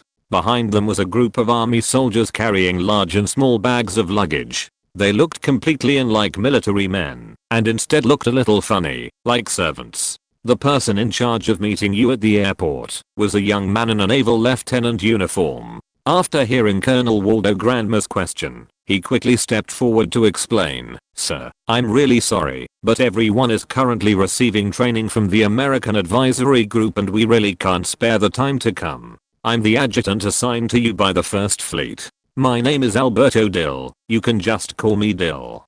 Don't worry, your residence and office have been arranged. I'll take you there to settle down first." Chapter 240, One Step at a Time. After hearing what Lieutenant Alberto Dill said, Colonel Waldo Grandma said with disdain, "A small lieutenant wants to be my adjutant. What are you thinking? I have my own adjutant, and I don't need others to arrange it for me. Take us back to our residence." Lieutenant Alberto Dill didn't dare to say anything more, and could only nod his head repeatedly and said, "Yes, sir, please follow me, the car is in front." Colonel Waldo Grandma didn't say much, and turned to the exquisite beauty and said, "These damn Navy fishermen are really ignorant, and don't know etiquette at all. When I was the head of the Army regiment, the Navy colonel named Fang Lang was just an infantry cannon fodder. The old superior took office, but he didn't even come to greet him. He was really uneducated."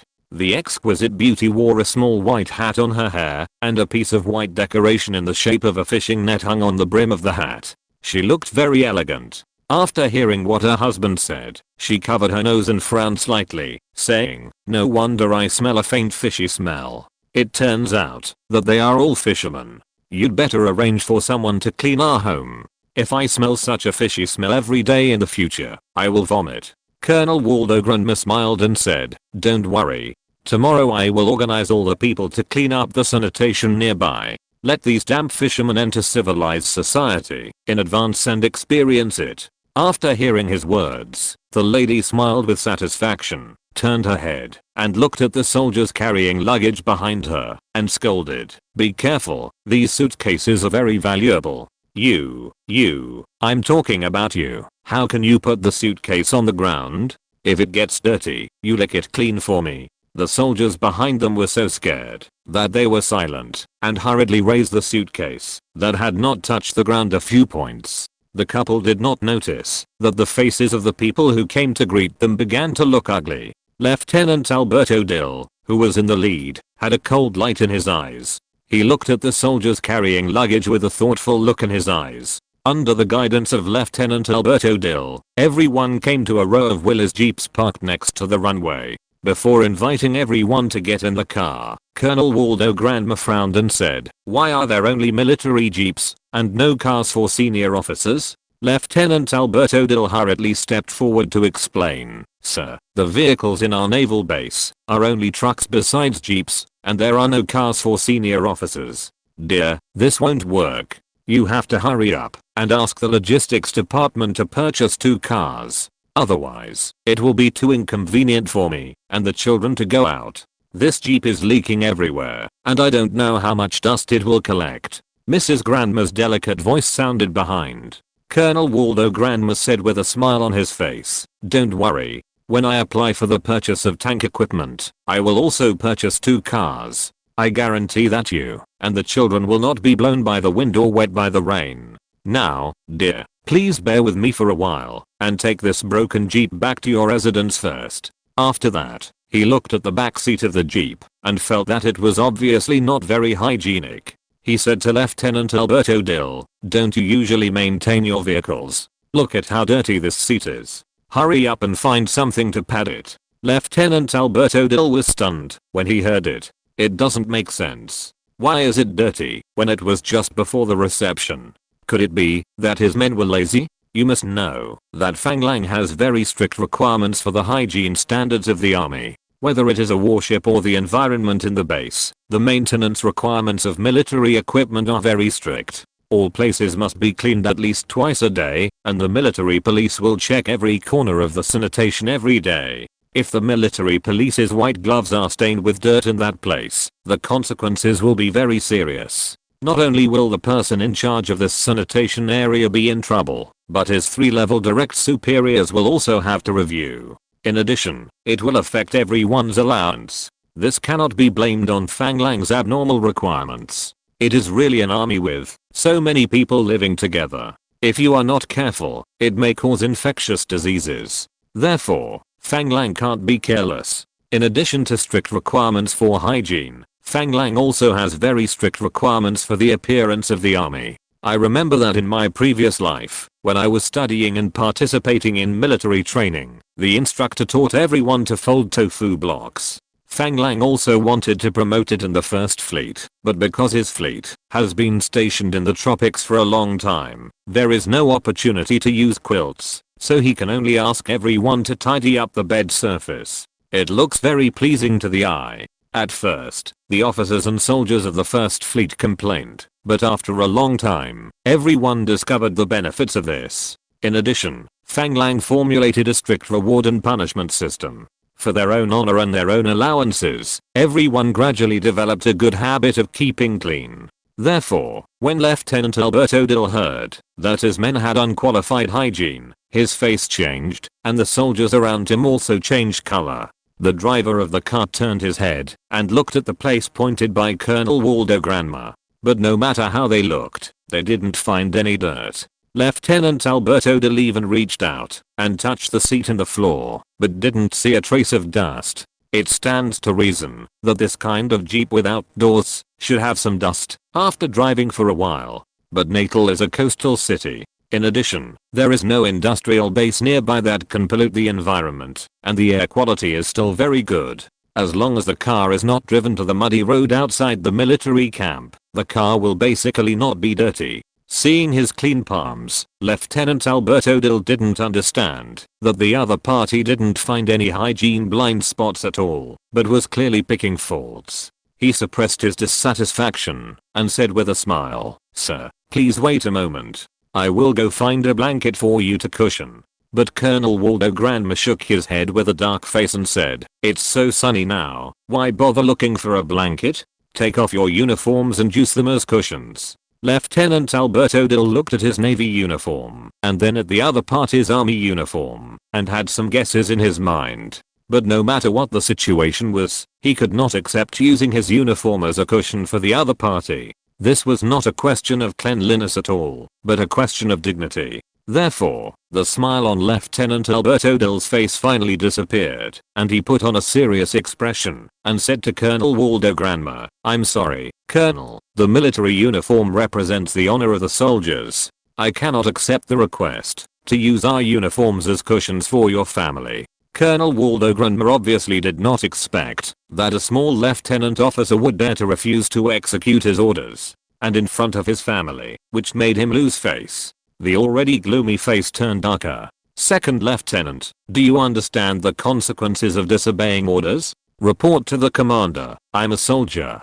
I'm not disobeying orders. I'm defending the dignity of soldiers." Second Lieutenant Alberto Dill said without giving in. Of course, he would not foolishly admit that he was disobeying orders. The soldiers who came to greet the group of people also had very ugly faces at this moment. The faces of the group of soldiers behind the colonel were numb, and they seemed indifferent to what was happening in front of them. Colonel Waldo Granma's hand had uncontrollably touched the pistol on his belt. Second Lieutenant Alberto Dill stood at attention expressionlessly, as if he had not seen the other party's movements, and looked at the other party. Seeing that the atmosphere was getting more and more tense, everyone stopped talking and looked at how the colonel was going to deal with it. A soft and cute little girl's voice rang out, "Mom, I'm hungry." The little girl obviously didn't understand what was going on. However, his voice broke the tense atmosphere. Mrs. Granma stepped forward and held the little girl's hand and said, "Good girl, I'll have someone prepare food for you when we get home." Colonel Waldo Granma's face was livid and he said, "Second Lieutenant, you saved your life. Now send us back to settle down, and then you will go to confinement for a week." Second Lieutenant Alberto Dill still said expressionlessly, "Understood, Colonel." It's not that Second Lieutenant Alberto Dill was very cowardly, but in the Brazilian army at that time, ordinary soldiers had no human rights at all. When the superior officers ordered you to be a slave, you could only obey orders. Only after becoming an officer can you gradually have certain human rights. As an army under the command and training of the US military, the Brazilian Expeditionary Force is more westernized in thought. The slave-like subordinate relationship between officers and soldiers has gradually disappeared, which was the old Brazilian army. In addition, when the First Fleet was first established, Fang Lang attached great importance to the construction of the sense of honor of soldiers, and corrected many bad habits in the Brazilian army. Not to mention that the officers and soldiers of the First Fleet are equal, but it is definitely an outlier in the entire Brazilian army. Take the situation of corruption and bribery in the army, for example. This is a basic operation and a common unspoken rule in other Brazilian troops. The First Fleet clearly stipulates that it is not allowed to accept bribes from junior officers, and it is forbidden for subordinates to bribe superiors. Once discovered, both parties will be expelled from the army. This makes many officers and soldiers transferred from other troops to the First Fleet very uncomfortable. In addition, the allowances issued by the Commander-in-Chief of the First Fleet to the entire army are even more unbelievable to most people. After all, the current First Fleet is not just the original 2 or 3 captains. The full staff of an aircraft carrier alone has reached more than 3,400 people, and the number of Marines has reached more than 2,500. Together with the crew of other warships and the logistics personnel of the base, the total number of members of the First Fleet has exceeded the 10,000 mark. For such a large army, the amount of allowances that Fang Lang has to issue every month is as high as nearly $800,000. The amount of allowances is actually far higher than the military pay issued by the Brazilian government. This also caused many officers and soldiers of the First Fleet to call Fang Lang boss instead of senior. Because many people believed that Fang Lang was their boss because he paid them. Everyone in the First Fleet was told that this allowance was given to everyone by Fang Lang personally. If someone leaked this matter, the allowance would be stopped for all members. If you perform poorly, your allowance would be deducted. If you disobey orders or disobey Fang Lang's leadership, your allowance would be stopped. A large part of the function of the second section of the Logistics Department is to monitor the spread of this information. Chapter 241 Decline Again. Although Colonel Waldo Granma participated in the Brazilian Expeditionary Force, his behavior was obviously that of a typical old-school Brazilian officer. This behavior meant that it would be difficult for him to integrate into the new First Fleet. Considering that his father-in-law was the former minister of the army, Fang Lang would not give him any allowance. If this were to be reported to the Brazilian Ministry of Defense, it might trigger an investigation by the upper echelons. At this moment, Colonel Waldo Granma was somewhat puzzled as to why the soldiers of the First Fleet had the courage to refuse the orders of a colonel like him. This situation would never happen in other armies, because the first step in military training is to teach all soldiers to obey, and obeying the orders of superiors is the code of conduct for soldiers. And today, a junior officer refused to execute his orders for the so-called sense of military honor. Combined with the fact that the person who came to receive him today was just a small second lieutenant, he had to start thinking whether this second lieutenant was instructed by someone to deliberately embarrass him. He was even deliberately provoking his anger and making him do something irrational. This was also the reason why he resisted the urge to draw his gun and directly shot the second lieutenant who disobeyed orders. After the incident at the airport, everyone who boarded the bus seemed a little silent. The strong Colonel Waldo Granma was also thinking about whether there was any conspiracy in his heart. Mrs. Granma was also a little absent-minded, and I didn't know what she was thinking. Only the 3 children looked at this huge military camp with a fresh look on their faces, as if they didn't know what was going on. The convoy drove out of the airport, passed through several gates, and entered the heavily guarded military camp. The situation in this military camp was beyond Colonel Waldo Granma's expectations, because now that the war is over, most of the Brazilian army has stopped training. Soldiers without tasks often wander around the military camp in a casual manner, or play some ball games, and some people hide secretly. to play some chess and card games that are prohibited by the army. But the military camp in Natal is not like this. At least after entering the gate, Colonel Waldo Granma did not see any soldiers who seemed to be wandering around. The soldiers walking on the road, whether they were carrying weapons or not, kept walking in a queue, which surprised him very much. He even looked around to find out if there were any military police nearby. In his impression, only when the military police inspected, the soldiers could obey the military discipline. The military police of the Brazilian army actually didn't care what the soldiers did during their rest time, or how they did it. The vehicle passed through the concrete barracks and entered a huge training ground. The soldiers were being led by officers. He was familiar with the American training, but he noticed that there were some training contents that he had never been exposed to before. But there was one thing he could be sure of: the intensity of the training here was far greater than the training they received in the United States. Although it was almost evening, Natal was located in the tropical region of the southern hemisphere, and the sun was still scorching at this time. The soldiers on the training ground were training desperately, as if they didn't realize it. He could even see several major officers among them, also covered in mud, and crawling over the muddy barbed wire in a crawling posture. The machine gun bullets fired not far away were whizzing past the barbed wire. The soldiers under the barbed wire were so scared that they couldn't raise their heads. A guy who looked like an American instructor stood next to the machine gun and was roaring loudly to urge the soldiers to pass quickly. This scene seemed to bring him back to the days of training in the United States. Although he didn't have to go through such training, he felt that it was simply a torture when he thought about it. Mrs. Granma, who was sitting in a daze, was frightened at this moment. The constant screams from her mouth made the instructors on the training ground glare at her. Colonel Waldo Granma also hurriedly hugged his wife in his arms and comforted her softly. He didn't dare to show his teeth to the instructors who looked over, because he smelled the smell of American instructors from these people. The children in the back car were full of curiosity about this training scene that they had never seen before, and they pointed and discussed it from time to time. The soldiers carrying luggage and wearing army uniforms looked at everything in front of them in a daze, as if they were back on the European battlefield.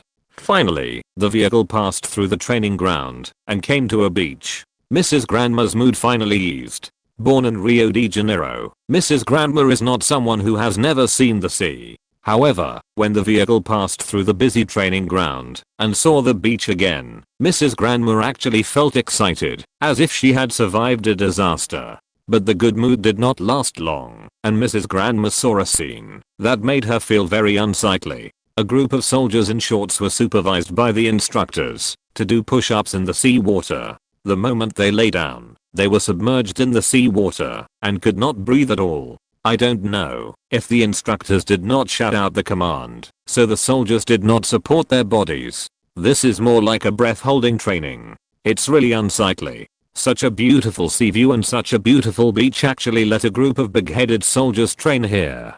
Mrs. Granma finally couldn't help complaining. Colonel Waldo Granma quickly held her waist and comforted her. When the time comes, I will drive them all away, and our family can walk quietly on this beautiful beach. Lieutenant Alberto Dill was sitting in the co-pilot seat. After hearing what Colonel Waldo Granma said, contempt flashed in his eyes. Even the driver frowned after hearing the conversation between the two. Finally, the vehicle drove into a residential area by the sea. These houses were residential houses built during the American garrison period. Most of them were American-style two-story villas, covering an area of about 150 square meters. The area upstairs and downstairs combined must be enough for a family to live in.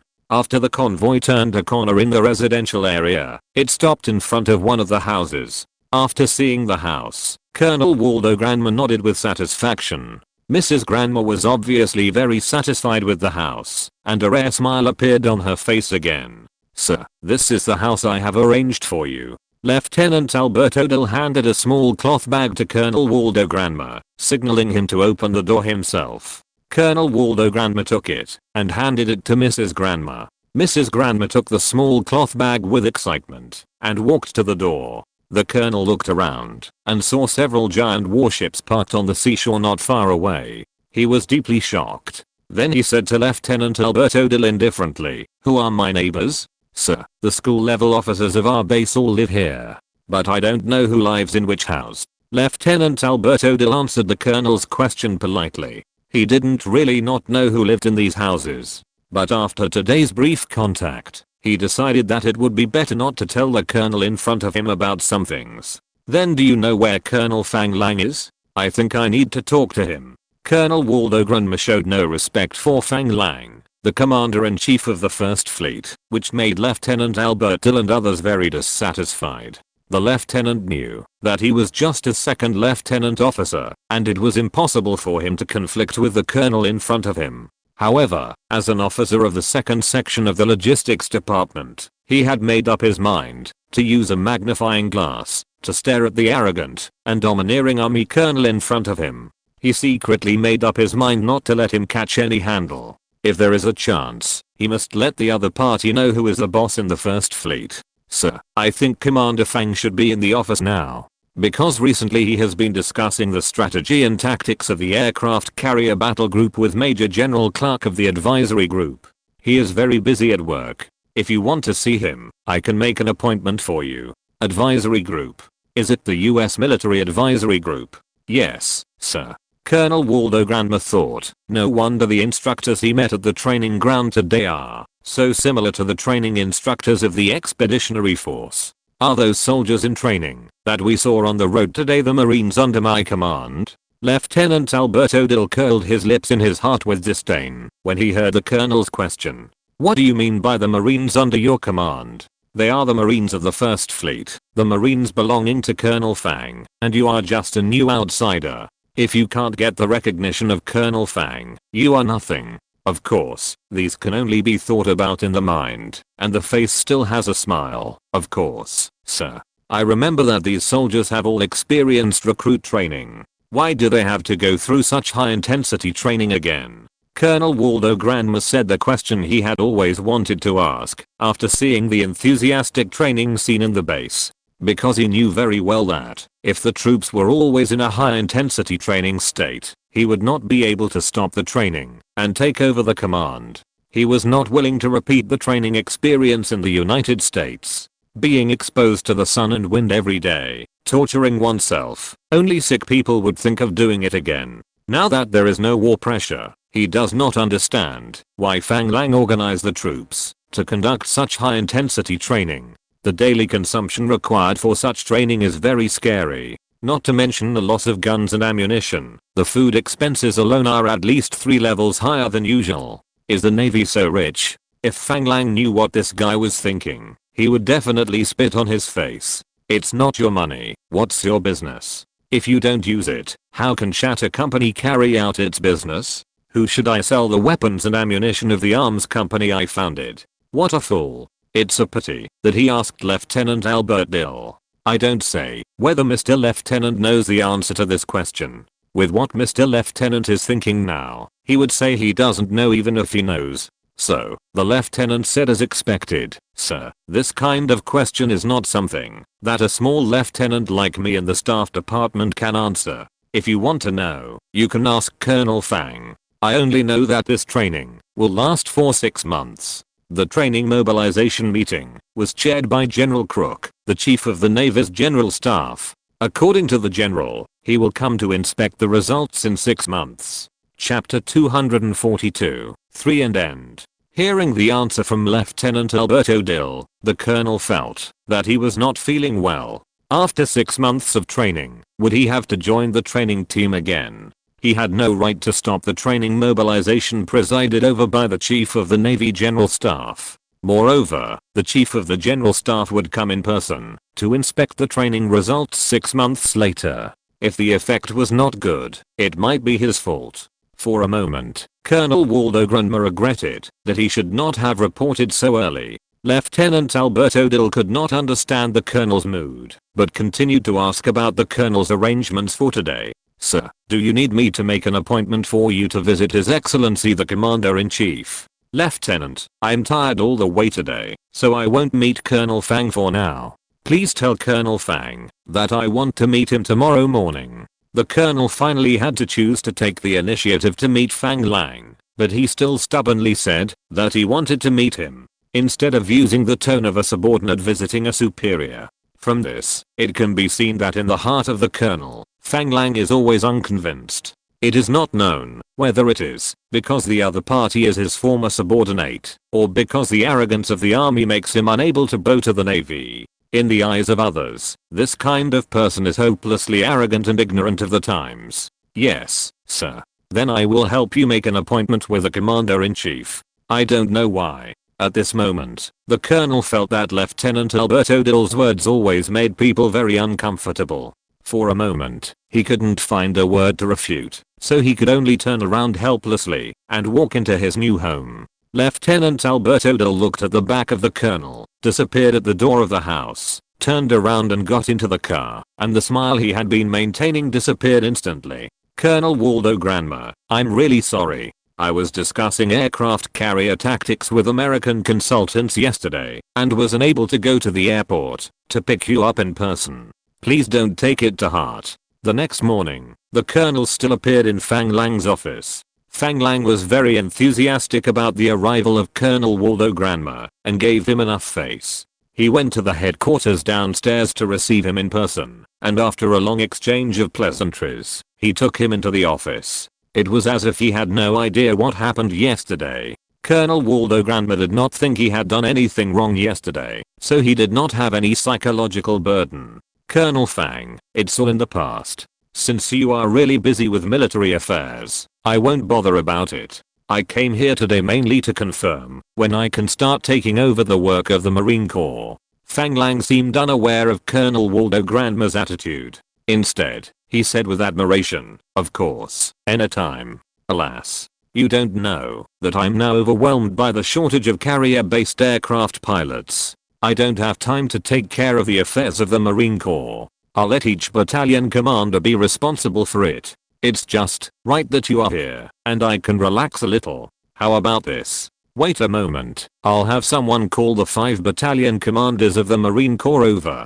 From now on, you will be in charge of the affairs of the Marine Corps. After speaking, he picked up the phone on the desk, dialed it, and explained into the phone, let the 4 battalion commanders of the Marine Corps report to my office. Because Zhuang Xinshan is still escorting treasures at sea and has not returned to Brazil, there are only 4 battalion commanders on duty. Colonel Waldo Granma was very satisfied with Fang Lang's attitude and finally smiled. Sitting on the sofa in Fang Lang's office, he leaned on it involuntarily and his legs unconsciously rested on the coffee table. Fang Lang seemed not to see it and ordered someone to make a cup of coffee for Colonel Waldo Granma. Colonel Fang, why do we only have 5 battalions in the Marine Corps? The superiors gave us a brigade organization. We can be bolder. My opinion is to organize it according to 2 regiments plus an engineer battalion, an artillery battalion, and a guard company. Both battalions are organized according to armored battalions, so that we have armored assault forces.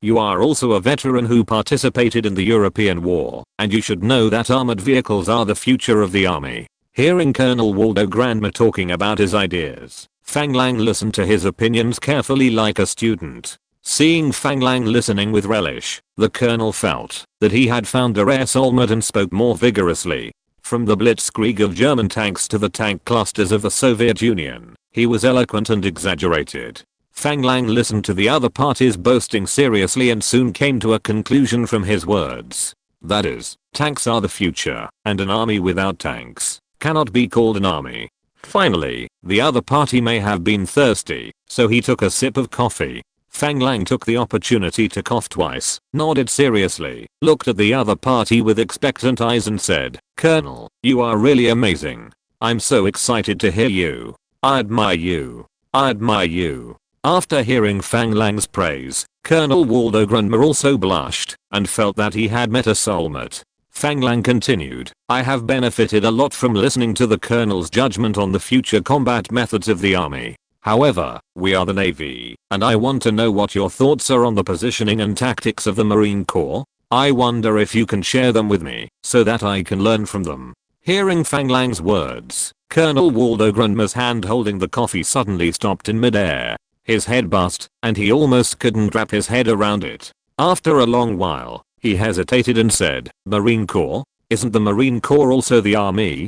Fang Lang waved his hands and said, "No, no, Colonel, the Army is the Army, and the Marine Corps is the Marine Corps. The tank corps you just mentioned are fighting, finding weak points to break through, intersperse, detour and other tactics, dividing and encircling the enemy to eliminate them. These are the tactical tasks of the Army. But the Marine Corps is not the Army. The Marine Corps mission is amphibious warfare, landing on the beach, and opening up channels for subsequent large-scale attacks. This is different." Fang Lang's words made Colonel Waldo Granmer stunned. He felt that God had played a big joke on him. It turned out that the Marine Corps was not the Army. But when he came here, he said it was his old profession. At this moment, Colonel Waldo Granmer felt that the world was full of malice towards him. Some string in his mind was suddenly plucked, and the colonel said, "The Marine Corps must also have armored forces." Fang Lang seemed to have just reacted, and slapped his thigh and said, "That's right.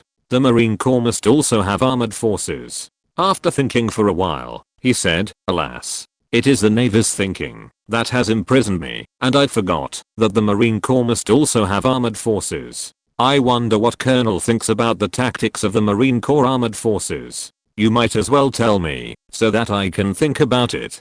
Colonel Waldo Granmer felt that at this moment, he could no longer find the feeling of a soulmate in Fang language. It seemed that everything just now was an illusion. However, as an officer who had experienced war, the colonel quickly adjusted his state and said bluntly, "Colonel Fang, since you are a Navy, then do a good job in the Navy. Leave the Marine Corps to me, and I will definitely give you a big surprise when the time comes." At this time, a little man popped up in Fang Lang's mind, with one hand on his waist, pointing at Colonel Waldo Granmer and saying, "He is anxious. Look, he is anxious." He didn't understand in his heart that the other party had never studied the positioning of the Marine Corps, let alone understand the tactics of the Marine Corps. "Well, Colonel Waldo Granmer's words make sense, but I heard you just talk about the issue of the Marine Corps organization. Here I want to explain to you in advance that after consultation with General Crook, our Navy will only have 5 battalions, and each battalion is an independent combat unit. Therefore, the 2 regiments organization plan just mentioned by the colonel cannot be realized." Fang Lang's words made Colonel Waldo Granmer's face look ugly, and his legs on the coffee table fell to the ground, and the whole person jumped up from the sofa. "What? This is my army. Why should you amateurs decide how to organize it? You are just messing around. You must follow my organization plan. The appointment of the 2 regiment leaders must also be decided by me. Colonel Fang, you must remember that I'm the master of my army." Seeing that the other party exploded like a lit gunpowder barrel, Fang Lang couldn't help but look down on him even more. "Mr. Colonel, please be careful with your words. The Marine Corps is first and foremost a national defense force of the Brazilian Navy, and what you call your troops are the Marine Corps of the First Fleet of the Brazilian Navy. As the Commander-in-Chief of the First Fleet of the Brazilian Navy and your superior, I have full power to decide the organization of the troops. I'm very dissatisfied with your performance today. You lack the minimum respect for your superior officers. Your posture lying on the sofa has seriously damaged the image of the Brazilian Navy. In view of your performance today, I think you need to undergo a complete military training again. It just so happens that all members of the Marine Corps are now receiving training from the American Advisory Group, and as the commander of the Marine Corps, you should lead by example. Starting this afternoon, you will go to the training ground and train with everyone." Fang Lang, who was sitting at the desk, spoke sternly, with a serious expression and fierce eyes. With these sonorous and powerful words, the majestic aura gave the furious Colonel Waldo Granmer a wake-up call, and the cold water hit him head-on, pouring cold water on him. This is exactly the question that the colonel is trying to avoid. Doesn't he know that Fang Lang is his superior? Of course he knows. But he can't accept that he has to be led by this young man who is nearly 20 years younger than him. When he was a lieutenant colonel, this young man was just a soldier. Why should he, as his former superior, accept his leadership now that he has the same rank as him as a colonel? He was very dissatisfied. So from the moment he arrived at the First Fleet, he asked Fang Lang to go to the airport to greet him in person, just to be able to suppress the other party in momentum. But the other party didn't give him a chance at all. Even just sent a small lieutenant to the airport to greet him. In his opinion, this is simply a humiliation to him. Originally, he was going to come to visit Fang Lang in person this morning, but he was still very unhappy. Unexpectedly, Fang Lang actually went downstairs to greet him at the headquarters, which made him regain a little confidence after the previous blows. As a result, he fell into Fang Lang's trap, got carried away, and was slapped on the ground by Fang language. Chapter 243 Recultivation. Every word Fang Lang said was righteous, leaving Colonel Waldo Granma with no way to refute. He even stripped off his proud coat and made him swim naked. After swallowing hard, the colonel mustered up his last bit of courage and said, "I'm a colonel. How can I train with ordinary soldiers? What's wrong with being a colonel? I'm also a colonel. I receive training from the US Military Advisory Group every day." Fang Lang directly broke the other party's last hope of struggling. Of course, Fang Lang had changed the concept here. What he called training was completely different from the training arranged for the other party. But Colonel Waldo Granma, who was already shocked by Fang Lang's momentum at this moment, did not react for a while. Just when the colonel wanted to resist, the 4 Marine Battalion commanders who were recruited from the training ground had already come here. "Good morning, sir." The 4 battalion commanders, in training uniforms, were covered in mud and were obviously dragged directly from the training ground. Colonel Waldo Granma frowned when he saw the state of these people. Fang Lang nodded with a smile on his face and said, "How is it? Is the training hard?" DeWitt glanced at the officer standing on the side wearing an army colonel's uniform, knowing that this was the Marine Corps commander who was forced in by the higher-ups. The alertness in his eyes flashed away. After hearing Fang Lang's question, he stood at attention and saluted, saying, "Report, sir. It's not hard. This intensity can be increased for us veterans. But many of the new soldiers in the camp are already a little overwhelmed." Fang Lang knew that DeWitt was telling the truth. The first batch of Marines who followed Fang Lang had received some superficial Special Forces tactical training from Fang language. After entering this naval base, the soldiers' training has never stopped. Therefore, both physical fitness and quality must be much higher than the 2,000 new recruits assigned here. Since you still have the energy to spare, then practice more on your own. I hope that the old team members will not let me down in the final selection stage. The 4 battalion commanders raised their heads and chests and shouted in unison, "Yes, sir." This shout scared Colonel Waldo Granma, who was looking at the few people and almost jumped up. Fang Lang was very satisfied with their performance. "At ease, I called you here today to introduce you. This is Colonel Waldo Granma, the commander of the Marine Corps appointed by the Ministry of National Defense. Starting from this afternoon, he will join your team for training. I hope you will take him as an example, set high standards and strict requirements for yourself, and train hard and seriously. Considering that the colonel is older, his physical fitness may be relatively poor. During training, you must help the superiors a lot. Make sure that all members meet the standards in the Navy Department's inspection 6 months later. Do you have confidence?" Fang Lang's way of training was completely different from the way Colonel Waldo Granma used to contact him. When he heard that the other party wanted everyone to help him more during the training, his face turned bitter. "This is really killing me. How can this be called help? It's basically supervision." But in the end, the other party said that they would ensure that they passed the inspection of the Navy Department, which made him start to comfort himself. Maybe the other party was not targeting me on purpose. It was to meet the requirements of the Navy Department. The 4 battalion commanders didn't expect that Fang Lang would actually deal with this new commander and let him train with everyone. They were all happy in their hearts, and their eyes looked at the new commander with a hint of teasing. However, the instinct after strict training still made them shout in unison again, "Yes." Colonel Waldo Granma, who has always been arrogant and domineering, has been in trouble since he got off the plane yesterday. The initiative he wanted to take was completely lost without him noticing. Now he even has to train with ordinary soldiers. If he can't hold on, he will definitely lose face and prestige. When he was thinking about whether there was any way to escape, the 4 battalion commanders shouted again. He was so scared that his legs softened and he almost fell down. Fang Lang noticed his abnormality at first sight. He couldn't help but recall the information he had collected about this Colonel Waldo Granma. He relied on his wife to get to the top, spoke without thinking, was arrogant, domineering, didn't take human life seriously, and was strong.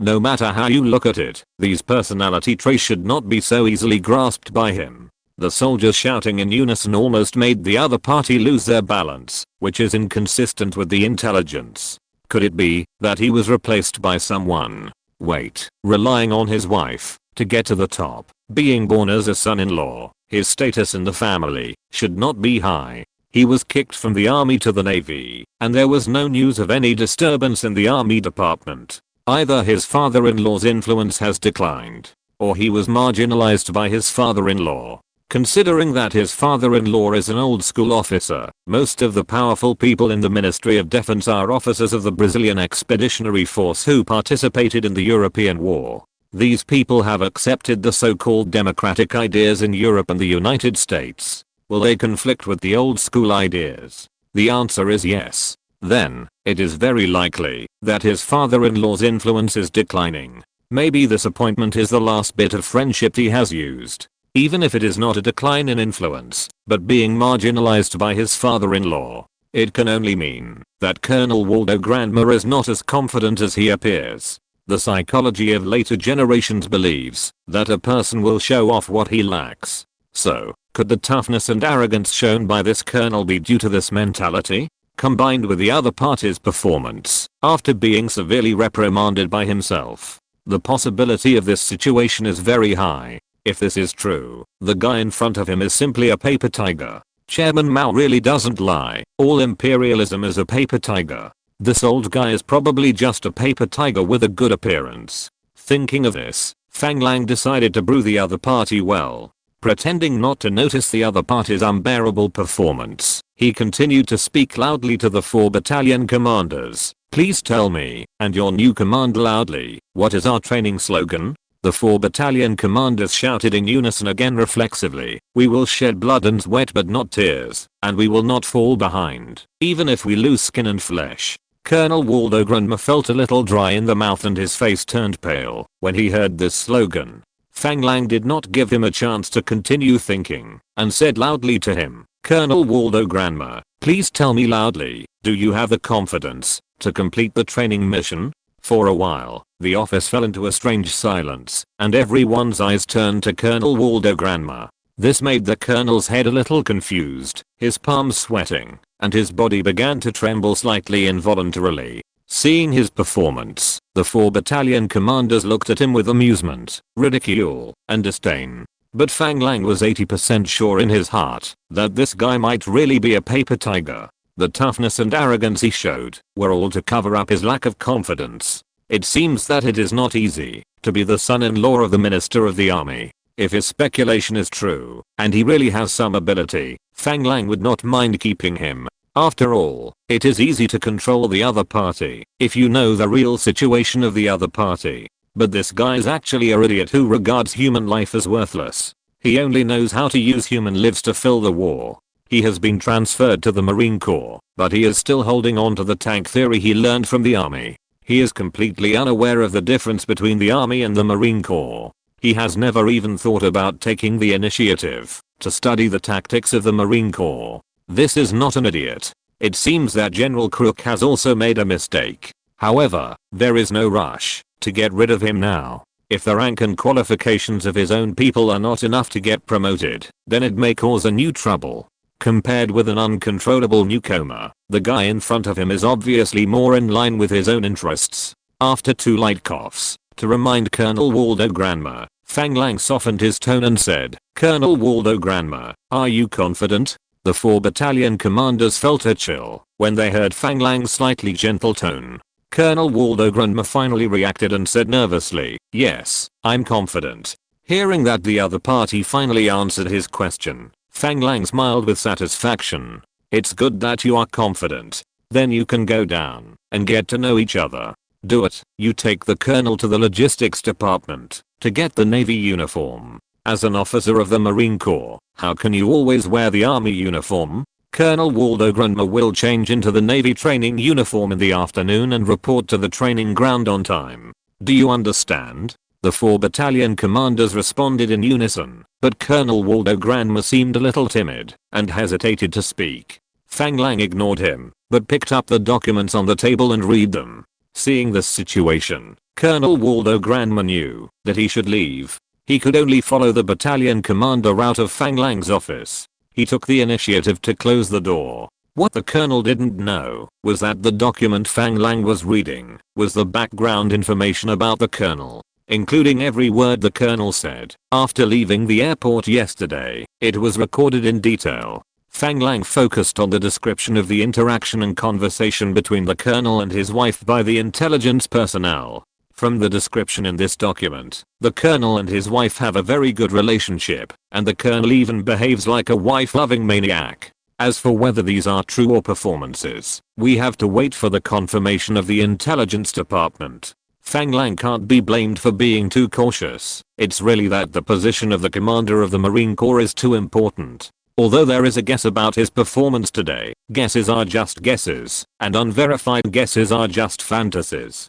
Pick up the phone and call the second section of the logistics department again. Soon Lieutenant Sirio Raki came to Fang Lang's office, and Fang Lang told him what he found today and his guesses. Lieutenant Sirio Raki did not expect Fang Lang to come to such an incredible conclusion. After a moment's silence, Lieutenant Sirio Raki said, "Sir, it is very simple to confirm this situation. We just need to send someone to Rio de Janeiro to find out whether the former army minister's attitude towards his son-in-law is really the same as you guessed, or whether the army minister's current influence has really declined. However, the other party's identity may not be suitable for colleagues from the Brazilian intelligence agency to investigate. It may attract the attention of other people. If not, I will go to Rio de Janeiro in person today." Fang Lang understood that Lieutenant Sirio Raki was right.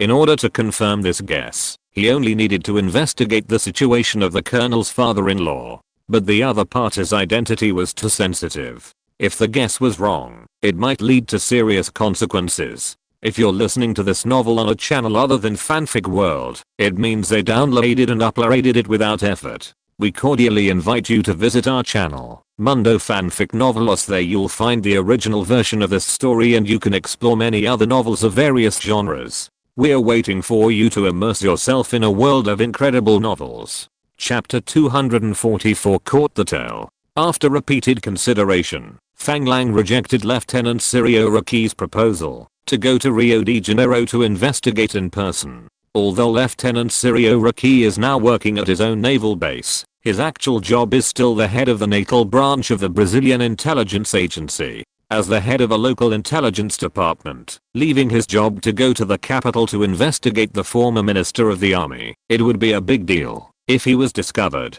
Standing up and patting Lieutenant Sirio Raki on the shoulder, Fang Lang smiled and said, "You don't have to go there in person. I have many friends in the capital. We don't need to investigate. These news may be intelligence for us who don't know the situation, but for some people, it's just some gossip after dinner. I asked you to come here because I noticed that in this report, your people mentioned that they were going to start with the guards around Mr. Colonel. Has it been implemented?" "Sir, this plan has been implemented. As far as we know, these guards are more like servants than guards. They have completely lost their sense of honor as soldiers. I think we will reap rewards soon." "Very good. These people around us will definitely be able to provide us with more accurate intelligence. Although we now have some guesses about the situation, we must not let our guards down. It is definitely not enough for someone to become a colonel officer just to be the son-in-law of the minister of the army. Maybe he has some special talents."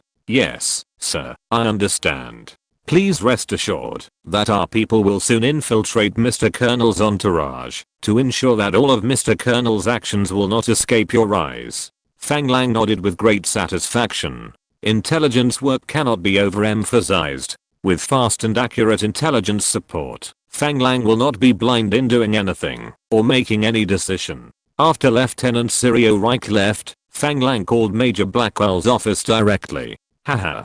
Fang, I knew you would call me. You don't have to say it. I know you want to ask me about your new colleague, right?" As soon as he heard Blackwell's laughter, Fang Lang knew that he had made the right call. "Okay. It seems that I don't need to ask. Brother, you have already found out some information for me, right? Of course, Fang. We are good brothers. Your business is my business. Of course I have to help you pay attention to it. If you don't call me today, I will call you. It seems that brother has gained a lot. Tell me quickly, what have you found out for me? Brother, I definitely don't need to tell you some obvious information. I will only tell you one thing today. Remember not to spread this matter, otherwise it will be a scandal for our Brazilian army. Blackwell's words made Fang Lang stunned. His new colleague was also involved in the scandal of the Brazilian army. What is going on? Brother, you know me very well. I just want to know some information about my new colleague and his elders.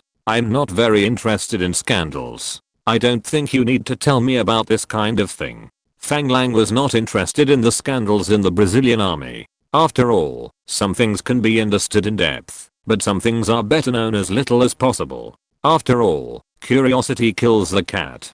Don't be too curious about everything, especially things that are related to the reputation of the entire army. It is better to know less. As the head of the counterintelligence department of the Brazilian intelligence agency, Blackwell has great power, and it is normal for him to know some secret information in the army. However, as the military chief of the main force of the navy, some things may not be suitable for him to know.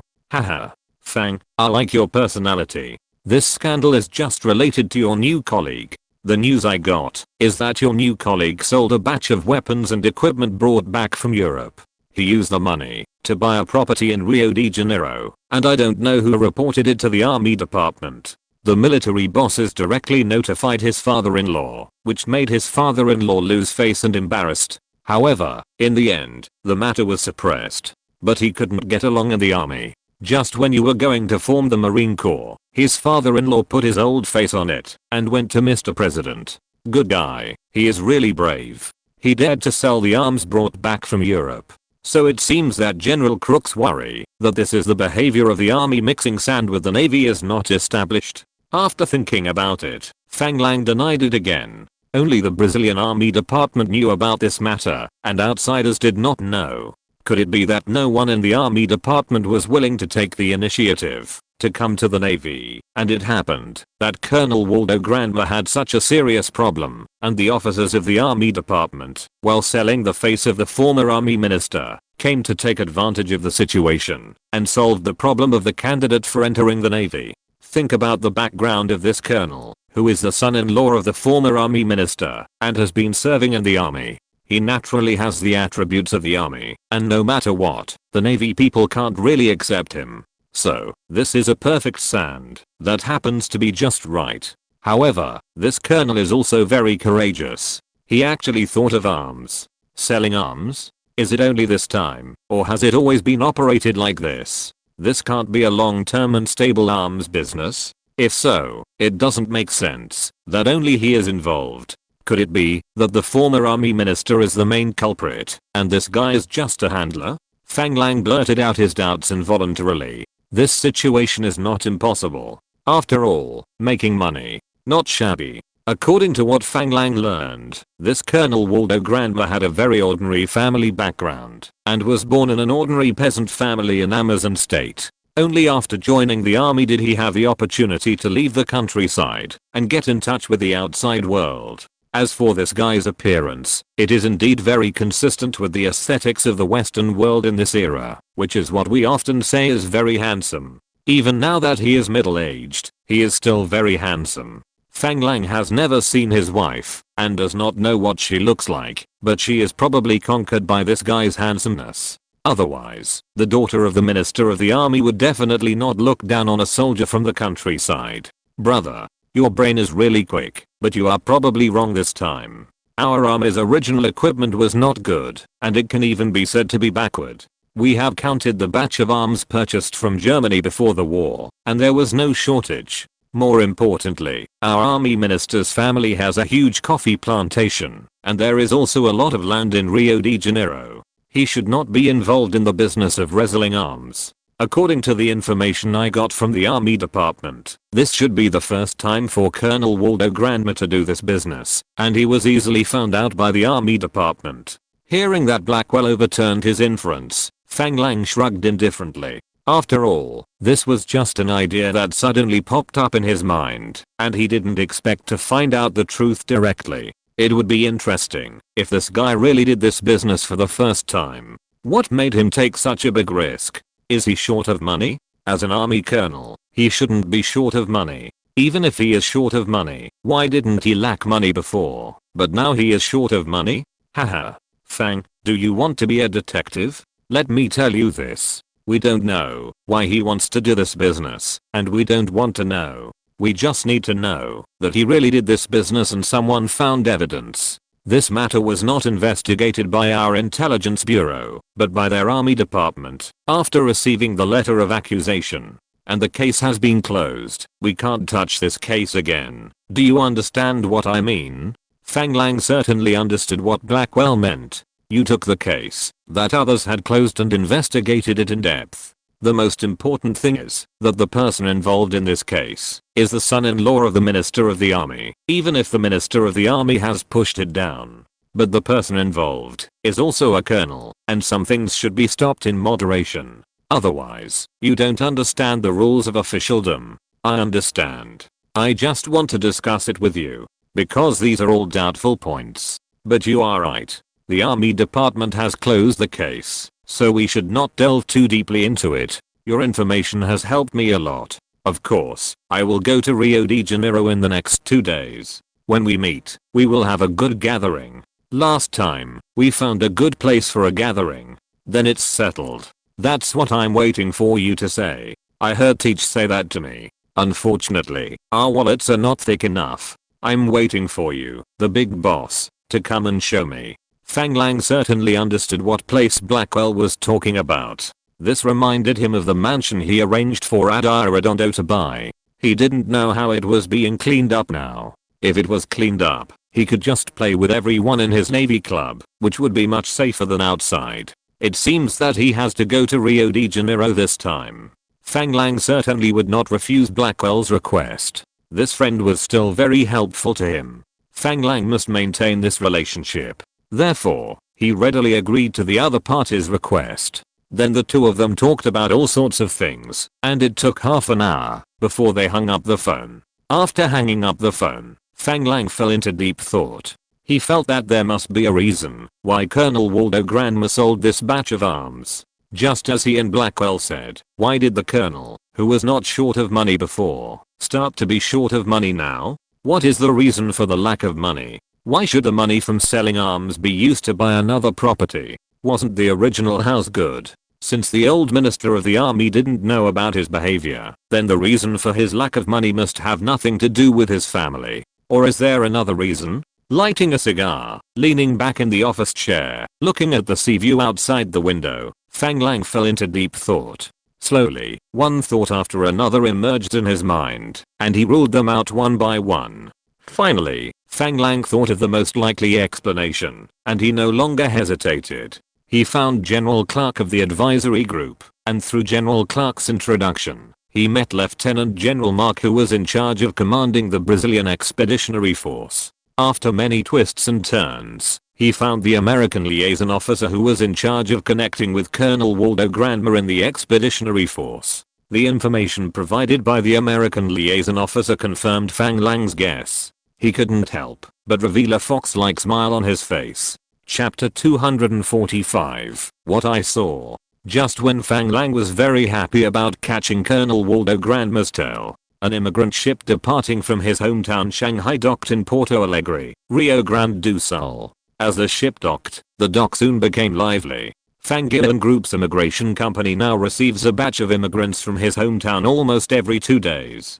Sometimes there are 3 or 5 ships in a fleet, and sometimes there are only 1 or 2. The staff of the immigration company already has a very mature immigration resettlement process. Now Rio Grande do Sul alone has received more than 20,000 immigrants from his hometown, not to mention the number of Natal, Sao Paulo, and Rio de Janeiro. According to statistics from Fang Lang Immigration Company, the number of workers recruited from their hometown to work in Brazil through Fang Lang Labor Service Company has reached 30,000. There are already more than 8,000 immigrants who have applied to Fang Lang Immigration Company on their own initiative to immigrate to Brazil. That is to say, From October 1945 to the end of April 1946, in 6 months, the number of people who have landed in Brazil from their hometowns through Fang Lang Group has reached more than 38,000. Some of these people were arranged to work at the construction sites of various factories nearby. They planned to enter the factories as workers after the construction of the factories was completed. Of course, some workers with masonry skills were directly assigned to construction companies and became professional construction workers. Most of the workers chose to continue to be farmers because they were farmers. Most of these farmers were arranged to work on the farms purchased by Fang Lang Group in Rio Grande do Sul. Some of them settled in Natal and owned their own land through loans. Some of the workers who were born as fishermen were arranged to work in the fishery company jointly established by Fang Lang and the retired Colonel Percy as fishery workers. Wow. Sir, look, there are many Chinese here. Many of the people in charge of registration at the dock are Chinese. It seems that we Chinese have gained a foothold in this place. A young man in his 20s said to the middle-aged man in his 30s next to him. Didn't the people from the immigration company say that this is all Mr. Fang's credit? In Brazil, Mr. Fang is the backer of all of us Chinese. The middle-aged man looked at the scene in front of him and was obviously relieved. It seems that this labor service company is really not a liar, and they did not sell everyone like pigs. They also asked everyone's occupation and work they are good at very considerately, and respected the workers' own opinions to arrange work. This made him put down his heart. There are more than 30 people in their group.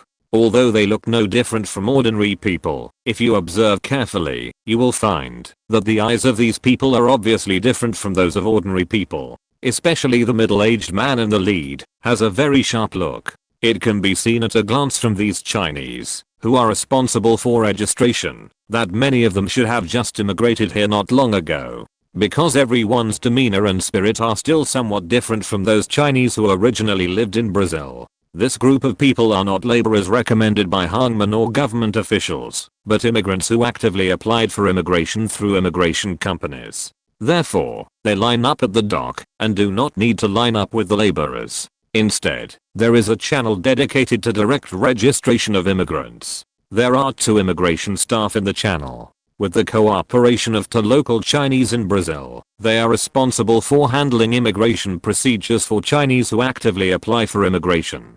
Because Brazil has always been a country with a vast territory and a sparse population, there is a great demand for immigrants in Brazil. There are not many restrictions on immigration. During this period, Rio Grande do Sul was originally a remote area of Brazil. It is the southernmost continent of Brazil and borders Uruguay. It is also one of the 3 states in Brazil south of the Tropic of Capricorn. As the hometown of Brazilian barbecue, the agriculture and animal husbandry here are very developed. In later generations, it is the primary agricultural and pastoral area in Brazil. The production of soybeans, wheat and corn accounts for about half of the country, rice accounts for a quarter, and wine accounts for 3/4. The number of cattle and sheep ranks among the top in all states. Most of the exported Brazilian wool is produced here. The reason why Fang Lang arranged immigrants here first was because of the excellent climatic and geographical conditions here. This is one of the lowest altitude areas in Brazil except for the Amazon rainforest. The subtropical climate can also allow immigrants from his hometown to quickly adapt to the environment here. The reason why the immigration staff can come to the dock to work on site is also because Fang Lang wants to enable immigrants from his hometown to quickly gain a foothold in Rio Grande do Sul. Large investments have been made here, such as the fertilizer and pesticide factories of Nice Company, the pharmaceutical factory of Fang Lang Group, the Aston Martin car factory, etc. Fang Lang plans to build Conrad Zeus's Computer Research Institute and the future university here. At the same time, the director of the state's immigration bureau is the younger brother of Fang Lang's old superior Colonel Percy. In addition to Fang Lang's status in the Brazilian army and the influence of Fang Lang Group in Brazil, the government of Rio Grande do Sul cannot help but welcome these immigrants. The immigration procedures were handled very quickly. Under the guidance of the staff, everyone provided the immigration documents issued by the immigration company when boarding the ship, completed the information registration, and was arranged to take a photo. Then, they were told that they could go to the immigration company for specific consultation and select a suitable immigration resettlement site. When everyone walked out of the dock, they soon saw several large buses parked on the road outside the dock, and there were many signs along the way. Perhaps because they were worried that most people were illiterate, there were also instructions recorded on a phonograph that kept playing. This surprised everyone. Following the instructions on the sign, everyone came to a vehicle marked to the immigration company. The driver was a black guy, and everyone was worried that they couldn't communicate. As a result, the black guy directly said in half-baked Chinese, "Documents." Everyone understood what the other party meant and handed over a certificate with a blue seal that the immigration staff had just handed to them for inspection. The middle-aged man in the lead saw at a glance that the black guy must be illiterate. Because he only saw that the seal was blue, he pointed back and motioned the other party to get in the car. He understood that the immigrant seal and the laborer's seal should not be the same color. Here we have to say why the treatment of laborers and immigrants is different. This is not selling pigs. The cultural instructor on the ship has already made it very clear that those who actively immigrate do so at their own expense, so their living environment on the ship is better than that of workers. Ordinary workers need to work and live in Brazil for a full year before they can actively apply for immigration. After becoming a formal immigrant, you can buy land from the local government or others, open shops, factories, etc. And self-funded immigrants are people with a certain economic foundation. Therefore, after obtaining immigration documents in Brazil, everyone can directly purchase land from the local government and individuals. This is different from the first batch of immigrants who could buy farmland in Natal through loans after landing in Natal. After all, those lands were confiscated by Fang Lang from the Yakubu family, and it did not cost much. The land in Rio Grande do Sul requires Fang Lang Group to purchase it with real money, and the cost is definitely higher than the land in Natal. However, in the later stage, Fang Lang Group is also preparing to allow everyone to own their own land by issuing loans. The main purpose in the early stage is to gather everyone together, to learn the local language, adapt to the local environment, and unify everyone's thoughts. Therefore, new immigrants and workers have to study for 2 hours every day after work. The content of the study includes Portuguese, Chinese, and ideological education content such as the selfless help of the Fang family to everyone. At the same time, according to the different work content, vocational skills training will also be carried out. Everyone understands that the black guy may only know a few simple Chinese words, so they lose interest in consulting.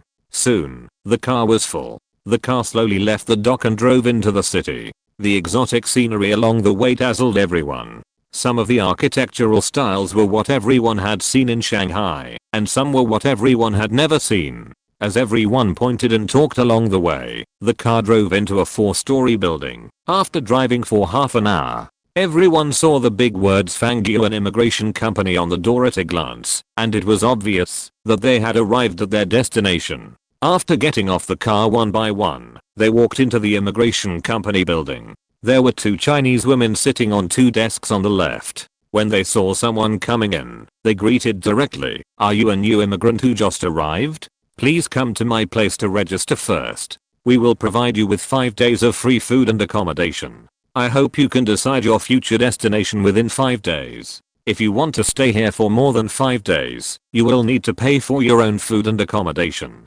Without waiting for everyone to respond, she had already introduced the rules here. Everyone looked at each other. A few people stepped forward to register, and a few people were observing around. The young man came to the middle-aged man again and said, "Sir, I feel like this is a hotel." The middle-aged man didn't say anything, just nodded. Seeing that there was another double opening door in the direction opposite the main gate, he looked around and found that no one was looking at this place, so he walked forward directly. Pushing open the door, he found that there was a patio surrounded by houses behind it, which was more than 30 meters long and wide, and the area was very large. Looking around, he found that this place and the 4-story building of the immigration company were a whole. This was a U-shaped building with many windows on each floor. It seemed that there should be more than 100 rooms here. There were some Chinese sitting in the patio in groups of 3 or 2. Everyone was chatting and laughing, and some people were holding a brochure in their hands and flipping through it. Everyone seemed to be unaware of his appearance and was still doing their own things. The movement of him pushing the door open was still a bit loud, but no one came to stop him, and no one even came to ask. Seeing that no one paid attention to him, the middle-aged man took the initiative to walk up, came to a middle-aged man who was reading a booklet, and sat down and said, "Where are you from, brother?" When the man noticed someone coming, he looked up. After hearing the middle-aged man's words, he smiled and said, "I'm from Beijing. I got on a ship from Shenzhen, and have been here for 2 days. How about you, brother? I just arrived today from Shanghai, and I'm not familiar with the situation here. So I want to learn from a senior like you. What are the rules here?" "Oh, you just got here today, brother. No wonder. What, senior or not? I just came 2 days earlier than you. As for the rules, well, I'm studying it as well." As he said that, he raised the booklet in his hand. Chapter 246, The Treasure Arrives. The middle-aged man saw the booklet in the other party's hand, which was printed with Chinese characters, Brazilian Immigration Guide. "Oh, what does this guide say?" "Nothing. It mainly introduces the situation of each state in Brazil and some local customs and practices in Brazil. And it recommends the areas where we should immigrate to.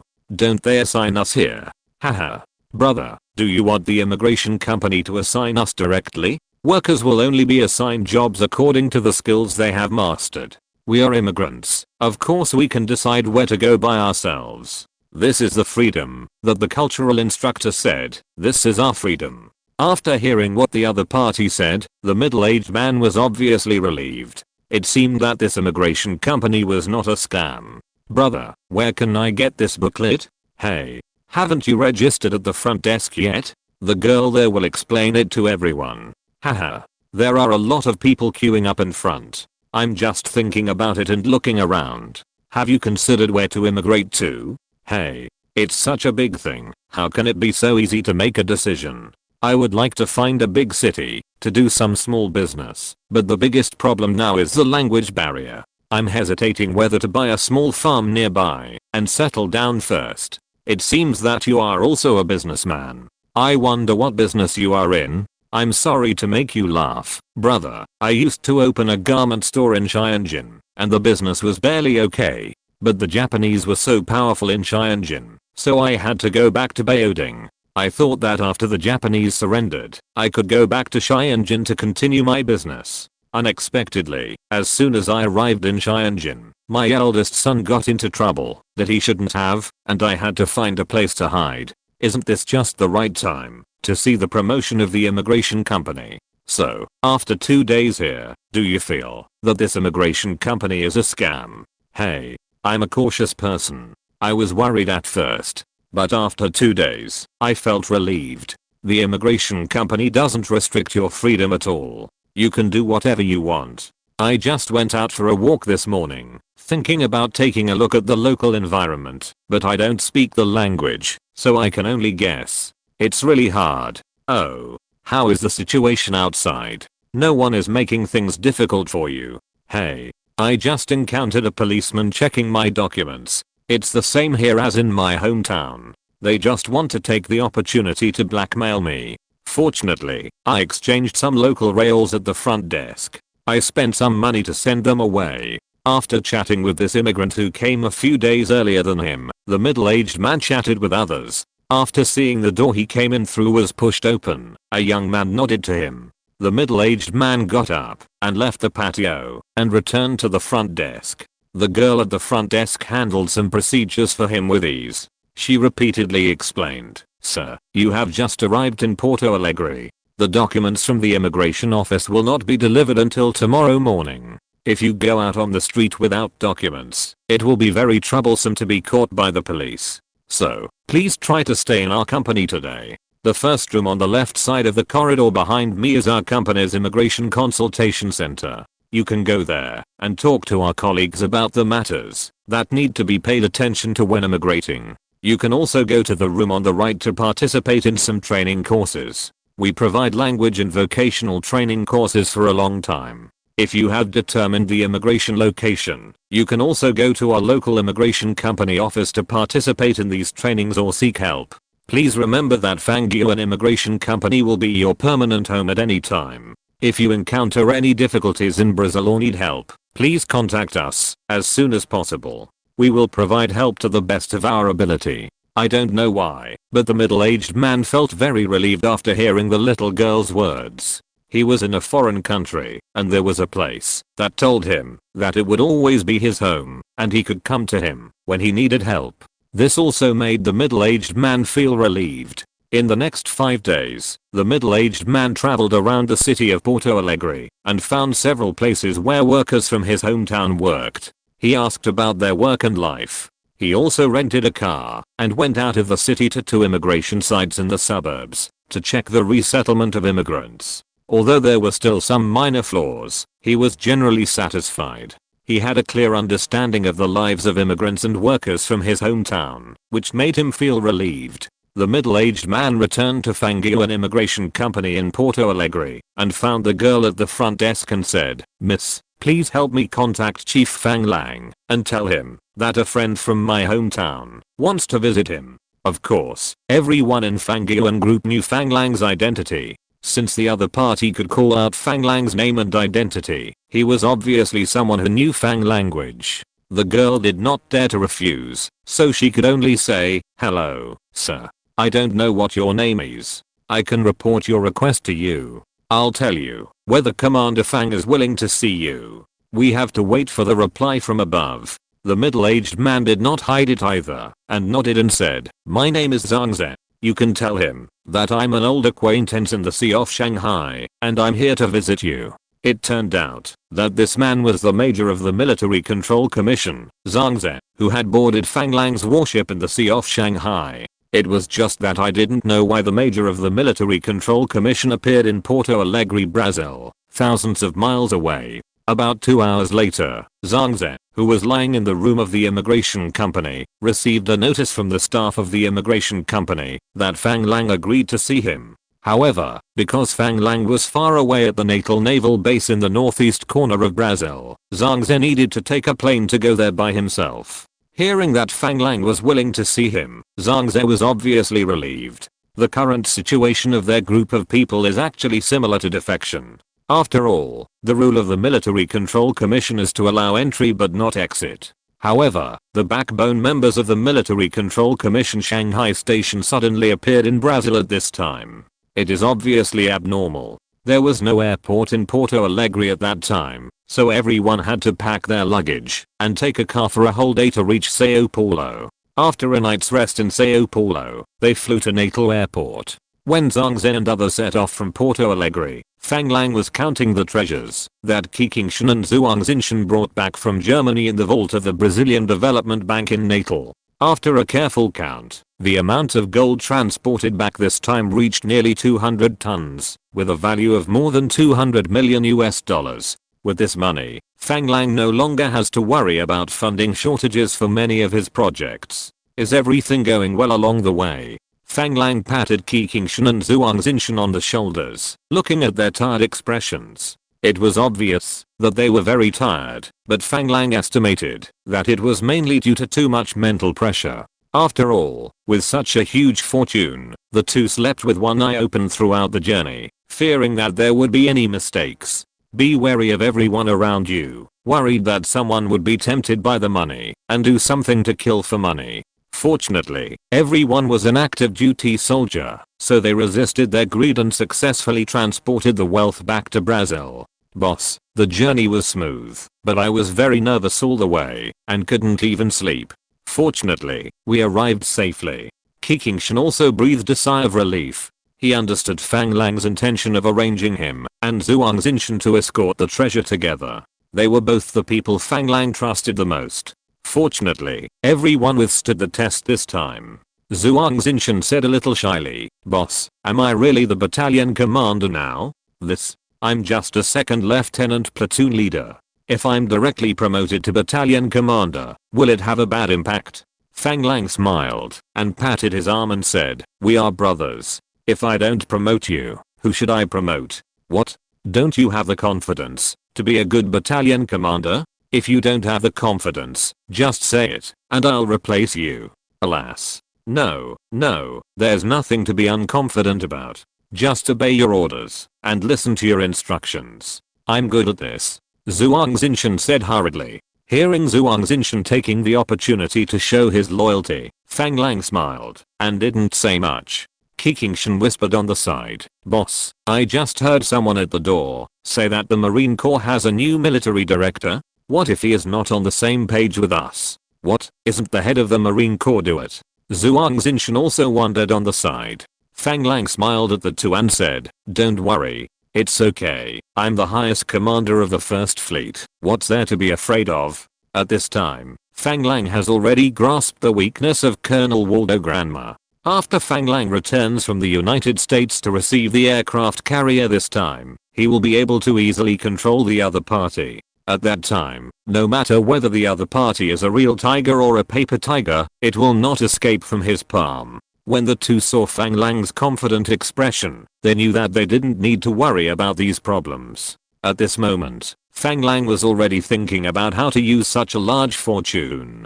It is not the style of capitalists to save money. This is a period of rapid economic development. It goes without saying that supporting the development of the company is definitely necessary. So what else is there besides the business development of Fang Yuan Group? Thinking of the goal I set for myself, it is to make the Chinese in Brazil live better and have a higher social status. In addition to increasing the proportion of Chinese in the Brazilian population, it is also necessary to support the Chinese middle class. Most of the Chinese now are farmers and workers. Even if they become middle class, it is estimated that their lives will be better. But improving social status is a long process. So is there any way to speed up this progress? Fang Lang fell into deep thought. In addition to being rich, you must have power to have a high status. Otherwise, just having money will make you like the Chinese brothers in Southeast Asia, becoming a fat pig raised in a pen and being slaughtered at any time.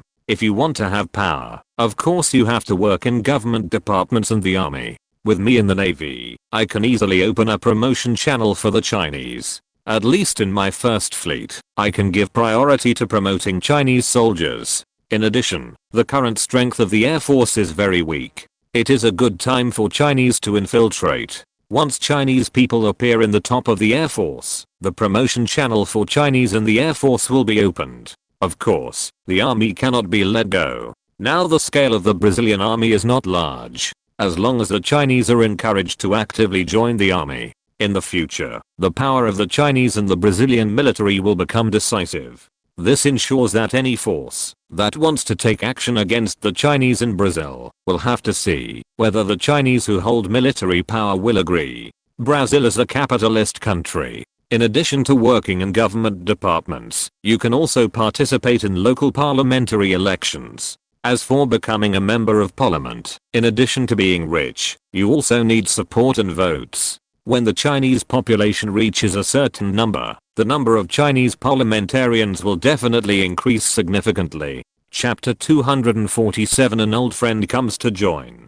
If we want the Chinese to develop rapidly in the military and political circles, we must ensure that there are a large number of young people with culture, ideals and common goals among the Chinese. How can we do this? The answer is simple. Invest in education. Cultivate and educate Chinese youth from an early age, and let everyone form a unified goal. Only in this way can all Chinese keep their goals high. Even if there are a few banana people occasionally, they cannot change the overall ambitions of the Chinese. Thinking of this, Fang Lang has a goal and direction. His development in the army has now entered a bottleneck period, and it is time to settle down. And during this period, it is very important to have a new goal and direction.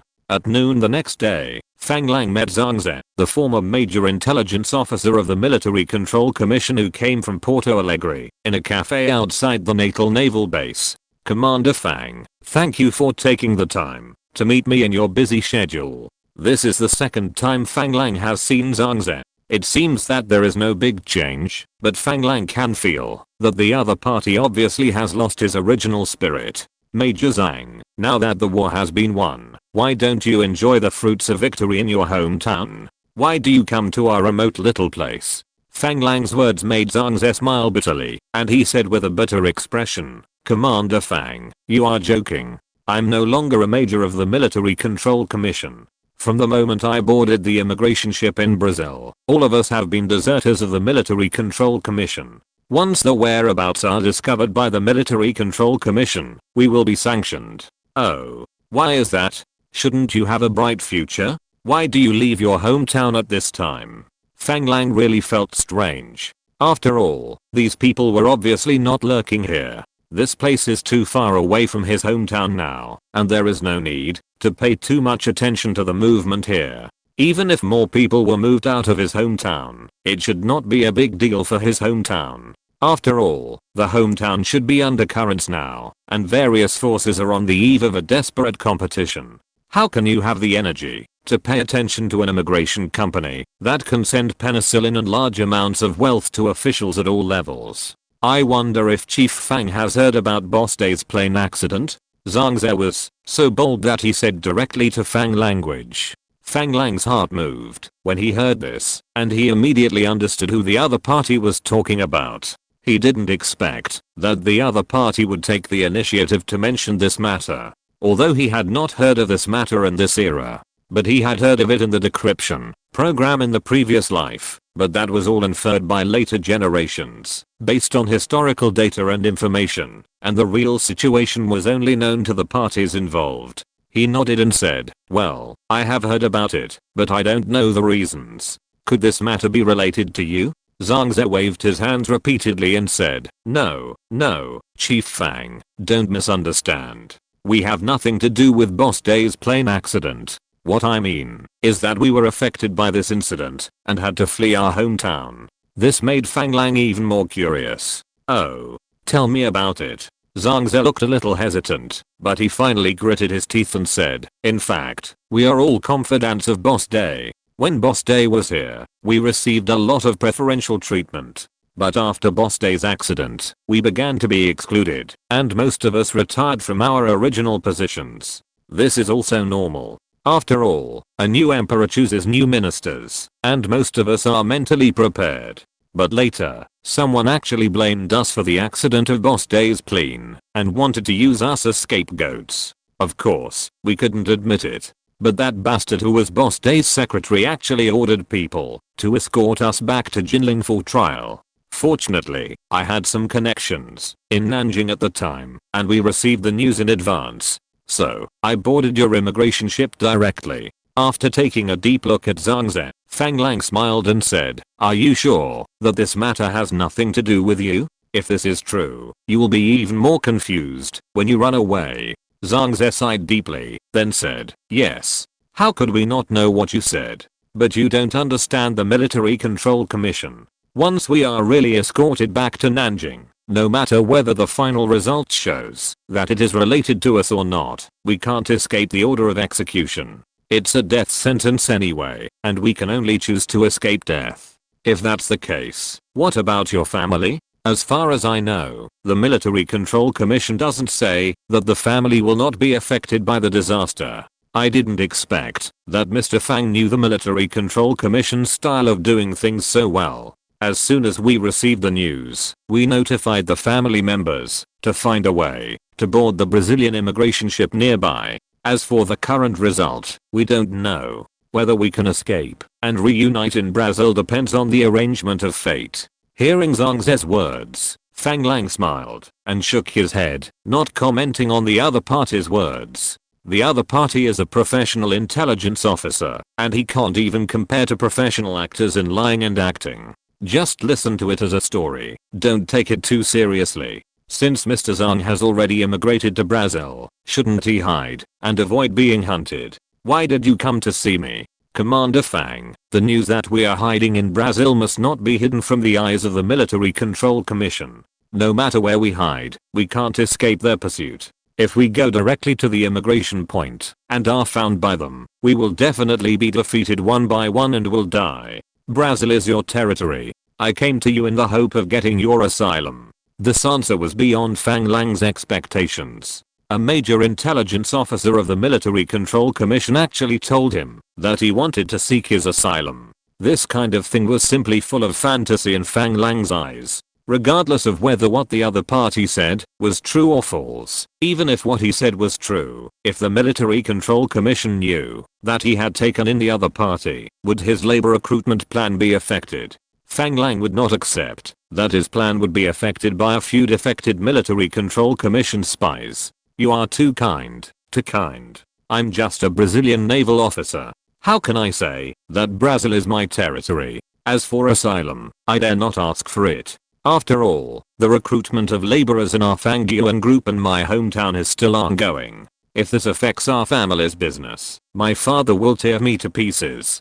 Zhang Ze was not surprised by Fang Lang's refusal. He looked at Fang Lang sincerely and said, Commander Fang, I promise you that every word I say to you today is from the bottom of my heart and will never be false. If there is a lie, I, Zhang Ze, will not die well. For some reason, at this moment Fang Lang's intuition told him that the other party was telling the truth. But Fang Lang didn't care whether the other party was telling the truth or a lie. After all, the truth and lies made little difference to him. Once he took the other party in, he might become enemies with the government, which might have a very serious impact on the immigration work currently underway. Fang Lang shook his head and said, Mr. Zhang, it's not that I don't believe you. But the fact is just as I said, if I really choose to protect you, our business in my hometown may be greatly affected, which is something we absolutely don't want to see. After hearing Fang Lang's words, Zhang Ze smiled and said, Commander Fang, you can rest assured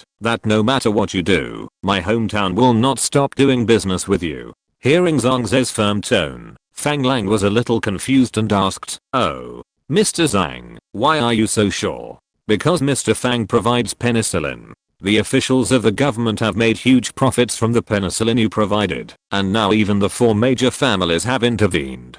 Therefore, the initiative of this business is actually in your hands, not the hometown. Fang Lang did not expect this answer, but thinking about it, Fang Lang felt relieved. After all, the hometown is about to start a new war, and the reserve of penicillin is definitely needed by both sides. Therefore, it is not surprising that big capitalists like the 4 major families get involved. Once the 4 big families are involved in this business, even Chiang Kai-shek will be restrained if he wants to make a move. No wonder he wants to seek protection from me. This is certain that the government dare not do anything to me. I didn't expect that my position in my hometown has become so important without knowing it.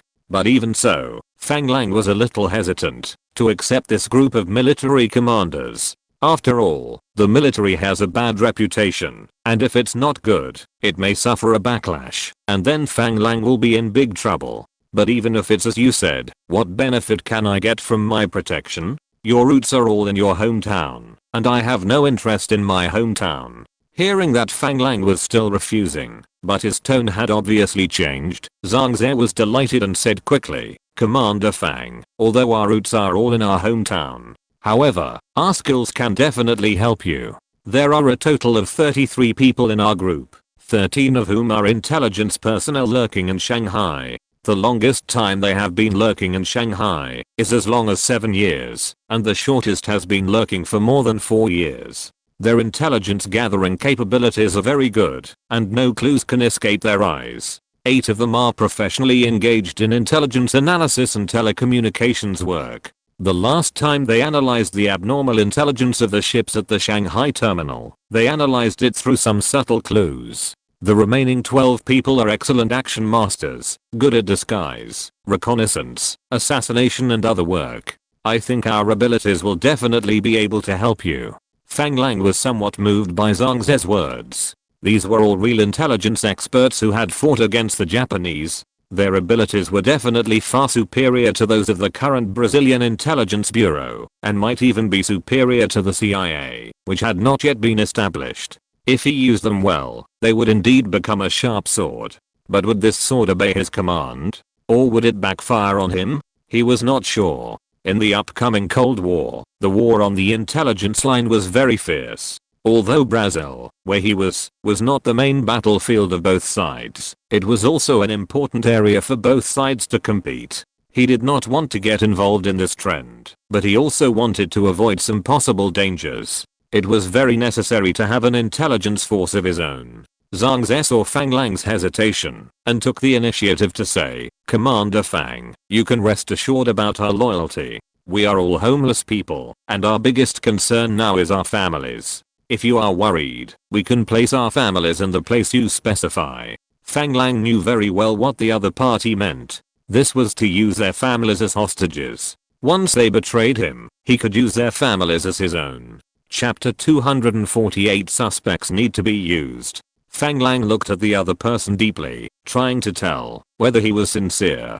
After all, the other person just said that he didn't know whether his family had escaped, and now he said that he would use his family as hostages to gain Fang Lang's trust. But are family members really useful? Who knows whether the so-called family members are real family members or fake family members? In Fang Lang's heart, he was really envious of the skills of these professionals. People say do not doubt people when you employ them, and don't employ people if you doubt them. But Fang Lang thinks it should be suspicious of people when you employ them, and employ people if you doubt them. Fang Lang thought of the reason why the Military Intelligence Bureau was so powerful. What was it? Was it because of their professional skills? Of course not. It was because of their identity and background. They were the violent intelligence agency of the country, and they were acting on behalf of a country. But, if they followed him, would they still be so powerful? Obviously not. No matter how professional they were, he could not squeeze them into the Brazilian Intelligence Bureau. Even if he wanted to infiltrate the Brazilian Intelligence Bureau, he would not use these former Military Intelligence Bureau agents, but would train his own people. No matter how unprofessional the Brazilian Intelligence Bureau was, it was impossible for it to directly recruit some new immigrants of unknown origin, since they don't have the strong national background they used to have, and now they really need my protection. Can I take them under my command? After thinking it over again and again, Fang Lang still felt that he could give it a try. After all, he also needed an intelligence force that belonged to him completely. Although the second section of the logistics department could also be used by him. But in the final analysis, it was a department of the Brazilian Intelligence Bureau, and he actually did not have the right to command them. He had so many factories and enterprises, and many other places, and they all needed some professional intelligence information support. There's no need to settle my family. I'm not a state agency, and I don't have that much power and ability. But sometimes, I do need some intelligence support. How about this? If you are willing to work for me, I can hire you on behalf of the investigation department of Fang Lang Group. Sign a formal employment contract with you. Zhang Ze breathed a sigh of relief after hearing Fang Lang's words. In their view, entering the Fang family's industry to work is to work for Fang Lang, and Fang Lang can provide them with protection. At least if the Military Control Commission wants to enter Brazil to sanction them, it must consider the impact of this matter. If they really make enemies with Fang Lang Group, can the business of exchanging labor for penicillin in their hometown continue? Will the four major families in the country forgive them? It can only be said that Zhang Ze and the others thought too much. Even if the Military Control Commission found their traces, would they spend such a high cost to send assassins to Brazil, to sanction more than 30 of them? To sanction more than 30 people in a foreign country, at least nearly 100 people must be sent. Fang Lang felt it was hard to say whether the Military Control Commission had the energy to do so now. After all, it was already May 1946. At this time, Chiang Kai-shek was determined and ready to take action at any time. How could the Military Control Commission have the energy to pay attention to some intelligence personnel who fled overseas? Not to mention sending a large group of people to hunt them down from afar. Even if Lao Day was really killed by them, no one would care about them. This is because these Military Control Commission personnel who have lived under the strict family rules of the Military Control Commission for a long time have developed a fear of the Military Control Commission. Commander Fang, thank you so much. Please rest assured that we will definitely let you see the value. Fang Lang waved his hand nonchalantly and said, no need to say these. Everyone can take what they need. The investigation department of Fang Lang Group is also a newly established department. Considering that you have just arrived in Brazil, you are unfamiliar with the place and the language. The most important thing now is to familiarize yourself with the situation as soon as possible and learn Portuguese. Otherwise you will not be able to carry out your work locally. At this point, Fang Lang seemed to have thought of something and said, "Oh, no, you can't say that. How about this? You first enter the immigration company and establish a complete identity file for all Chinese immigrants. If there is a shortage of manpower, you can recruit some people you think are suitable from the labor force. I require that all Chinese who have obtained immigration status must have a complete identity file of him. Most of the people who immigrate directly have more complicated identities and have certain economic strength. Many people may be traitors who have escaped the net. I'm not going to take their lives, but I can't let them escape from their hometown to me to enjoy a good life. Do you understand what I mean?" How could Zhang Ze not understand Fang Lang's requirements? He nodded and said, "No problem, boss. This is what we are best at. Don't we need to investigate the laborers now?" Zhang Ze's attitude changed very quickly, and now he has directly entered the role of an employee. The boss was called without any sense of disobedience. You only have so many people, and the number of immigrants is enough for you to investigate. When the workers submit their immigration applications, you will review their information. Well, it seems that you more than 30 people are really not enough. In the future, you will create a file for every Chinese who immigrates to Brazil through our Fang Lang group.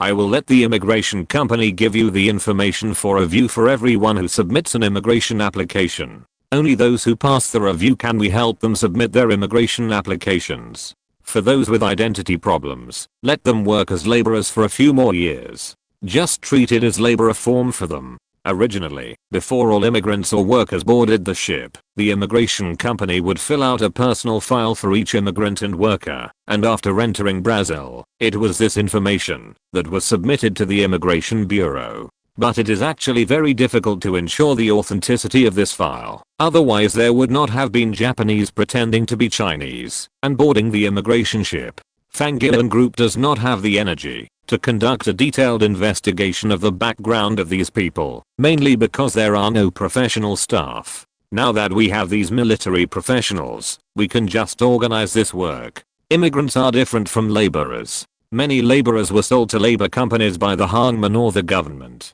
Are there any hidden traitors among them? There must be. But they are probably not very evil people if they are sold to labor companies. Even if there are, they will be identified if they want to apply for immigration. But those who actively apply for immigration often want to flee their hometowns for some reason, especially those who carry huge sums of money and are not serious businessmen. It is very likely that they are traitors who have slipped through the net. Yes, boss. This is a simple screening job.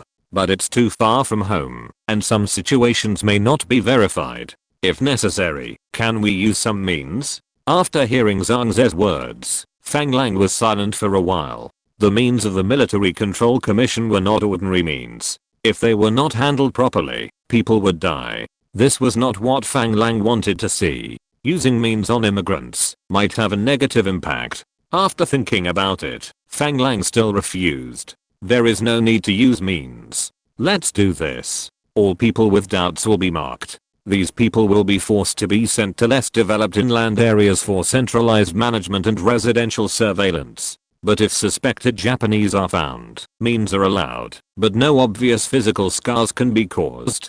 Do you understand? Be cautious with everyone who needs to use means. This is Brazil. We don't have the power to enforce the law. Do you understand what I mean? Zhang Ze, who was born as a military agent, didn't care whether there was law enforcement power or not. Since the boss had made it clear that suspected Japanese could be used, he understood where the boss's bottom line was. Obviously, the boss hated the Japanese very much. Of course, these intelligence agents who have been fighting the Japanese on the intelligence front line will not be polite. As for the power of law enforcement, Zhang Ze doesn't care at all. When will an agent who lurks in the enemy's territory to obtain intelligence need the power of law enforcement? Understood, boss. Then when can we start working? Don't worry, this is only a small part of your work. What's more important is to seize the time to learn the local language and integrate into the local environment. If necessary, we should also recruit some local intelligence personnel and train some intelligence personnel who are loyal to the interests of our Chinese. Let's do this. We can find a hidden place and secretly build a school for training intelligence personnel. Adopt some children of other skin colors and train them as our own intelligence personnel. I hope that in the future, no matter who he is in Brazil, as long as he wants to harm our Chinese forces, we can predict it in advance. In addition, our Fang Lang group will set up many advanced technology research institutes in the future, and all the confidential information in these institutions will need you to protect. It is also possible that you will need to go to other research institutions to obtain some confidential information we need. I believe these are what you are good at, right? Zhang Ze did not expect that Fang Lang had such high expectations for them. According to Fang Lang's idea, if their investigation department in the future really has such a huge power, it will be comparable to the current Military Control Commission. This made Zhang Ze excited and motivated for a while. In fact, Fang Lang was also influenced by later movies, especially the story of the confrontation between the Soviet Union and the United States on the intelligence front during the Cold War, which was even more fascinating. He didn't want to fight with the intelligence agencies of countries like the United States and the Soviet Union, but he also hoped that he could know the situation in Brazil. Never again like now. The upper echelons have already upgraded his Marine Corps to a brigade level organization after competition, and have also selected the commander, but he was completely unaware. In the end, when everyone else had decided, he received the notice. But Fang Lang didn't expect that the group of military agency had accepted on a whim would actually make the Fang Lang Group Investigation Department an intelligence agency similar to the secret police many years later. Fortunately, because they have no law enforcement power, they only conduct intelligence collection and investigation most of the time. But for those hostile forces and those who come to the important research institutions of Fang Lang Group to spy on intelligence, the workability and methods of this investigation department are a bit scary. Compared with their ruthless methods of dealing with the enemy, the methods of those commercial intelligence companies are as gentle and cute as little lambs. Their tentacles in Brazil have penetrated into every aspect of society, and any disturbance in Brazil cannot escape their eyes and ears. Chapter 249, Hall Master Selection. In May, the weather in Sao Paulo has already brought a hint of coolness. The coats that people in the northern hemisphere took off began to appear on the bodies of Sao Paulo residents. This is Fang Lang's second time to go home after traveling through time. The first time was when he was the captain of a Brazilian naval transport ship. He went home in Blackwell's Jeep. It was the first time he saw his original family, and he was a little nervous. But this time was completely different. There was a sense of ease and naturalness of finally returning to his hometown. On the way from the airport to home, Fang Lang found that Sao Paulo had changed a lot, especially on the way to Santasport, by bypassing the city of Sao Paulo. The changes were most obvious when passing by the industrial park that he had negotiated with the municipal government to establish. Fang Lang found that the current park was no longer what he had negotiated at the beginning. The scale was more than 10 times larger than before. After leaving the city, there were tall factories along the road, or factories that were still under construction. It was completely different from the scenery of farmland everywhere when he passed by for the first time. Fortunately, when he entered his own village, the scenery returned to the familiar look again. Obviously, Fang Lang Group's development deliberately avoided the village where he was born. After entering the village this time, Fang Lang found that the population of the village seemed to have decreased a lot. Only some old people were still busy in the fields. It was estimated that the villagers went to work in the factory during the day. After all, Fang Lang Group gave priority to recruiting villagers from the same village. There was no change in his house. It seemed that his father was not prepared to change the old house. "Mom!" Fang Lang shouted outside the door habitually after returning home. This had nothing to do with his own status. No matter how well you are doing outside, you are still your mother's son when you go home. This shout contains too many emotions. "Hey, is Lanja back?" Soon, a bunch of people rushed out of the house.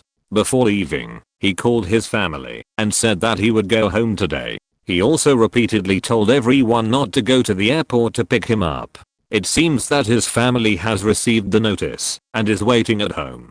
Because Zhuang Xinshan was training at the base, Fang Lang went home this time with the guard platoon that had been driven back to China for a training after making mistakes in the United States. Adjutant Qi Qingshan was the commander. The long motorcade did not attract everyone's attention. After all, this was the vehicle that Fang Yuan Group had arranged to go to the airport. But after the door was opened, the guards who were armed and scattered around, to guards still scared everyone. Fortunately, everyone knew that Fang Lang's current identity was extraordinary. Although they were a little nervous, they were not afraid. Fang Lang saw everyone's reaction and took the initiative to greet everyone one by one. Everyone was slowly adapting. Grandpa, after all, had relevant experience, seemed much more casual. Seeing that Grandpa was still energetic, as if he was in better health than the last time they met, Fang Lang was very happy and pulled the old man to ask about his health. The old man was obviously very happy to see that his eldest grandson had made progress. While chatting with Fang Lang, he also looked at the soldiers on guard around him. After discovering Qiqingshan following behind Fang Lang, he took the initiative to ask, "Is this the eldest son of the Qi family? I haven't seen him for a few years, but he looks much more energetic." As an adjutant, Qiqingshan and Fang Lang were from the same village, so he knew Fang Lang's family. When he heard the old man of the Fang family greet him, he hurried forward and said, "Grandpa Fang, you still remember me? I haven't seen you for a few years, and you are getting more and more energetic.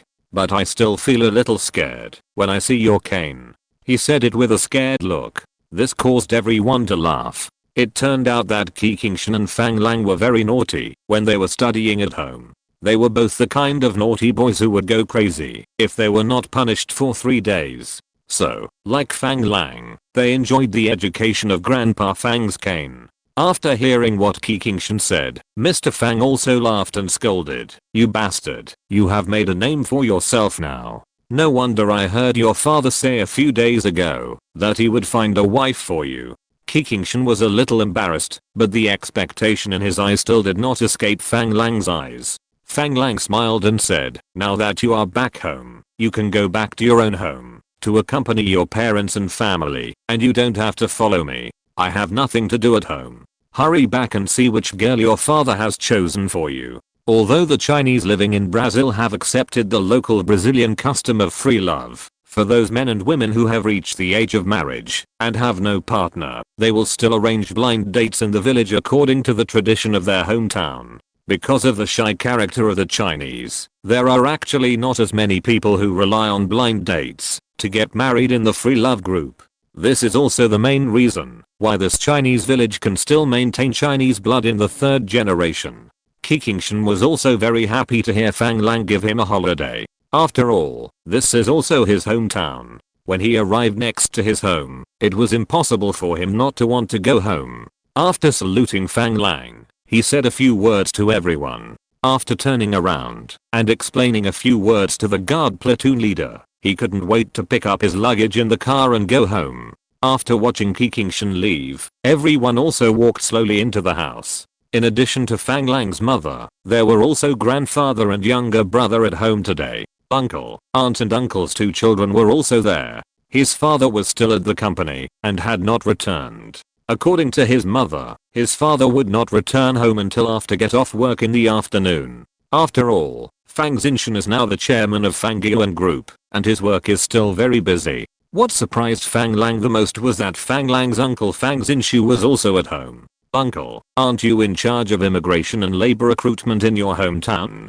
When did you come back?" After this period of training, Fang Xinshu looked much more mature than before. But in front of his nephew, who is also the boss, he still behaved very casually. "I've been back for a week. I've sorted out the work in my hometown and established connections in various places. It doesn't really matter whether I'm there or not. Didn't the hangman tell me that they were going to open a branch in Brazil, so I rushed back in a hurry?" Fang Lang didn't find it strange that Fang Xinshu knew about this. After all, it was the other party who was responsible for the negotiations with the hangman, and he was the one who was in charge of the subsequent liaison work. If the hangman wanted to enter Brazil, they would definitely test his mouth at the first time to see his attitude. "Oh, I wonder what your attitude is towards the hangman opening a branch in Brazil?" Although Fang Lang had agreed in New York to let the hangman open a branch in Brazil, according to Fang Lang's plan, the family must have its own spokesperson in the underworld, not to mention completely intervening in the underworld. and Fang Xinxiu was the best person in Fang Lang's mind to be responsible for this. If it were the past, I would have refused without even thinking about it. After all, Brazil is our territory, how can we let others interfere? However, this time I was in my hometown, I gained a lot of experience. It turned out that many high-level officials in the government were from the Hangmen, so our labor recruitment work in my hometown was so smooth. It is inevitable that there will be many Hangmen among the immigrants this time. Therefore, it is impossible for us to completely refuse Hangmen from entering Brazil. Fang Xinxiu's experience in his hometown this time must have overturned many of his cognitions. Therefore, he expressed such emotion about the ability of Hangmen. Fang Lang certainly knew that there were many Hangmen in the government, which was a well-known fact in later generations. Even Chiang Kai-shek joined the Green Gang in his early years. It is not surprising that there are Hangmen among the officials below. So you said that your return was related to the establishment of a Hangmen Hall in Brazil. So, did they invite you to watch the ceremony? Fang Xinxiu shook his head with difficulty and said, if it was just to watch the ceremony, I wouldn't have to rush back to Brazil from my hometown. I have been hesitating about this matter at home for a few days, and I was thinking of looking for you to make a decision. Now that you are back, I don't have to look for you. Seeing Fang Xinxiu's embarrassment, Fang Lang's brows also frowned. When in New York, Fang Jinao only proposed to set up a Hangmen Hall in Brazil. He didn't make any excessive demands. Why did Fang Xinxiu act so embarrassed? Fang Xinxiu saw a whole family looking at him, and he didn't know whether this matter was suitable to be said here. Fang Lang smiled and said, we are all family, there is nothing we cannot talk about. If you have any difficulties, please speak up, and we can help you with some ideas. Hearing Fang Lang's words, Fang Xinxiu gritted his teeth and said, this time in my hometown, I met Mr. Situ, the leader of Hangmen Mountain. The old man talked to me a lot and asked about the purpose of our recruitment of laborers and our living conditions in Brazil. I also told him some of our purposes. Mr. Situ took great care of me, and our labor recruitment work in my hometown received his strong support, so I dared to let go of the labor recruitment work in my hometown. He told me that they were going to open a new Hangmen Hall in Brazil. And they hope that I can serve as the leader of the Hangmen Hall in Brazil. What? Let you serve as the leader of the Hangmen Hall in Brazil? Have you joined Hangmen? Fang Lang did not expect that Fang Xinxiu would actually break such a hot news for him. Fang Xinxiu shook his head and said, no. How could I make a decision on such a big matter without discussing it with you? Hearing Fang Xinxiu's words, Fang Lang stood up and paced back and forth in the living room. He had to consider the gains and losses of this matter, which was not a trivial matter. The benefits of joining the Hangmen were obvious. Once he had this identity, he could get in touch with the Hangmen forces in other countries. When he was active in these countries, he could get help from the local Hangmen. Not to mention how much help this would provide. At least it was better than diving in blindly. Moreover, with this identity, the gang's power would develop very quickly, because he could directly select people from the Hangmen brothers among the laborers to join the Hangmen Hall in Brazil. In the future, when he encountered any problems in his development in Brazil, he could also ask for help from the main hall. Of course, with the status of the Fang family in Brazil, it would be better to ask Fang Lang for help than to ask for help from the Hangmen main hall. Therefore, this one did not make much sense. As for the bad part, it might be that there would be an extra main hall above, which would have a certain restraining effect on the Brazilian hall. I wonder if one day the main hall would appoint a new hall master to take over the work of the Brazilian hall. However, this was unlikely, because according to Fang Lang's understanding, the Hangmen was different from the King Gang. The King Gang is mostly composed of master-apprentice relationships, and the organization is strict. If you want to join the King Gang, you have to become a disciple. The seniority of the master in the gang has a great impact on your status in the gang. The Hangmen is much more relaxed than the King Gang, and all the Hangmen people are brothers.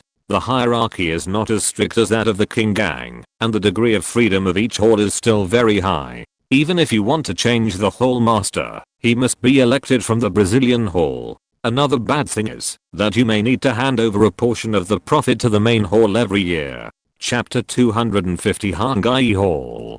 Just when Fang Lang was still weighing the pros and cons of Fang Xinshu joining the hangman, the old man sighed and said, "Alas, hangman, I didn't expect that after all these twists and turns, you're back again. If you really want to open a hangman hall in Brazil, you don't have to go through so much trouble. Langja, your great-grandfather was actually a member of the hangman. According to him, the reason why he joined the Kingdom of Heaven was because Kinshui of the Kingdom of Heaven was a member of the hangman. He was also attracted by Kinshuo's character." After hearing the old man's words, the family looked at him in amazement. At the beginning, when Fang Lang discussed the history and program of the hangman with Fang Xinshu at home, the old man seemed to be listening to something new and never revealed his identity as a great-grandfather. Unexpectedly, when talking about Uncle Fang Xinshu joining the hangman today, a big Buddha exploded. The Kinshuo the old man mentioned should be Qin Rigging, one of the main generals of the Kingdom of Heaven.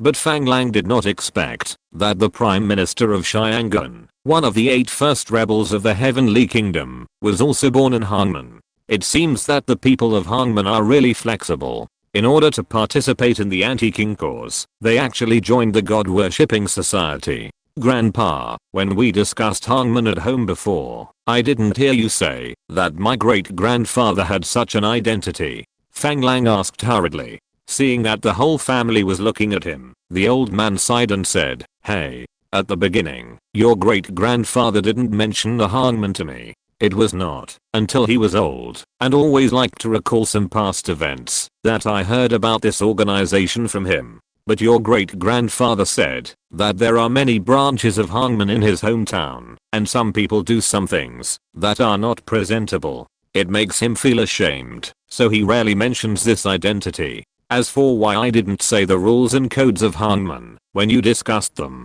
that's because I don't understand them. I just want to hear them for fun." Fang Lang and Fang Xinshu looked at each other and didn't expect this to be the case. However, the old man's meaning was also expressed very clearly. It seems that Fang Lang's grandfather was not a simple person at the beginning. The reason for the relatively low status may be that he joined the Heavenly Kingdom relatively late and was relatively young. Speaking of hangman, in fact, its original intention was not to fight against the Qing dynasty and restore the Ming dynasty. From the original 36 oaths of hangman, there are very few political words which can be seen. This situation gradually changed after the Opium War. In order to resist the Qing dynasty and seek asylum, many intellectuals joined hangman, which changed the personnel structure of hangman, which was mainly composed of farmers and small handicraftsmen. Under the influence of these intellectuals, hangman began to carry out various activities with the goal of anti-king.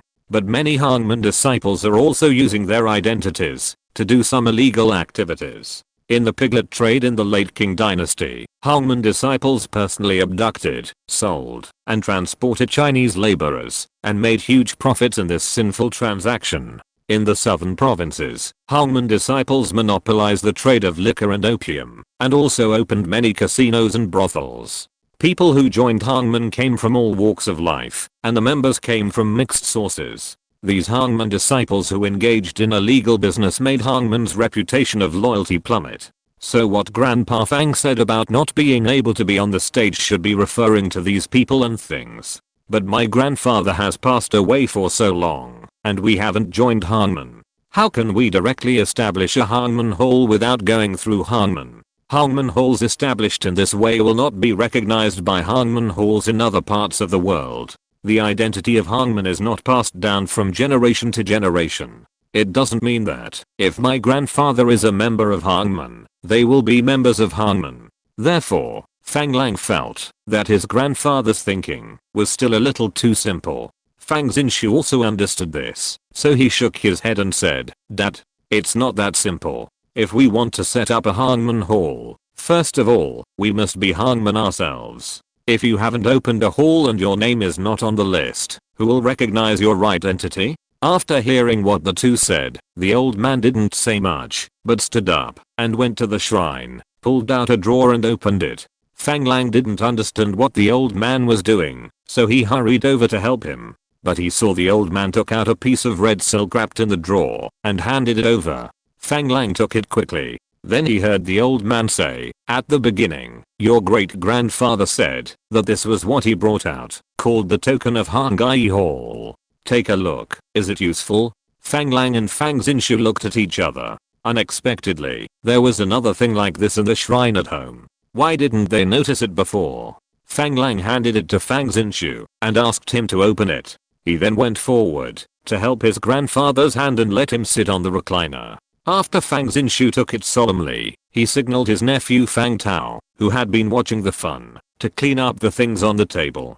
Then, he put the package on and opened it, and gently untied the outermost red cloth package. A piece of yellow silk that had faded a little was revealed inside. After opening it, everyone gathered around. A closer look revealed that it was a yellow triangular flag with the 3 big characters Hangai Hall embroidered in red thread on it, and there were red borders on the bottom and bevel of the flag. Fang Lang understood that this should be the name of the hall where the grandfather was. Inside the flag was another piece of red silk with words written on it. As Fang Xinshu slowly opened it, before Fang Lang could see the content of the words written on the red silk, he saw that what was wrapped in the red silk was actually a booklet. The cover of the booklet was very exquisitely made, with a thickness of more than 3 millimeters. It looked like it was wrapped in yellow silk cloth, but because it had been there for too long, the yellow cover had turned a little white, and there was a large black stain in the upper left corner. Fang Lang took a closer look and found that the stain should be the color of blood that had penetrated into the room and oxidized over time.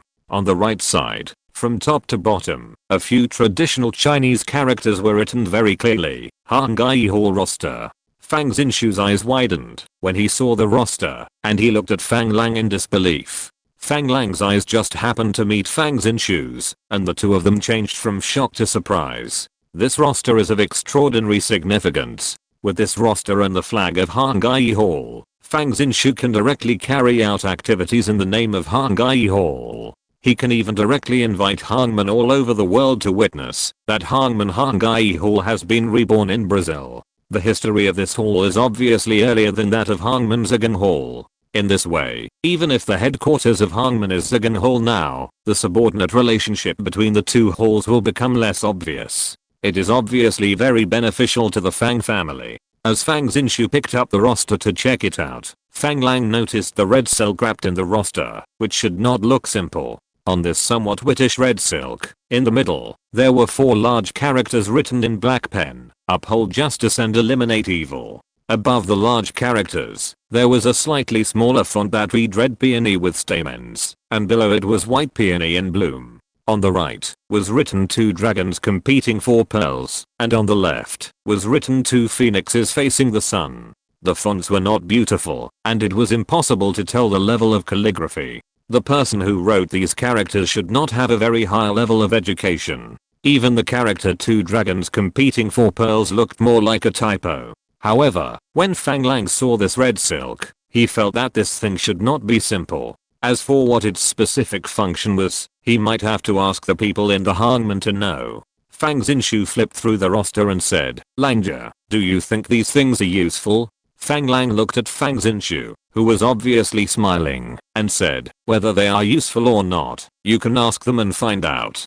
Didn't Mr. Situ invite you to join Hangman? Then just put these things out and see what he says." After hearing Fang Lang's words, Fang Xinshu closed the roster and looked at Fang Lang and said, "Do you mean that you agree to let me join Hangman and open a Hangman Hall in Brazil?" "No, not joining Hangman, but reorganizing Hangai Hall. Invite Mr. Situ to Brazil to preside over the ceremony so that Hangai Hall can return to the embrace of Hangman in the world," Fang Lang said with a smile. With this coat, in Brazil, the Fang family can completely control this Hangman force and use it for their own purposes. They can even use this flag to directly gather Hangman disciples from their hometown. Rapid development and growth have prevented the infiltration of Hangman headquarters into Brazil. Yes, reorganize Hang Yitang. From today on, our gang will be called Hang Yitang. Haha.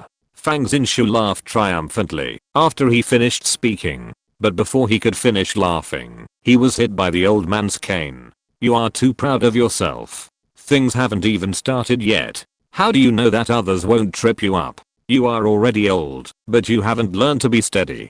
Fang Xinshu was so scared that he immediately shut up, and everyone laughed. Yang Zia saw the opportunity and quickly interrupted. Langjia, how long can you stay this time? You are not a child anymore, and you are considered to have made progress now. I was thinking, should I arrange a blind date for you too? Fang Lang never thought that his mother would be waiting for him here. When he heard that Qiqingshan was arranged to have a blind date, he was worried that he would also be arranged. Unexpectedly, she spoke up now. He waved his hands and said, Mom, no, I already have a girlfriend, and she is studying medicine in the United States. When she is on summer vacation, I will bring her back to you. As soon as he said this, everyone in the family was surprised and asked about Fang Lang's situation. Fang Lang didn't know whose question to answer. It was only when the old man's crutches fell heavily on the ground that everyone calmed down temporarily. The old man coughed twice and said, My dear grandson, tell grandpa, whose daughter is this? There seems to be no girl in the village. Did she go to the United States to study medicine? Hearing his grandfather talking about the girls in the village, Fang Lang felt a little overwhelmed. Could it be that he could only find a wife in the village? Grandpa, my girlfriend is not Brazilian, she is Italian. We met in Italy. Her father is my partner in business in Italy. What? Italian? No, you are the eldest grandson of the eldest son. How can you marry a white woman? Wouldn't it change the incense of our Fang family? No, I don't agree. After hearing what Fang Lang said, Grandpa Fang stood up from the recliner. His mother beside him also said quickly, Yes, Langjia, if you marry a white woman, it will be difficult for me to communicate with her. How can this be possible? His uncle looked indifferent, but his aunt stood by with an embarrassed expression. After all, she was the white woman that Grandpa mentioned, a white woman of Portuguese descent. Maybe she noticed the embarrassment of his aunt. Fang Lang's mother's face also became a little unnatural. Mom, don't worry. Your daughter-in-law is learning Chinese now, and she will have no problem communicating with you.